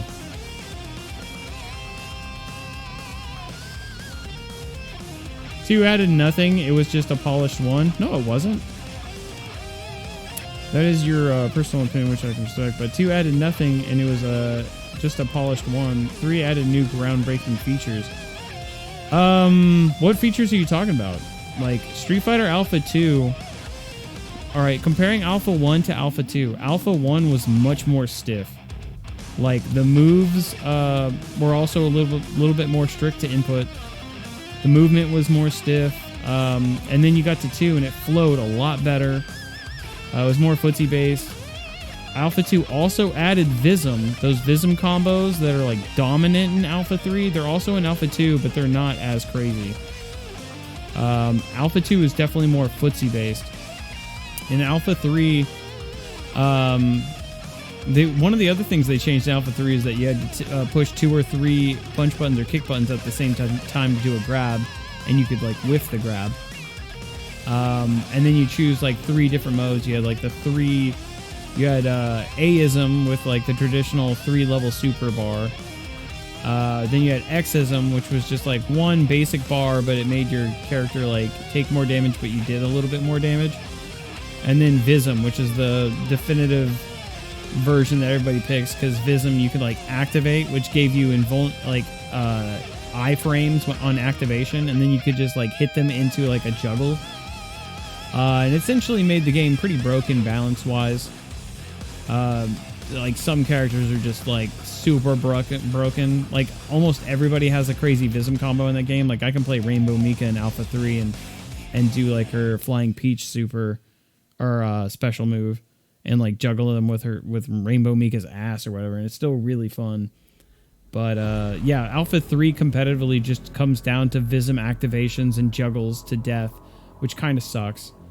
Where Alpha 2 is much more footsie based. It feels like it's much more focused on fundamentals, and it's still not the most balanced, right? You can play like Chun-Li, her walk speed is fucking crazy, and she can like throw the shit out of you. Her projectiles are like really strong. She just completely controls the neutral. But it's still really fun, and it's a lot better than like throwing something out and then them doing activation into Vism juggles and then you're fucking dead. That shit sucks. You know? I mean, I love Alpha 3, and there was a time that I preferred Alpha 3 over Alpha 2, but eventually I started to lean more towards Alpha 2. Now Alpha 2 is my favorite, but I love them both.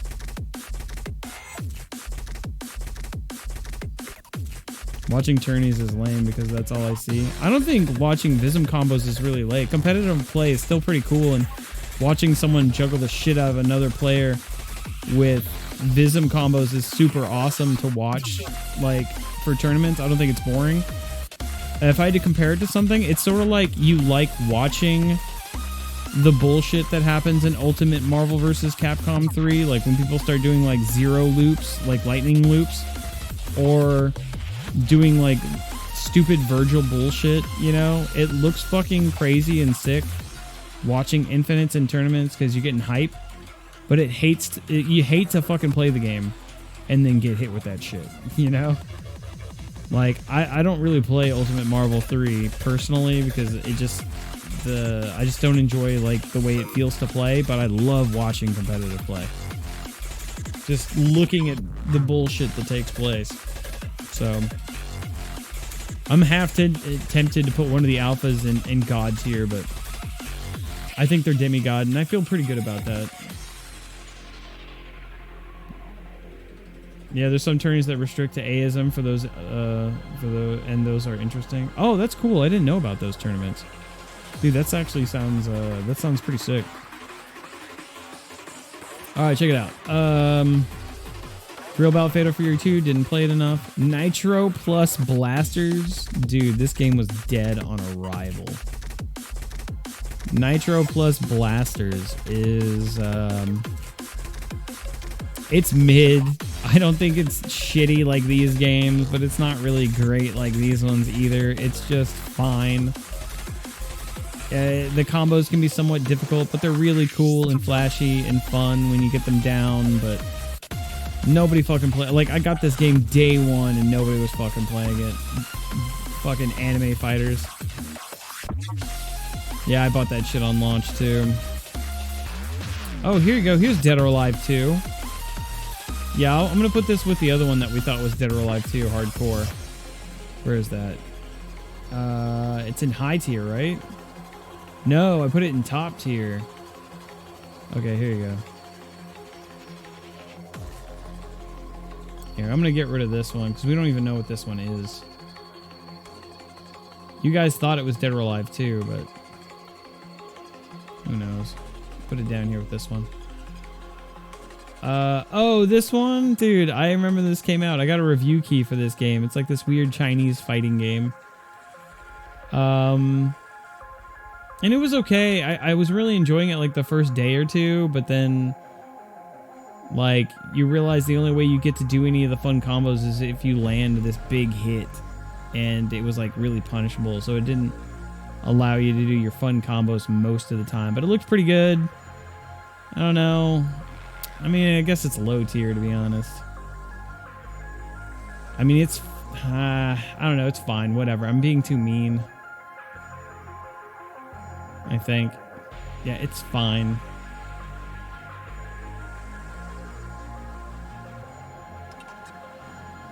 Yeah, it died the first day. I never even found anybody to play in Nitro Plus. Oh, the Cthulhu Loli? Dude, that Cthulhu Loli is from a fucking hentai game where she like turns people into like meat. So every time she was doing an attack, that's like, and it's like, it looks like red gushy like meat stuff. That's like people that she turns into meat. It's like a gory, like, it's like a gory horror hentai visual novel. A lot of people didn't know I forgot what her name was. Yeah, but she's the loli in the white dress. What's up, the Maximum Ninja? But J-Star's Victory Versus is an arena fighter. They're saying that it doesn't count as a fighting game. I mean, I didn't put these into the tier list. I'm just ranking them. There's a few arena fighters here. We got Jump Force, J-Stars, Kill la Kill. Hell, they even have like Windjammers and Lethal League Blaze, so.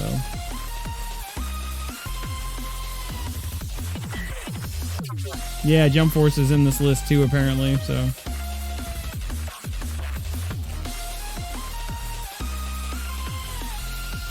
Yeah, Seiya, that was her name. Seiya no Uta. Yep, that was it. Yo, what's up, Caleb? Yeah, let's see. We're actually almost near the bottom of this list, dude. Yeah, I'll put that in mid because I didn't think it was shitty. I mean, it's not the funnest game.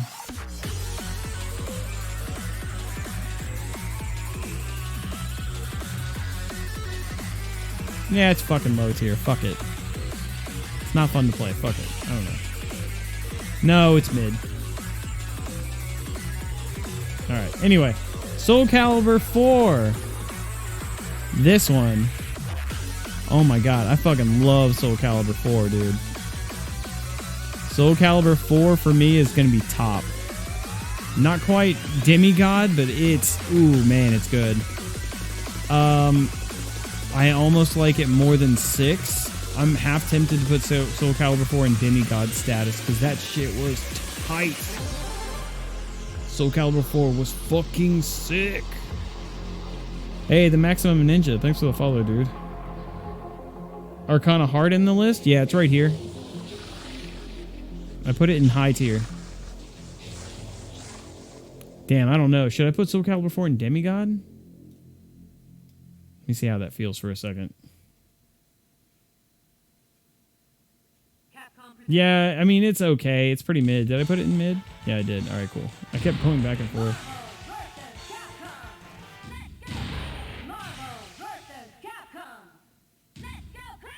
Soul Calibur critical edges, though. Insta-kill if you block too much.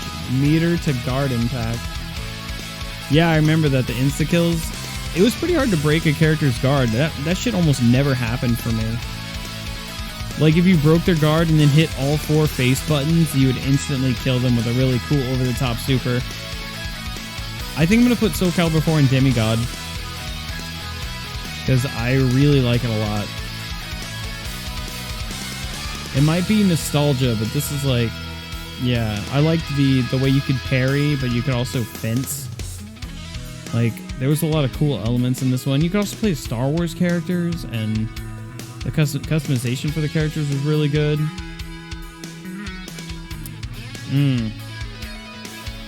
Yeah, I think I'm gonna leave that alone. The only thing that sucks is that, what's her name? There was a character, Hilde, that chick that fights with the long staff. She was so broken that she had a combo that could ring you out from anywhere. So it killed the competitive and tournament scene, so people stopped playing it eventually when she was released. I don't think she was in the... Oh, yeah, she was in the game from the beginning. But, yeah, Hilda in Soul Calibur 4 killed the competitive play for that game. By the time they fixed it, it was too late. Yeah, she broke it. Having to fight against Yoda. Yeah, Yoda was fucking... He didn't work right. I covered... I mentioned Yoda in that YouTube video I made with the top 5 broken fighting game characters. And I showed in footage where it's like sometimes you would do a horizontal attack and sometimes it would hit and sometimes it wouldn't hit. It would just whiff, like back to back. Like nothing would change. It's just sometimes things would hit and sometimes they wouldn't, and it was so inconsistent and bullshit. And you couldn't grab Yoda because he's too short, but Yoda could grab you. It's such dog shit. He was such a frustrating character. Yep, exactly. Yeah, but Soul Calibur 4 was a mad beast, right? Despite those bad, like those negative things about it, Soul Calibur 4 was so fucking fun. I remember it really fondly, you know? Great game. So I guess I put Soul Calibur 4 in demigod. I think that sounds about right.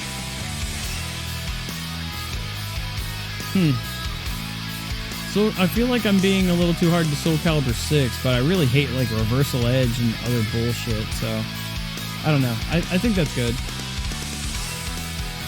Okay, Guilty Gear XX Reloaded. Alright, XX Reloaded.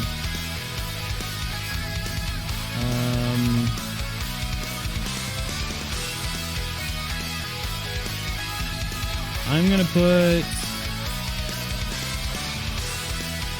gonna put Guilty Gear XX Reloaded in top tier. Like, it's kind of busted. Like, if you played, like, Slayer, or, I mean, there was, like, a few busted characters, but I remember Slayer in particular being a real bitch. He had, like, infinites and shit or something. But, yeah, I think XX Reloaded is a fucking great Guilty Gear. I think that's top.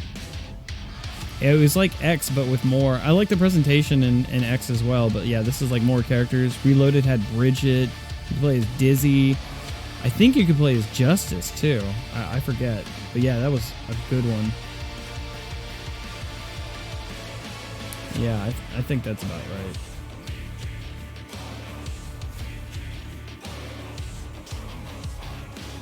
The lore behind why the Star Wars characters were in Soul Calibur was so dumb. What was the lore? I thought they just fell through a portal or something. I forget. What's up, by the way, Val? Reversal Edge killed the game. Reload is when I really got into fighting games. Playable Justice. Oh yeah, Cliff. Yeah, dude. Cliff was playable. The old man with the giant sword, right. Soul Calibur 6 Reversal Edge mechanically is fine, but that and all the characters' super moves just took away way too long. I still really hate Reversal Edge, but more recently I went back and played it, and I came up with some more answers with how to deal with Reversal Edge. Now Reversal Edge doesn't fuck me up. You just have to like guard impact or Reversal Edge. You just have to be able to pull out a guard impact fast enough or sidestep quick enough to where Reversal Edge whiffs, and then you just beat the shit out of them. So, but it's still super fucking annoying, especially if you're fighting like... For some characters, it's not as bad, but if you're fighting against like Nightmare in Soul Calibur 6, he has so much range and power that by the time you get in, if he starts spamming and abusing Reversal Edge, it's such bullshit. Because Reversal Edge is like a get out of jail free card where it's like, guess motherfucker. And you're like, fuck, you know? It's really shitty depending on who's using it. To be honest, XX Reload was great, but I like Plus R more. Yeah, that's why I put Accent Core Plus R up here. It's in Demigod. Demigod tier. Soul Calibur 6 has too much that kills the momentum off the fight. Plus R is better. I just had nostalgia points. Dealing with is fine, but Soul Calibur 6 feels a lot like Injustice and how the flow of the fight feels. Oh, I don't know about that. That's an interesting take. Like Injustice? I don't know. I'd have to think about that one. That's All right, Bloody Roar 3. Bloody Roar 3 belongs up here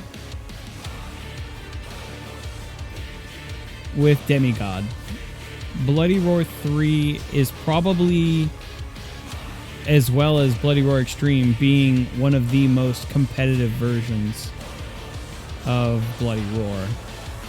That's a really good... Like, I could put Bloody Roar in top.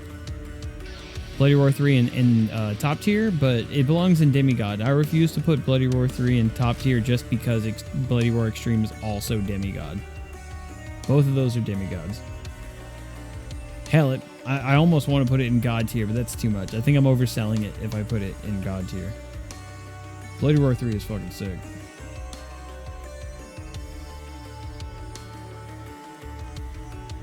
Said Vader Yoda. Since the disturbance in the Force in an alternate universe, someone managed to cross over in Soul Calibur's realm and tried to explain that the reason lightsabers weren't like there were the character weapons that were using metals that couldn't be cut or some bullshit. Wow, what a bunch of garbage.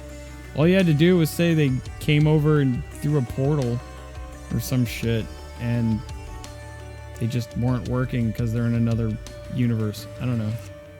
That sounds like they're really trying to overcomplicate it with something that doesn't make sense.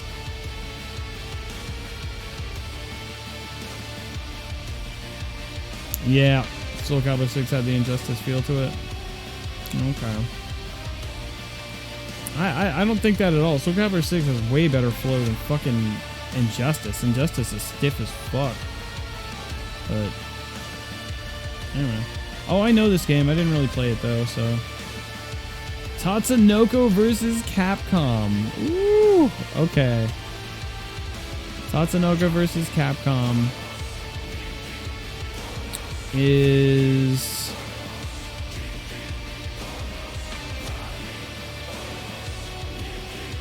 high. Yeah, I think Tatsunoko vs. Capcom is high. It's not mid, but it's not top. It's just sort of fine. It'd be a lot better if it wasn't stuck on the Wii, man, with those graphics. The graphics are kind of dated. You love the character roster, though, and presentation was really cool. There was a lot of love put into it, but I don't think it's top, though. I like it, so it's definitely not mid, but yeah. Oh, the theme for Tatsunoko versus Capcom was great. Yeah, it was. Oh man.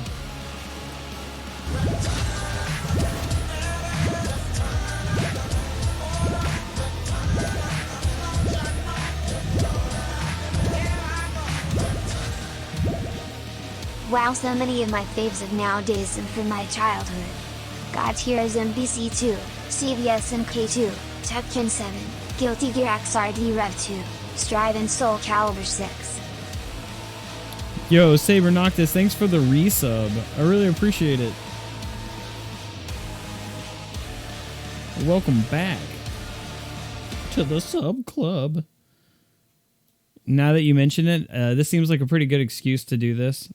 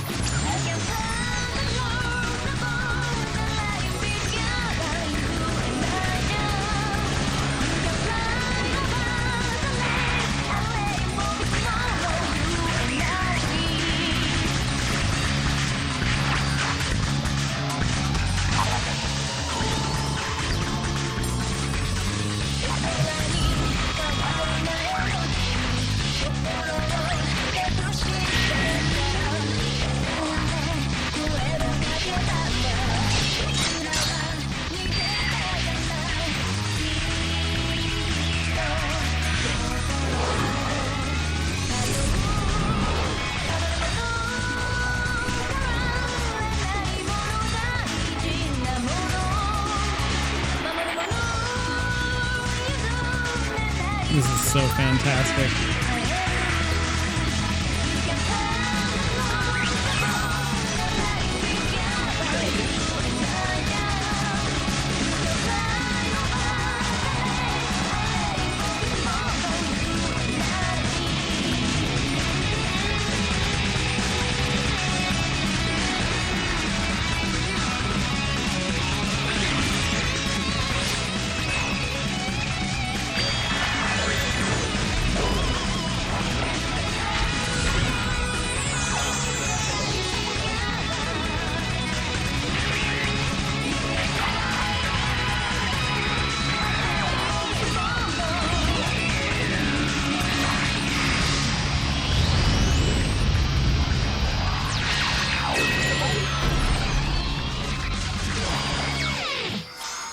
Hell yeah, that's a fucking epic crossover opening. Yeah, dude. You know what theme really fucking slapped on Tatsunoko? It was like the it was like Interstellar or whatever the fuck it was called. Let me see if I can find it real quick. I remember playing it on loop. Hang on.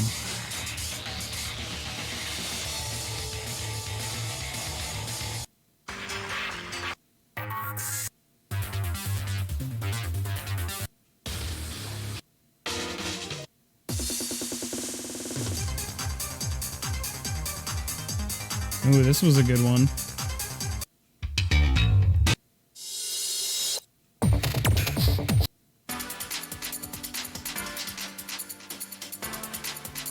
Yeah, it had some good music. There it is.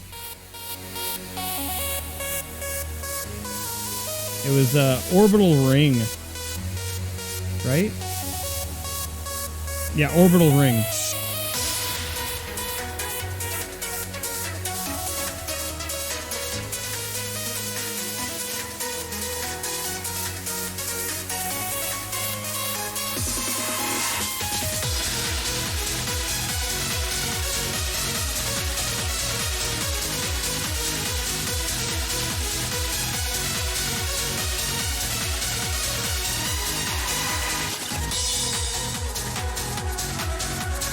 Do you think you're better off alone? It does kind of sound like that song, doesn't it? Yeah, it does. Did I ever play either of the Star Gladiator games? Yeah, I used to own the original Star Gladiator on PS1, but it got stolen. Now I still have. Now I still own Plasma Sword on Dreamcast. So I never really got good at them. They were kind of hard to learn. So.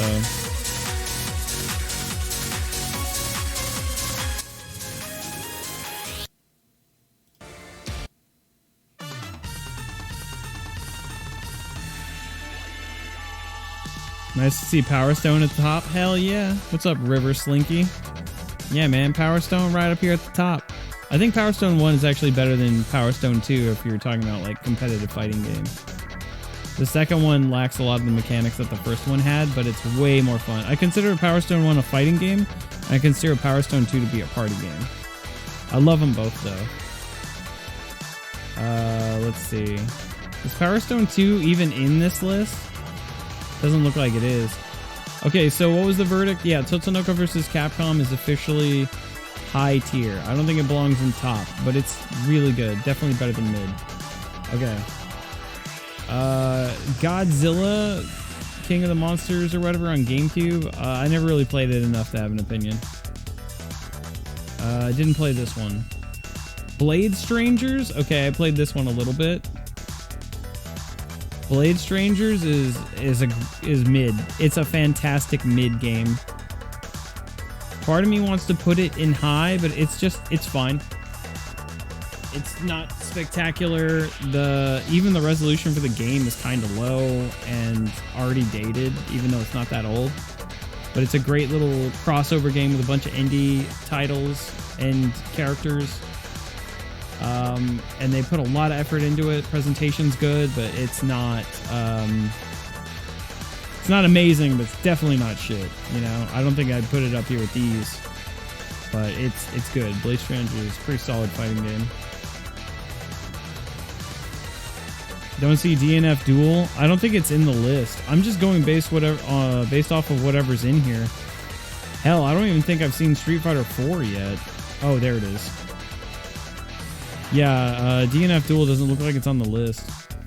I just found this pre-made list and just made some small changes to the tier categories and just started going through it because there's like a shit ton of them in here. So, like I don't even know what these are. Some of these are fucking memes. So whoever made this, I don't know. They just didn't give a shit or something. I don't know what this is. It's fucking Lee. I don't know if this is SVC Chaos or what. Some of these aren't clear. And there's a fucking picture of chicken nuggets. So this whole list is memes, I guess. I mean, there's a lot of fucking games. I played this one a little bit, but not enough to have an opinion, I guess. So I'm not going to rate it. I mean, honestly, if I had to rate it from what I did play. Uh-oh. Whoops. Uh-oh. I lost it. Oh, here we go. I'd say it's definitely not a shitty fighting game, so at the very least I would put it in mid. It's pretty mid. It's got cool looking characters, the sprite works really nice, but the actual combat and like actual gameplay feels a little stiff. But it's not bad. It's not shitty and it's not amazing. It's just fine. Which one is this? Is this MK11? Alright, Mortal Kombat 11 is low tier. Does that rustle any of your jimmies? Is there any Mortal Kombat 11 players in here? Your Mortal Kombat 11 is low tier. You can hold that L. Exactly, yeah. Power Stone 2 was more of a Smash Bros. Inspired approach. I agree. That's totally what they're going for. And they fucking crushed it. Thing is, for like a King of Fighters mobile game, why would Lee be in a King of Fighters mobile game? He's a Tekken character.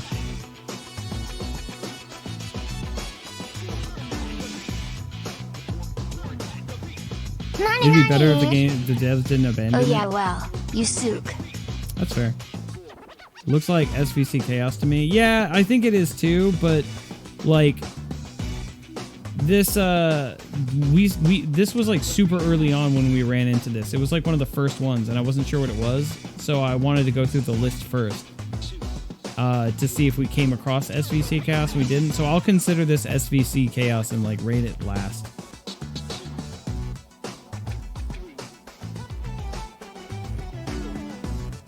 MK11 is low tier. Everyone agrees? KOF 98 on a higher tier. KOF 98 is, and I haven't played it, I think. If I didn't play it enough to have an opinion, I put it here. See, it says haven't played. KOF 98. These are not shit tier or anything. These are just ones I can't rate because I don't know what they are or whatever.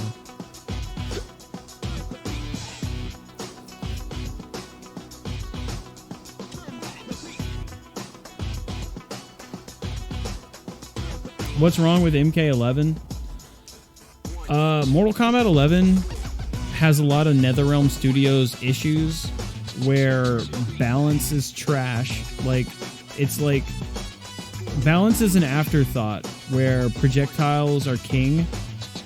And so like competitively, it's not very fun to play. Like even in like tournaments for Mortal Kombat 11, you'll see people constantly switching characters to like win matchups. That's why Sonic Fox is always dominating like NetherRealm Studios games, because he's not afraid of, he doesn't have any fucking character loyalty. He literally jumps to whatever character is going to work in whatever matchup, and he like plays anybody. He's also like obviously just an incredible fighting game player, right? Not to just, I'm not trying to discredit him. I'm just saying that's why he wins, is because he plays fucking everyone. So like you'll see him switch around. Like I'm trying, like I remember there was a tournament for Mortal Kombat and Sonic Fox was losing, and they switched to one character. He switched to another character and started winning. Then the other guy switched to another character, and then he started winning. And then Sonic Fox switched to another different character, and then he started winning. And then the other guy just kept using that guy because he didn't have another character to use. And then Sonic Fox won, and I was like, oh, you know what I mean? Like balances in NetherRealm Studios has always been an afterthought. The first thing that the number one focus for NetherRealm Studios fighting games has always been presentation and flair and flash and stuff like that. And balance is always, they don't give a fuck about that. It shows in their Injustice games and their more recent Mortal Kombats. But it's not just the balancing, right? Also, the game itself looks so stiff and it just doesn't look fun to play. When I watch high-level play, casual play, anything, it just looks ugly. Like, it's sort of like that meme where you see the Terminator, and he's doing that crouching low kick. You remember that? And they took that one freeze frame where he's doing this weird fucking awkward low kick. That's what the whole game is. Everyone, like, all the characters are in this, like, neutral fighting stance position. They throw out an awkward-looking attack, and then they have to like go back into like a neutral animation before they can throw something else out. Or it's like these predetermined dial-a combos. And I can't get behind it, right? Like if you like Mortal Kombat 11, dude, that's totally cool. And like there's definitely like worse shit to like, I guess. But I mean, that being said, I fucking love Mortal Kombat X. I put Mortal Kombat X up here in Demigod, dude. I love Mortal Kombat X. But I don't fuck with 11. I may disagree with you a little bit on MK11, but here, take my bits. Yo, Jeremy, Yes, thanks for the 100 skibbity-bop. bits. Appreciate it, man. Thanks for the bits, dude. Well, I mean, that's the fun of the tier list, right? You get to see my opinions and then have your own, and we could have like a fun discussion about shit we actually care about, fighting game, which is pretty cool.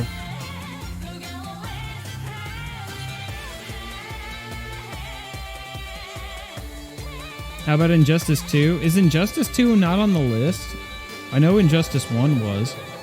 Oh, it's not. Damn, there is quite a few fighting games missing. Yeah, once I'm done with the tier list, if you guys want to ask me about games that either weren't on the list or maybe you missed, we can have like a conversation about what I think about other games, like Injustice 2.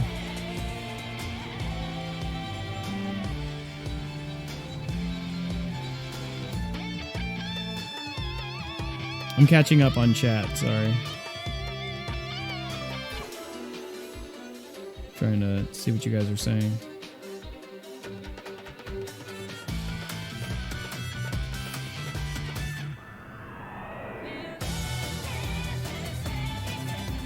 No battle arena to Shinda or Evil Zone. Dude, for real, I really thought Evil Zone was going to be in the list. I thought I saw it at one point. But no, yeah, Evil Zone is not here. There's a lot of them missing.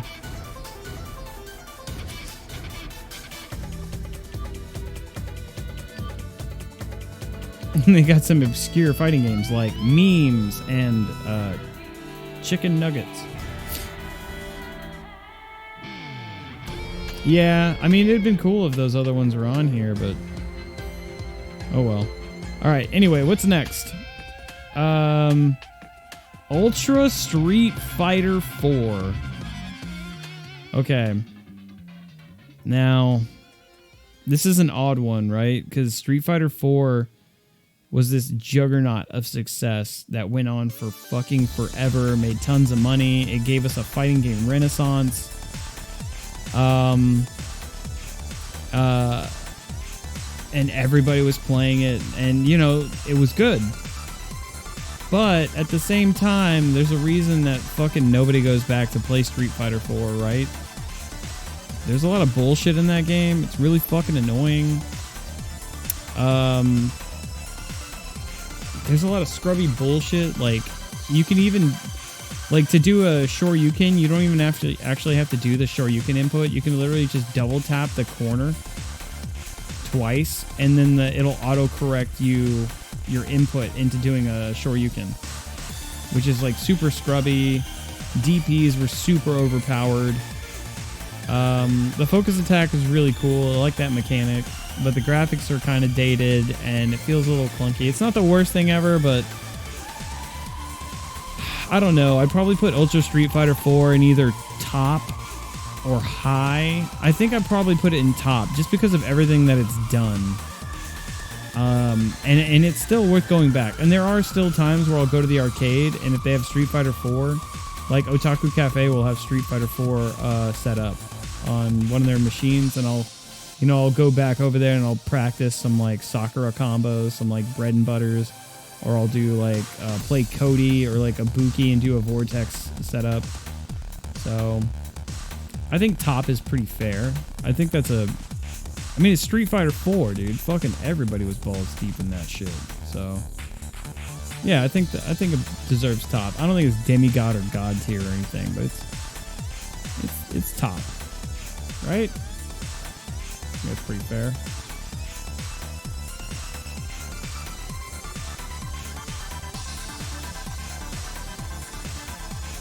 I never played that shitty Star Wars fighting game on PS1. I just watched like Maximilian and other YouTubers cover it. Tekken 5 is right here. We got Tekken 5 in high tier and Tekken 5 Dark Resurrection in high tier.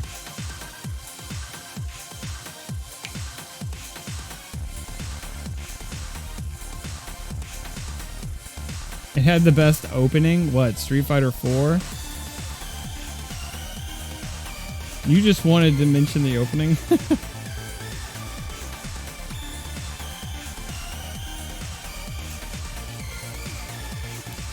Talking about this shit?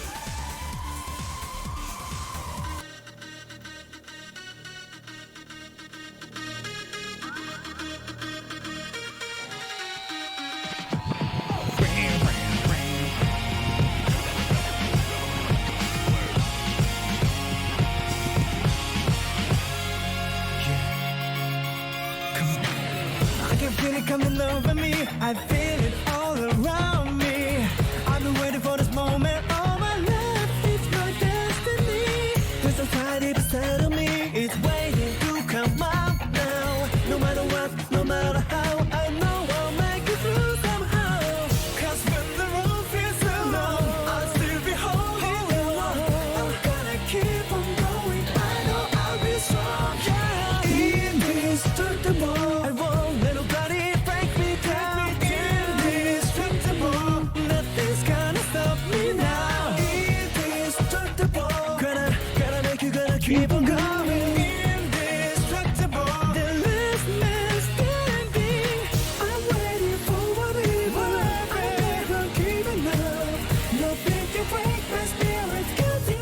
so good. What an actual banger. Okay, back to the list making. So yeah, Street Fighter 4 goes in top tier. Okay, Vanguard Princess is... I actually play this. Vanguard Princess is... It's got some of the sexiest, lewdest sprites, and they look amazing. And the moves are actually pretty cool, but like nothing combos. So it's like really not fun to play as a fighting game, but it is beautiful to look at. Like holy shit! Like some of the characters in this game, they just have their fucking coochies hanging out with camel toe and they're bouncing anime titties. Like they animated the ever-loving shit out of this game. Some of the sexiest sprites I've ever seen. It's like they saw the Psylocke sprite from the Marvel games and then just turned it up to 11. Like they went bananas with the bouncing titties, camel toe, and booty shots. But the actual gameplay for the game is not great. Like even if you're trying to play it competitively, it's very much footsie zony based. It's kind of weird. But I wouldn't say it's bad. I don't know. I definitely just say it's mid. It's difficult. It's a difficult fighting game that's like super lewd with sexy sprites. And it goes on sale for super cheap. Like if you're curious about this game that I'm talking about right now, it goes on sale for like $1 or $2 like all the time. It's super fucking cheap. I actually think I have some game keys for this in my inventory on Steam that I give to people.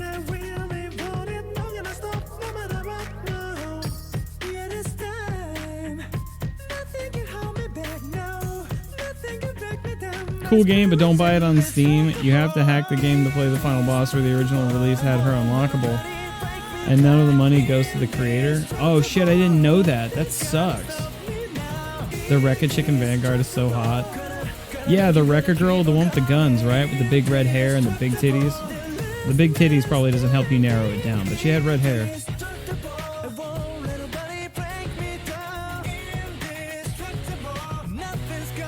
Is it rated M? It's rated D for dong. Yeah, I put it in mid, to be honest. Here you go. You looking for the song? Here you go. I just posted it in the chat for you.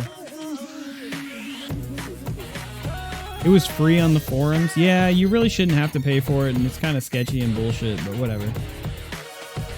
I put it mid. Put it mid for sure.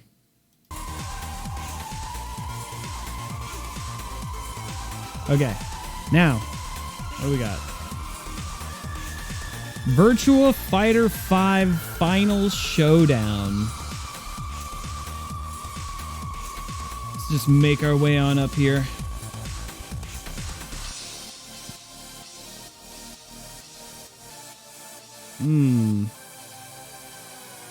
Virtua Fighter 5 Final Showdown. Demigod?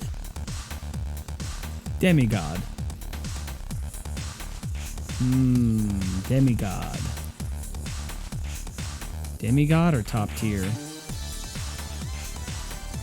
Demigod or top tier?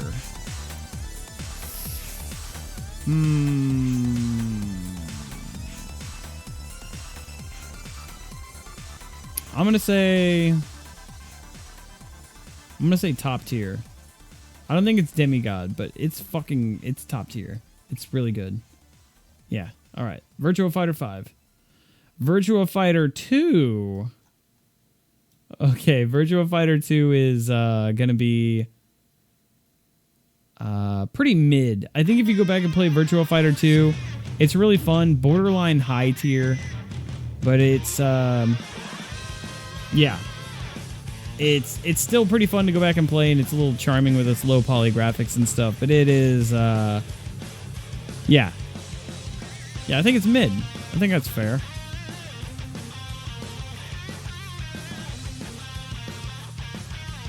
No, what about Virtua Fighter 2 on Genesis? Oh, that's a 10 out of 10, man. I love Virtua Fighter 2 on Genesis. Battle hates Virtua Fighter. I'm suing. I didn't hate Virtua Fighter. I put Virtua Fighter 2 in mid. All right, this is the one a lot of people fucking like. Virtua Fighter 4. I played this one as well. I played Lion, or whatever his name is in this game. Virtua Fighter 4. I think I'll put it in top. Yeah. I feel like Virtua Fighter 5 and Virtua Fighter 4 are like on the same level. They're both really good games. Yeah. Yeah, Virtua Fighter 4, I almost think about putting it in high, but no, it deserves top. I think in some ways Virtua Fighter 4 might even be better than 5, but yeah, they're in the same tier. All right, let's see.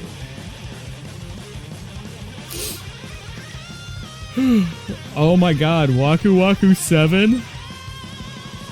Okay, Waku Waku 7. I'm like the only guy that fucking knows about this game. I fucking love Waku Waku. I'm gonna put Waku Waku in high tier. I don't think it's top tier, but it's really fun and it's definitely better than average. Waku Waku 7 is fucking fun. I love the colors. The moves are super cool. They're over the top. Beautiful animation. It was so advanced for the time that even to play it on a Sega Saturn, you needed an extra RAM cart so that the game could even run. So like you couldn't even just import Waku Waku 7. You had to like have a Japanese Sega Saturn and then play it with the extra RAM in the back. So back in the day, that's what I actually did. I got on eBay in like 2006 or whatever the fuck it was. And I ordered a Japanese white Sega Saturn from Japan, and they sent me this white Japanese Sega Saturn with a whole bunch of games. Like now I got like a Japanese copy of Street Fighter 0, Street Fighter 02, Fighters Megamix, Fighting Vipers, Virtua Fighter Kids, Virtua Fighter Remix, just a whole bunch of fucking games. And Waku Waku 7, I ordered that with it, like separately, just so I could play Waku Waku. And it does not run well on a Sega Saturn, even with the RAM cart. You're better off playing the arcade port, but still pretty fun. I wish I touched Waku Waku 7. Dude, Waku Waku 7 is actually downloadable on the marketplace for Nintendo Switch, and I think it might be available on PSN. I'm not sure, I can't remember.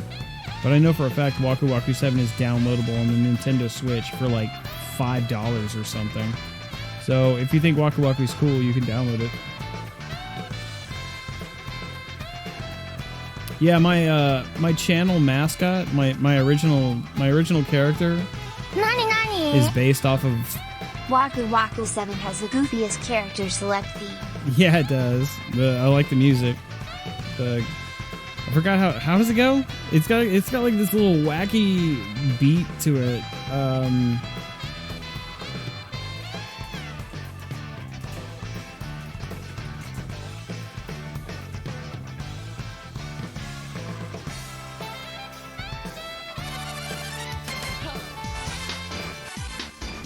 There you go. Here you go.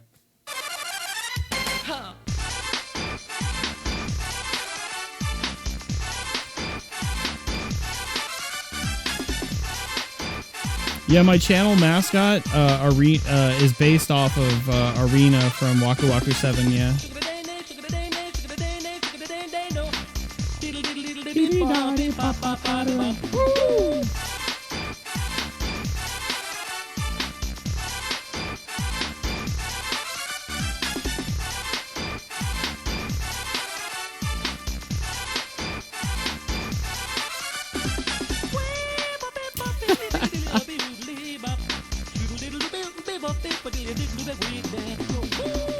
God damn, this song fucking goes off. Jesus.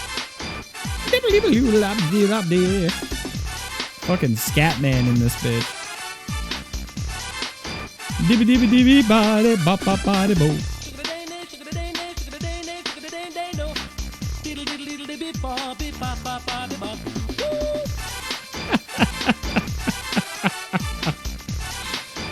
Oh, dude, I fucking love this song. so good.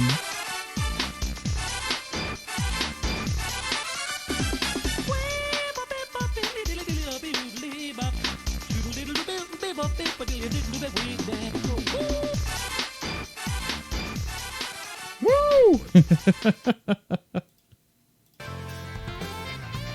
That's fantastic.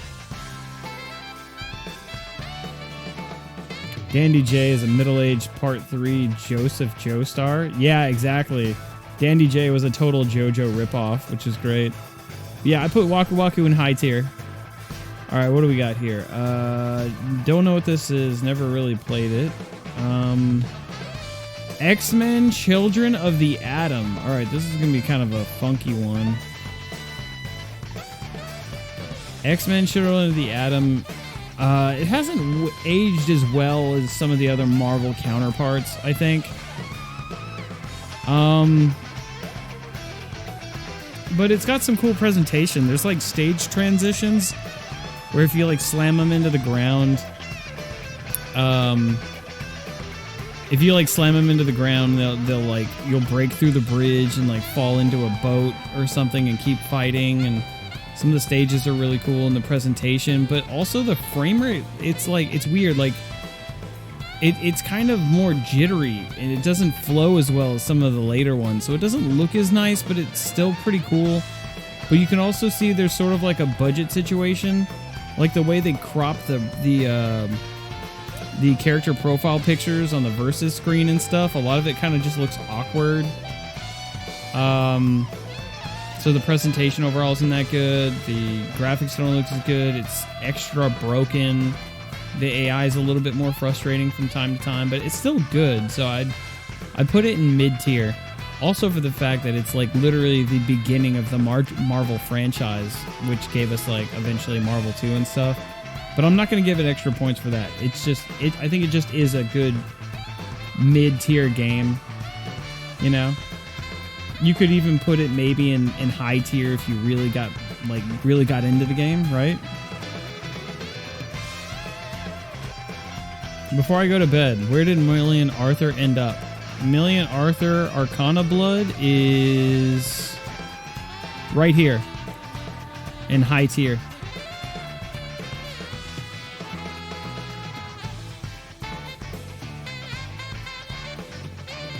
Which one was the X-Men with Psylocke Super to put multiple Psylocks? I don't think it was a Super. Actually, maybe it was X-Men Children of the Atom, but I know in Marvel Superheroes you could play Psylocke, and if you activated, I think it was the Power Gem, like the Infinity Stone, then there'd be multiple versions of Psylocke with the use of the stone. But maybe in Children of the Atom it might have been a special move as well.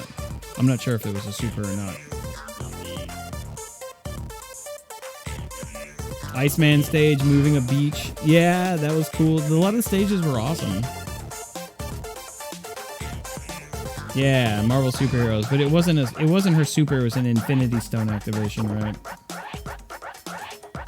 Do I have Red Earth? Red Earth is right here. It's in mid. Yeah, Red Earth is mid. I personally put Arthur higher, but then again, no one plays it, so I get the multiplayer experience not being the best. Yeah, I mean, it's high. It's really good. Like I said, I sing its praises up and down, and nobody fucking plays this. This is such a hidden gem. Like, I can't believe nobody knows about this game, and they even had Iori Iori from King of Fighters as a guest character, DLC character or some shit in this. And still, nobody fucking knows about it. Like, that's crazy. They got Iori from KOF, and he's a playable character in that shit, and nobody fucking even knows it exists. Just so nuts. Alright, anyway, this should be the last one. Oh, and then we'll do, hang on, SVC. Yeah, SVC. Alright, X-Men versus Street Fighter. This might be a shock for some of you guys. But I think X-Men versus Street Fighter is shit tier. I think it's really bad. Let me explain why. Because no, I'm just kidding. Just fucking with you. No, X-Men versus Street Fighter is like way the fuck up here. Hold on. No, I'm just fucking with you. Yeah, I think X-Men versus Street Fighter is top tier. Yeah. As much as I love Marvel Superheroes versus Street Fighter, especially for the fact that it has armored Spider-Man, and he's a hidden character, so like being able to play Spider-Man with armor is so cool.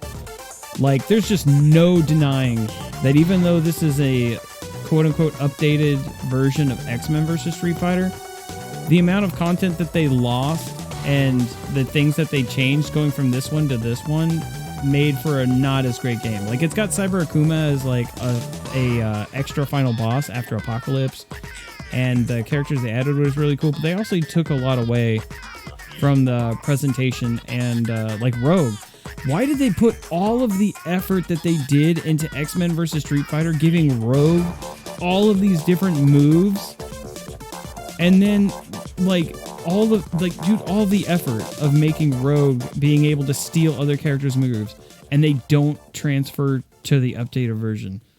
Rogue only existed in X-Men vs. Street Fighter and then Marvel vs. Capcom 2. What in the fuck, dude? And when they brought Rogue back for Marvel 2, they fucked up her color scheme with the updated version of her color scheme from the comics at the time, with like the green jacket or whatever. But it's not like her iconic brown jacket. They fucked that up. And then she can't steal other people's moves because Marvel 2 has a roster of like 56 goddamn characters. So for them to like adapt Rogue stealing all of those different characters' moves would have been a workload in itself.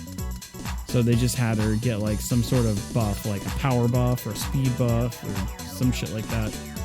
But like, yeah, X-Men vs. Street Fighter is fucking awesome. That game is, actually, you know what? Hang on. Let me see how I feel about this. X-Men vs. Street Fighter. Also, Marvel Superheroes isn't on the list. If Marvel Superheroes was on the list, I'd probably put it in top tier, but it's not here. Let's see about this. Yeah. Yeah, I think this feels way more right. Yeah. Yeah, dude. I feel pretty good about this. Yeah, X-Men vs. Street Fighter is going to be demigod tier.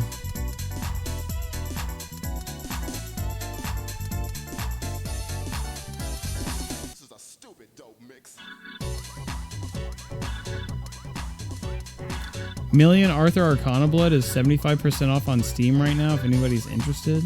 Oh yeah? How much does it cost right now? Like $5?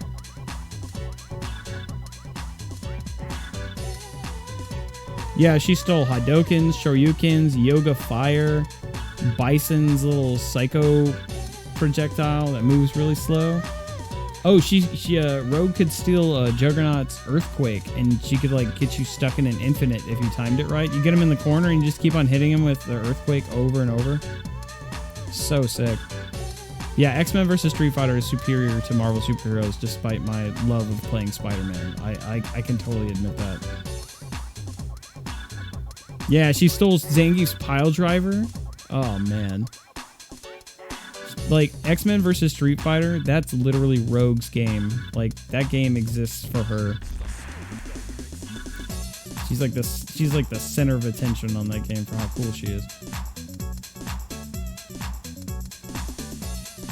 I wouldn't put Marvel Superheroes in God tier. Nah, because it's pretty broken.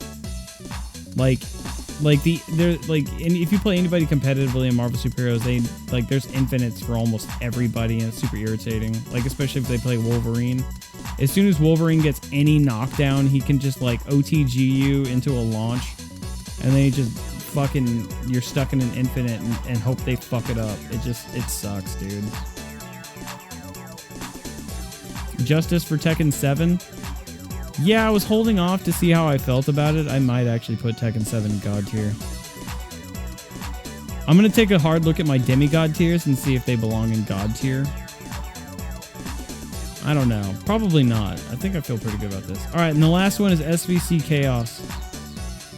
SVC Chaos is going in...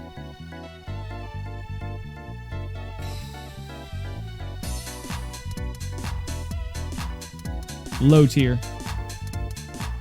Mid tier? Yeah, it's mid-tier. It's barely mid-tier.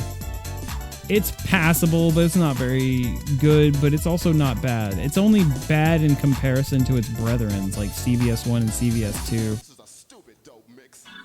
Where's CVS? Oh, there's CVS 1, right. CVS 1 is Demigod, right, okay. Yeah, SVC, totally mid.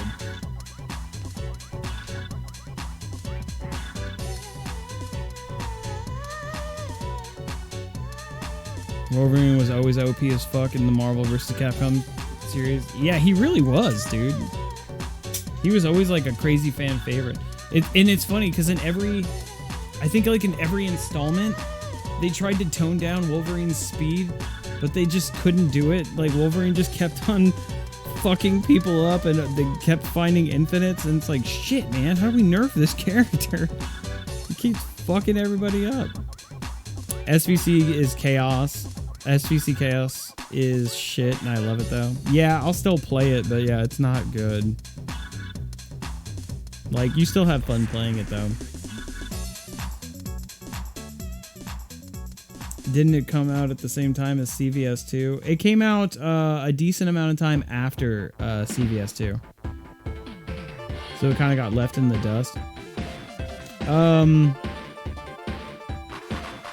I mean, that was like SNK's version of the crossover, and it didn't come out until a decent amount of time after that. I don't remember how much time it was exactly, but SNK had to like rush their port, not their port. They had to rush their version of the game with Chaos, and it didn't end up very good. There was a lot of issues with it. And that kind of salted the relationship between Capcom and SNK, because Capcom saw a massive amount of success from their Capcom vs. SNK 1 and 2 games. But SNK got the shaft because their game didn't do so hot. You know, they kind of got fucked on the deal. And even in the games, like the crossover games that Capcom made, which is Capcom vs. SNK 1 and 2, almost all the Capcom characters are like way fucking better than the SNK characters. Like, clearly there was some sort of bias in the development, I believe. Very few SNK characters can actually like hang. All the top tiers for the most part are like Capcom. Like, what is it? Ratio 1 Blanca, Sagat, Bison. I mean, it's not really any top tier on the SNK side.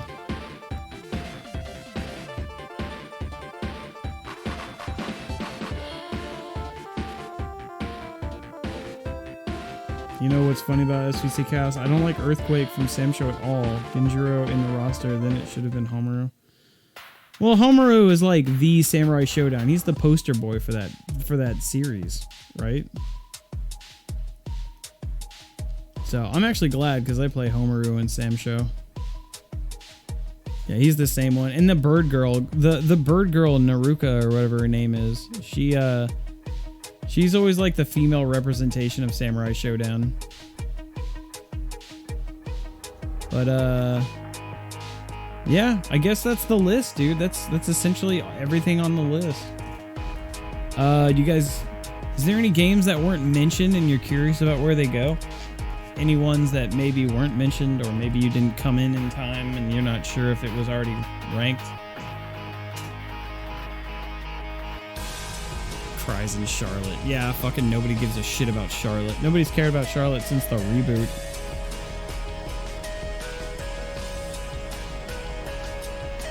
DNF Duel? Okay, where would I put DNF Duel? I would put DNF Duel... Nani? Biofreaks, hey.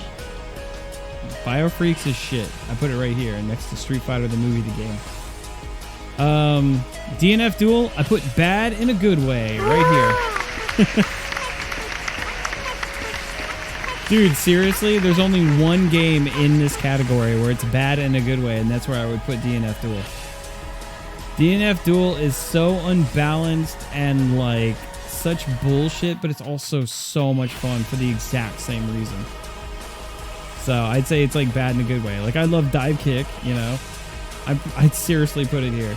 It is the most unbalanced, like unfair, punishing bullshit game. But for that exact reason, it's so good. I spent so much more time playing that game than I should have. But the thing that's important about DNF Duel is that you play it on a casual level, I think. Because if you start to play it DNF Duel serious, you're going to really start to hate yourself. Because that game is brutal competitively and super unfair and really unbalanced. I don't think I ever got a chance to tell you guys, but you guys remember when I was running the arcade at San Japan, that anime convention here in San Antonio? They the first day on Friday, there was after I was done watching the arcade, I went walking around and I caught the grand finals of a DNF Duel tournament at the convention. And they had a really cool setup. And I took a video of the setup for the grand finals and I posted it on Twitter. And I was watching. Their grand finals was a Hitman player versus a guy that played Dragon Knight, that girl with the dragon or whatever. And the Hitman player was so shitty. And when I say shitty, I don't mean like in a mean way where it's like, you know, like not to be like mean. It's just like he knew how to do combos, but he like, have you seen that meme where there's like that kid and he's taking a step up some stairs and he steps over like 3 other steps to get to like the 4th step, and it's kind of like, you know, you jump over like footsies, fundamentals, and then like other stuff, and you just immediately put your foot on the 4th step, which is like cool combos. That's what that guy was. He was playing Hitman and he knew how to do like some combos, but his footsies were trash and he kept on getting tagged by shit because he didn't know how to block and he didn't know the matchup. But the other guy was doing like Dragon Knight combos that were very like tight, difficult to execute. But they were like really good, and he was like the better player. But Hitman has like unpunishable DPs, and so he was just throwing out DPs all the time, even in times where it was just completely unnecessary. But like Hitman gets so much damage off of his DPs that are safe, and this guy was just getting tagged by bullshit all over the place from this Dragon Knight player. But like all he had to do was like throw out the DP, and he would just come back and win. It was this like, seriously, I've played a lot of Hitman players, and like this was, and he was like really scrubby, and I was like, holy shit. Like, and the Hitman player won. The Hitman player won the whole fucking tournament, and he just because Hitman has like a really good DP, and yeah, I don't know. I was at, like, it's funny because when the Dragon Knight player lost like twice, he went back to character select, and he went and highlighted launcher, and you could see he was thinking about switching characters, but then he went back to Dragon Knight, and I was like, dude, I was sitting there, I was like, he really should have chose launcher, because this Hitman player really sucks at like footsies, neutral, fundamentals and stuff. He could have easily zoned out that shitty Hitman player with launcher if he was actually decent enough with the character. But instead he went with his Dragon Knight character that I guess he was more comfortable with or something. But yeah, it was really painful to watch.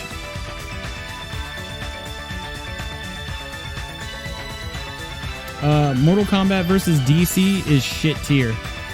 That is like a fucking garbage fighting game. Mortal Kombat vs. DC fucking sucks.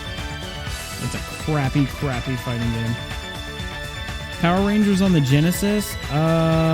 Dude, it's been too long since I played it. I can't really say. Oh, the Power Rangers fighting game with Ivan Ooze wasn't on Genesis. That was on Super Nintendo. I didn't really play that one enough either. The first Power Rangers game on Genesis was a fighting game, but it was before the Power Rangers movie, before Ivan Ooze was even a thing. And then they had the Power Rangers beat 'em up that was based on the movie, but that wasn't a fighting game. So Kabuki Clash? I don't know what Kabuki Clash is. Yeah, let me type it in. Maybe I'll recognize it if I type it in.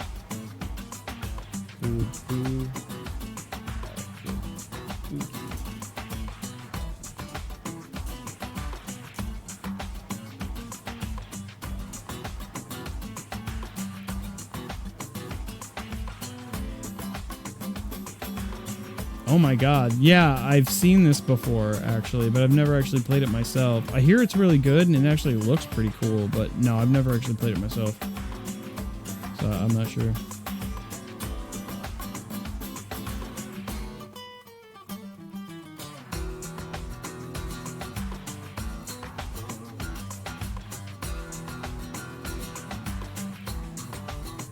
Yeah, that's the meme right here.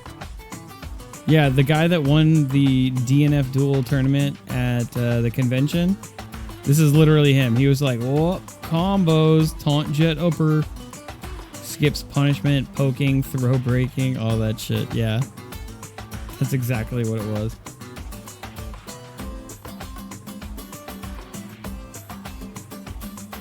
Why is KOF 98 in the gray tier? Because gray tier is I haven't played it. Like, where I haven't played it enough to have an honest opinion. Like, I have played KOF 98, but I gotta be honest, all the KOFs, like, a lot of these blend together for me. I own KOF 2000, 2001, 2002. I own almost all these. Like, I have a PS2 copy of a lot of these King of Fighters games, but I haven't really played them enough to really even, like, have an honest opinion. The ones that I did play enough was, like, KOF 12, 11... I think 2003 I put a decent amount of time into, shit like that, but like I didn't really start trying to play KOF until I think the fighting game drought happened after Capcom Fighting Jam. That's when, in that drought between Capcom Fighting Jam and Street Fighter 4's release in 2009, was this time period of you checking the backlog of all these fighting games that you might have missed out on because you're so thirsty for another fighting game. And that's when I started going back. I'm like, oh, fuck, man, I need some fighting games to play. We're tired of playing all the same stuff. They're like, what did we miss? I'm like, oh, let's play KOF. And I bought like fucking 6 or 8 different King of Fighters games, and we jumped around on a few of them, and then like 2 or 3 of them stuck.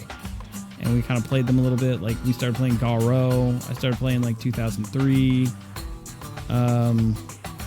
I own like 99 and 99 Dream Match, but yeah, man, a lot of these I just kind of jumped in and just can't really have much of an opinion on. I know 98 is well received though.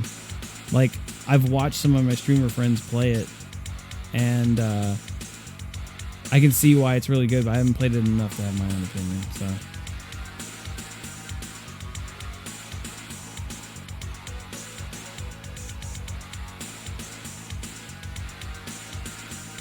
So you grew up playing MK versus DC? Oof.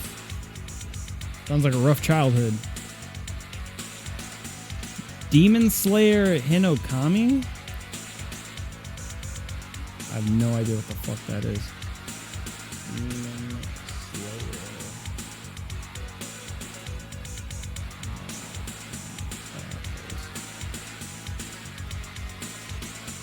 Oh, it's actually a Demon Slayer game. I haven't even seen Demon Slayer the anime. I know it's extremely popular, but I haven't gotten around to watching it, so.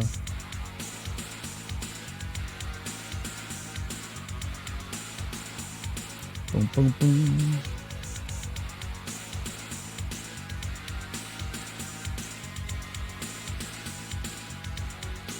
Yeah, I mean, I wouldn't discriminate against a fighting game just for being an arena fighter.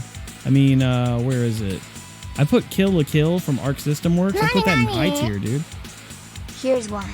MUTEN. Mugen is fucking bad in a good way. It's fucking Mugen. It's just stupid fun. People making bullshit characters where you can... Oh, guys, look, it's fucking Tom Hanks versus Goku. I don't know. Fuck you. Like, it's fun, right? Like, I love watching Salty Bet. I'll have that on in the background while I'm like cooking in the kitchen or something.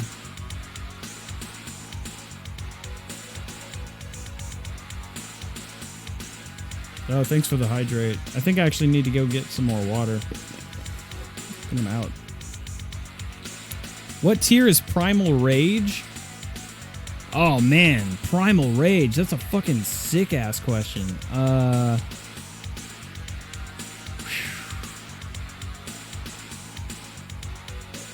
Damn. Man, Primal Rage.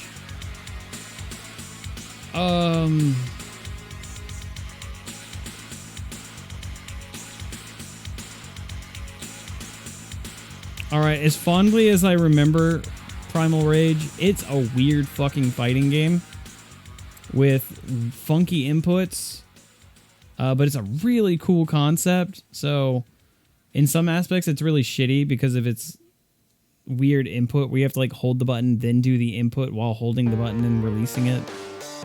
And the clay animation's really cool and different. And the concept of like winning over worshippers and followers as you take over the planet is so sick. I'd probably put it in mid. Because there's things about it that are really cool and other things that are really shitty.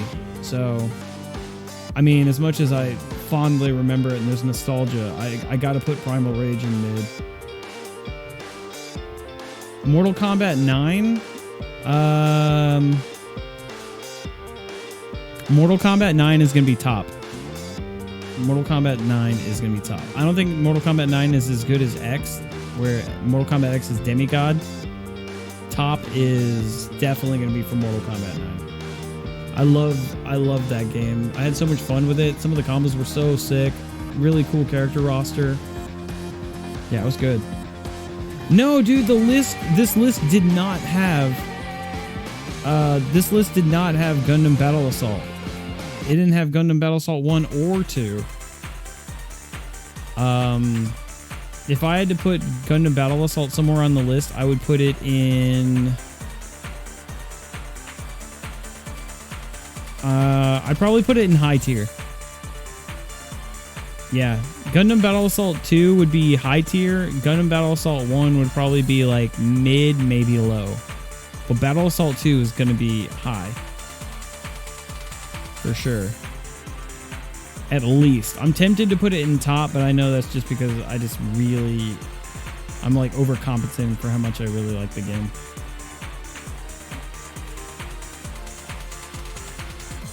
You should highlight or upload your anime and fighting game lists too for posterity. I already did that yesterday for the anime list that I did. I highlighted the whole stream. And I'll do the same thing for this one as well. Yeah, I did that yesterday.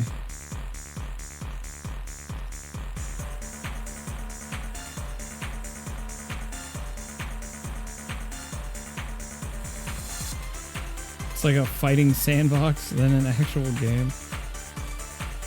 Oh my god, tournament fighters? Okay, wait. Which tournament fighters, bro?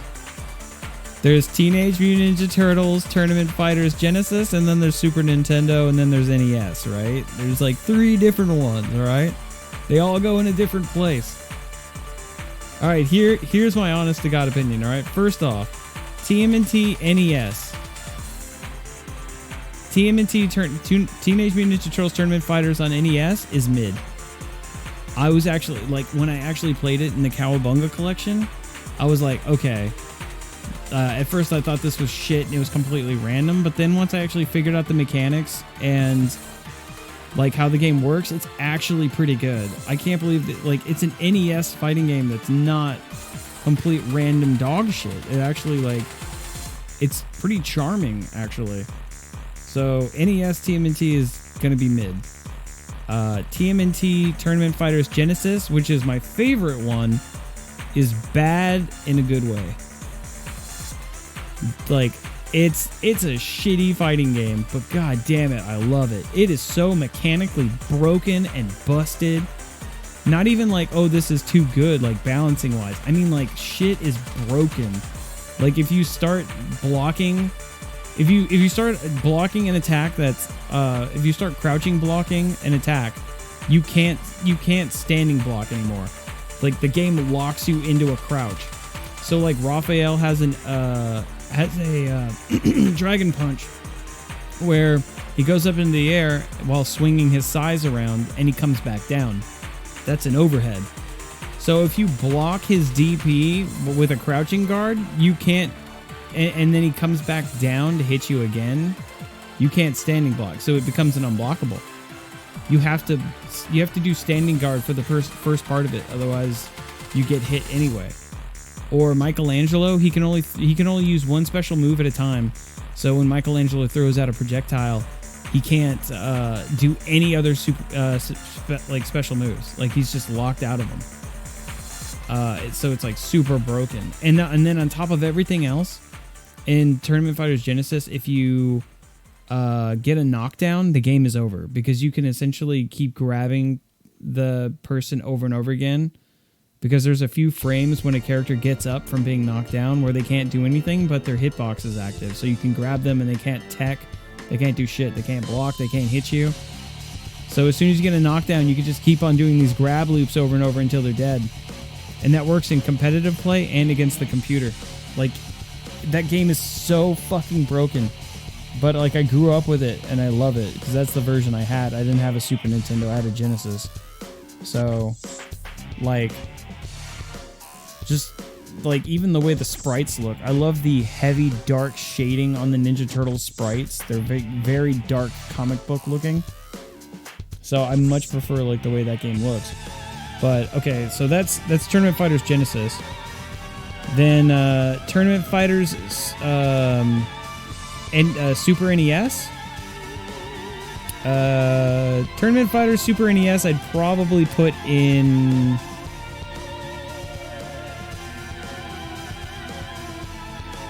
I'd probably put it in high tier. Actually, okay, hang on. Let me think about this. Hold on. Okay, here's what I'm gonna do. Tournament Fighters NES would go down to low tier, and Teenage Mutant Ninja Turtles Tournament Fighters on Super Nintendo would go in mid tier.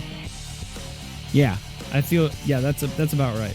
Like, there's things that I like about the NES version, and like I said, I still stand by everything I said, where it's still charming and stuff. But I guess if you were playing the game competitively, it would be kind of annoying, and there's still only 2 buttons, so there's only so much depth to it. And as much leeway as I'd like to give it for being an 8-bit NES fighting game that's as good as it is, it's still an NES fighting game. So it's low tier. And the Super Nintendo version would go right here. Because it's pretty mid, but it's also still pretty unbalanced. If you choose the shark character in the Super Nintendo version, he's like, he's super broken. I think his name is Armagon or whatever. Yeah. Hopefully that answers that question. Shaq Fu. Shaq Fu is shit right here. Right next to Street Fighter the movie. It's fucking boo boo kitty fuck caca.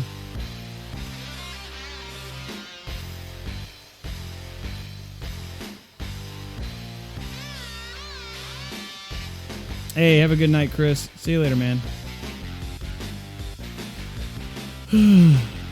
Alright, chat. I've been ranking fighting games for 6 hours. We ruffled more than a few jimmies. I think I'm going to go ahead and call it a night, unless you guys have any other asks about fighting game. I'll post this on Twitter too, and I'll post it in the Discord if you guys want to check it out. Here's the list as well. If you're in the chat and you'd like to take this one, if you want to do your own fucking tier list, feel free to post your results of your tier list rankings in the Discord. I'll check them out. The same way you guys did the anime list the other day. That shit was fun.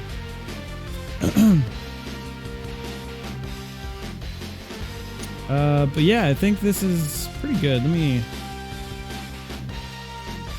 see. How am I going to do this? Save or download. Oh, okay. I'll go ahead and post this. I'll do this in a sec. All right, chat.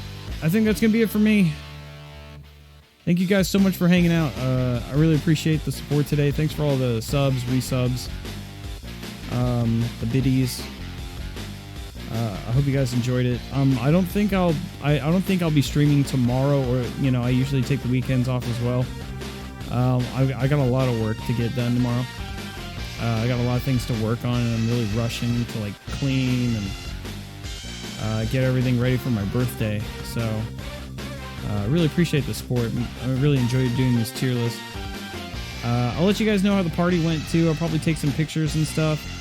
We're going to be playing fighting games, eating barbecue, getting drunk, watching the fight Saturday. It's going to be really sick. We're going to have a badass time. Let me go ahead and Battle Athlete. find somebody to host so you guys can have somebody to watch.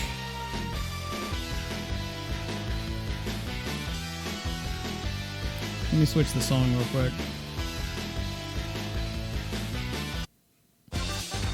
Hey! A banger. Nice.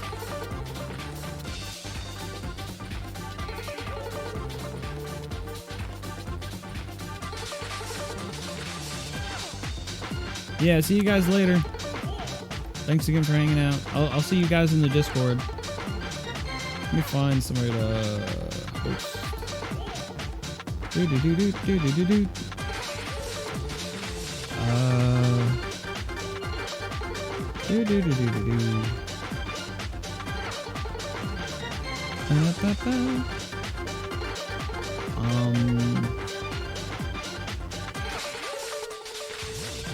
The Wade Swift.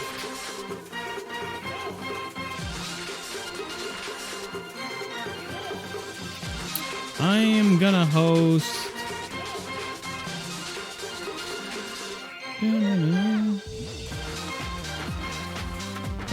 I'm gonna host Steve. And I'll see you guys around, okay? Later, y'all.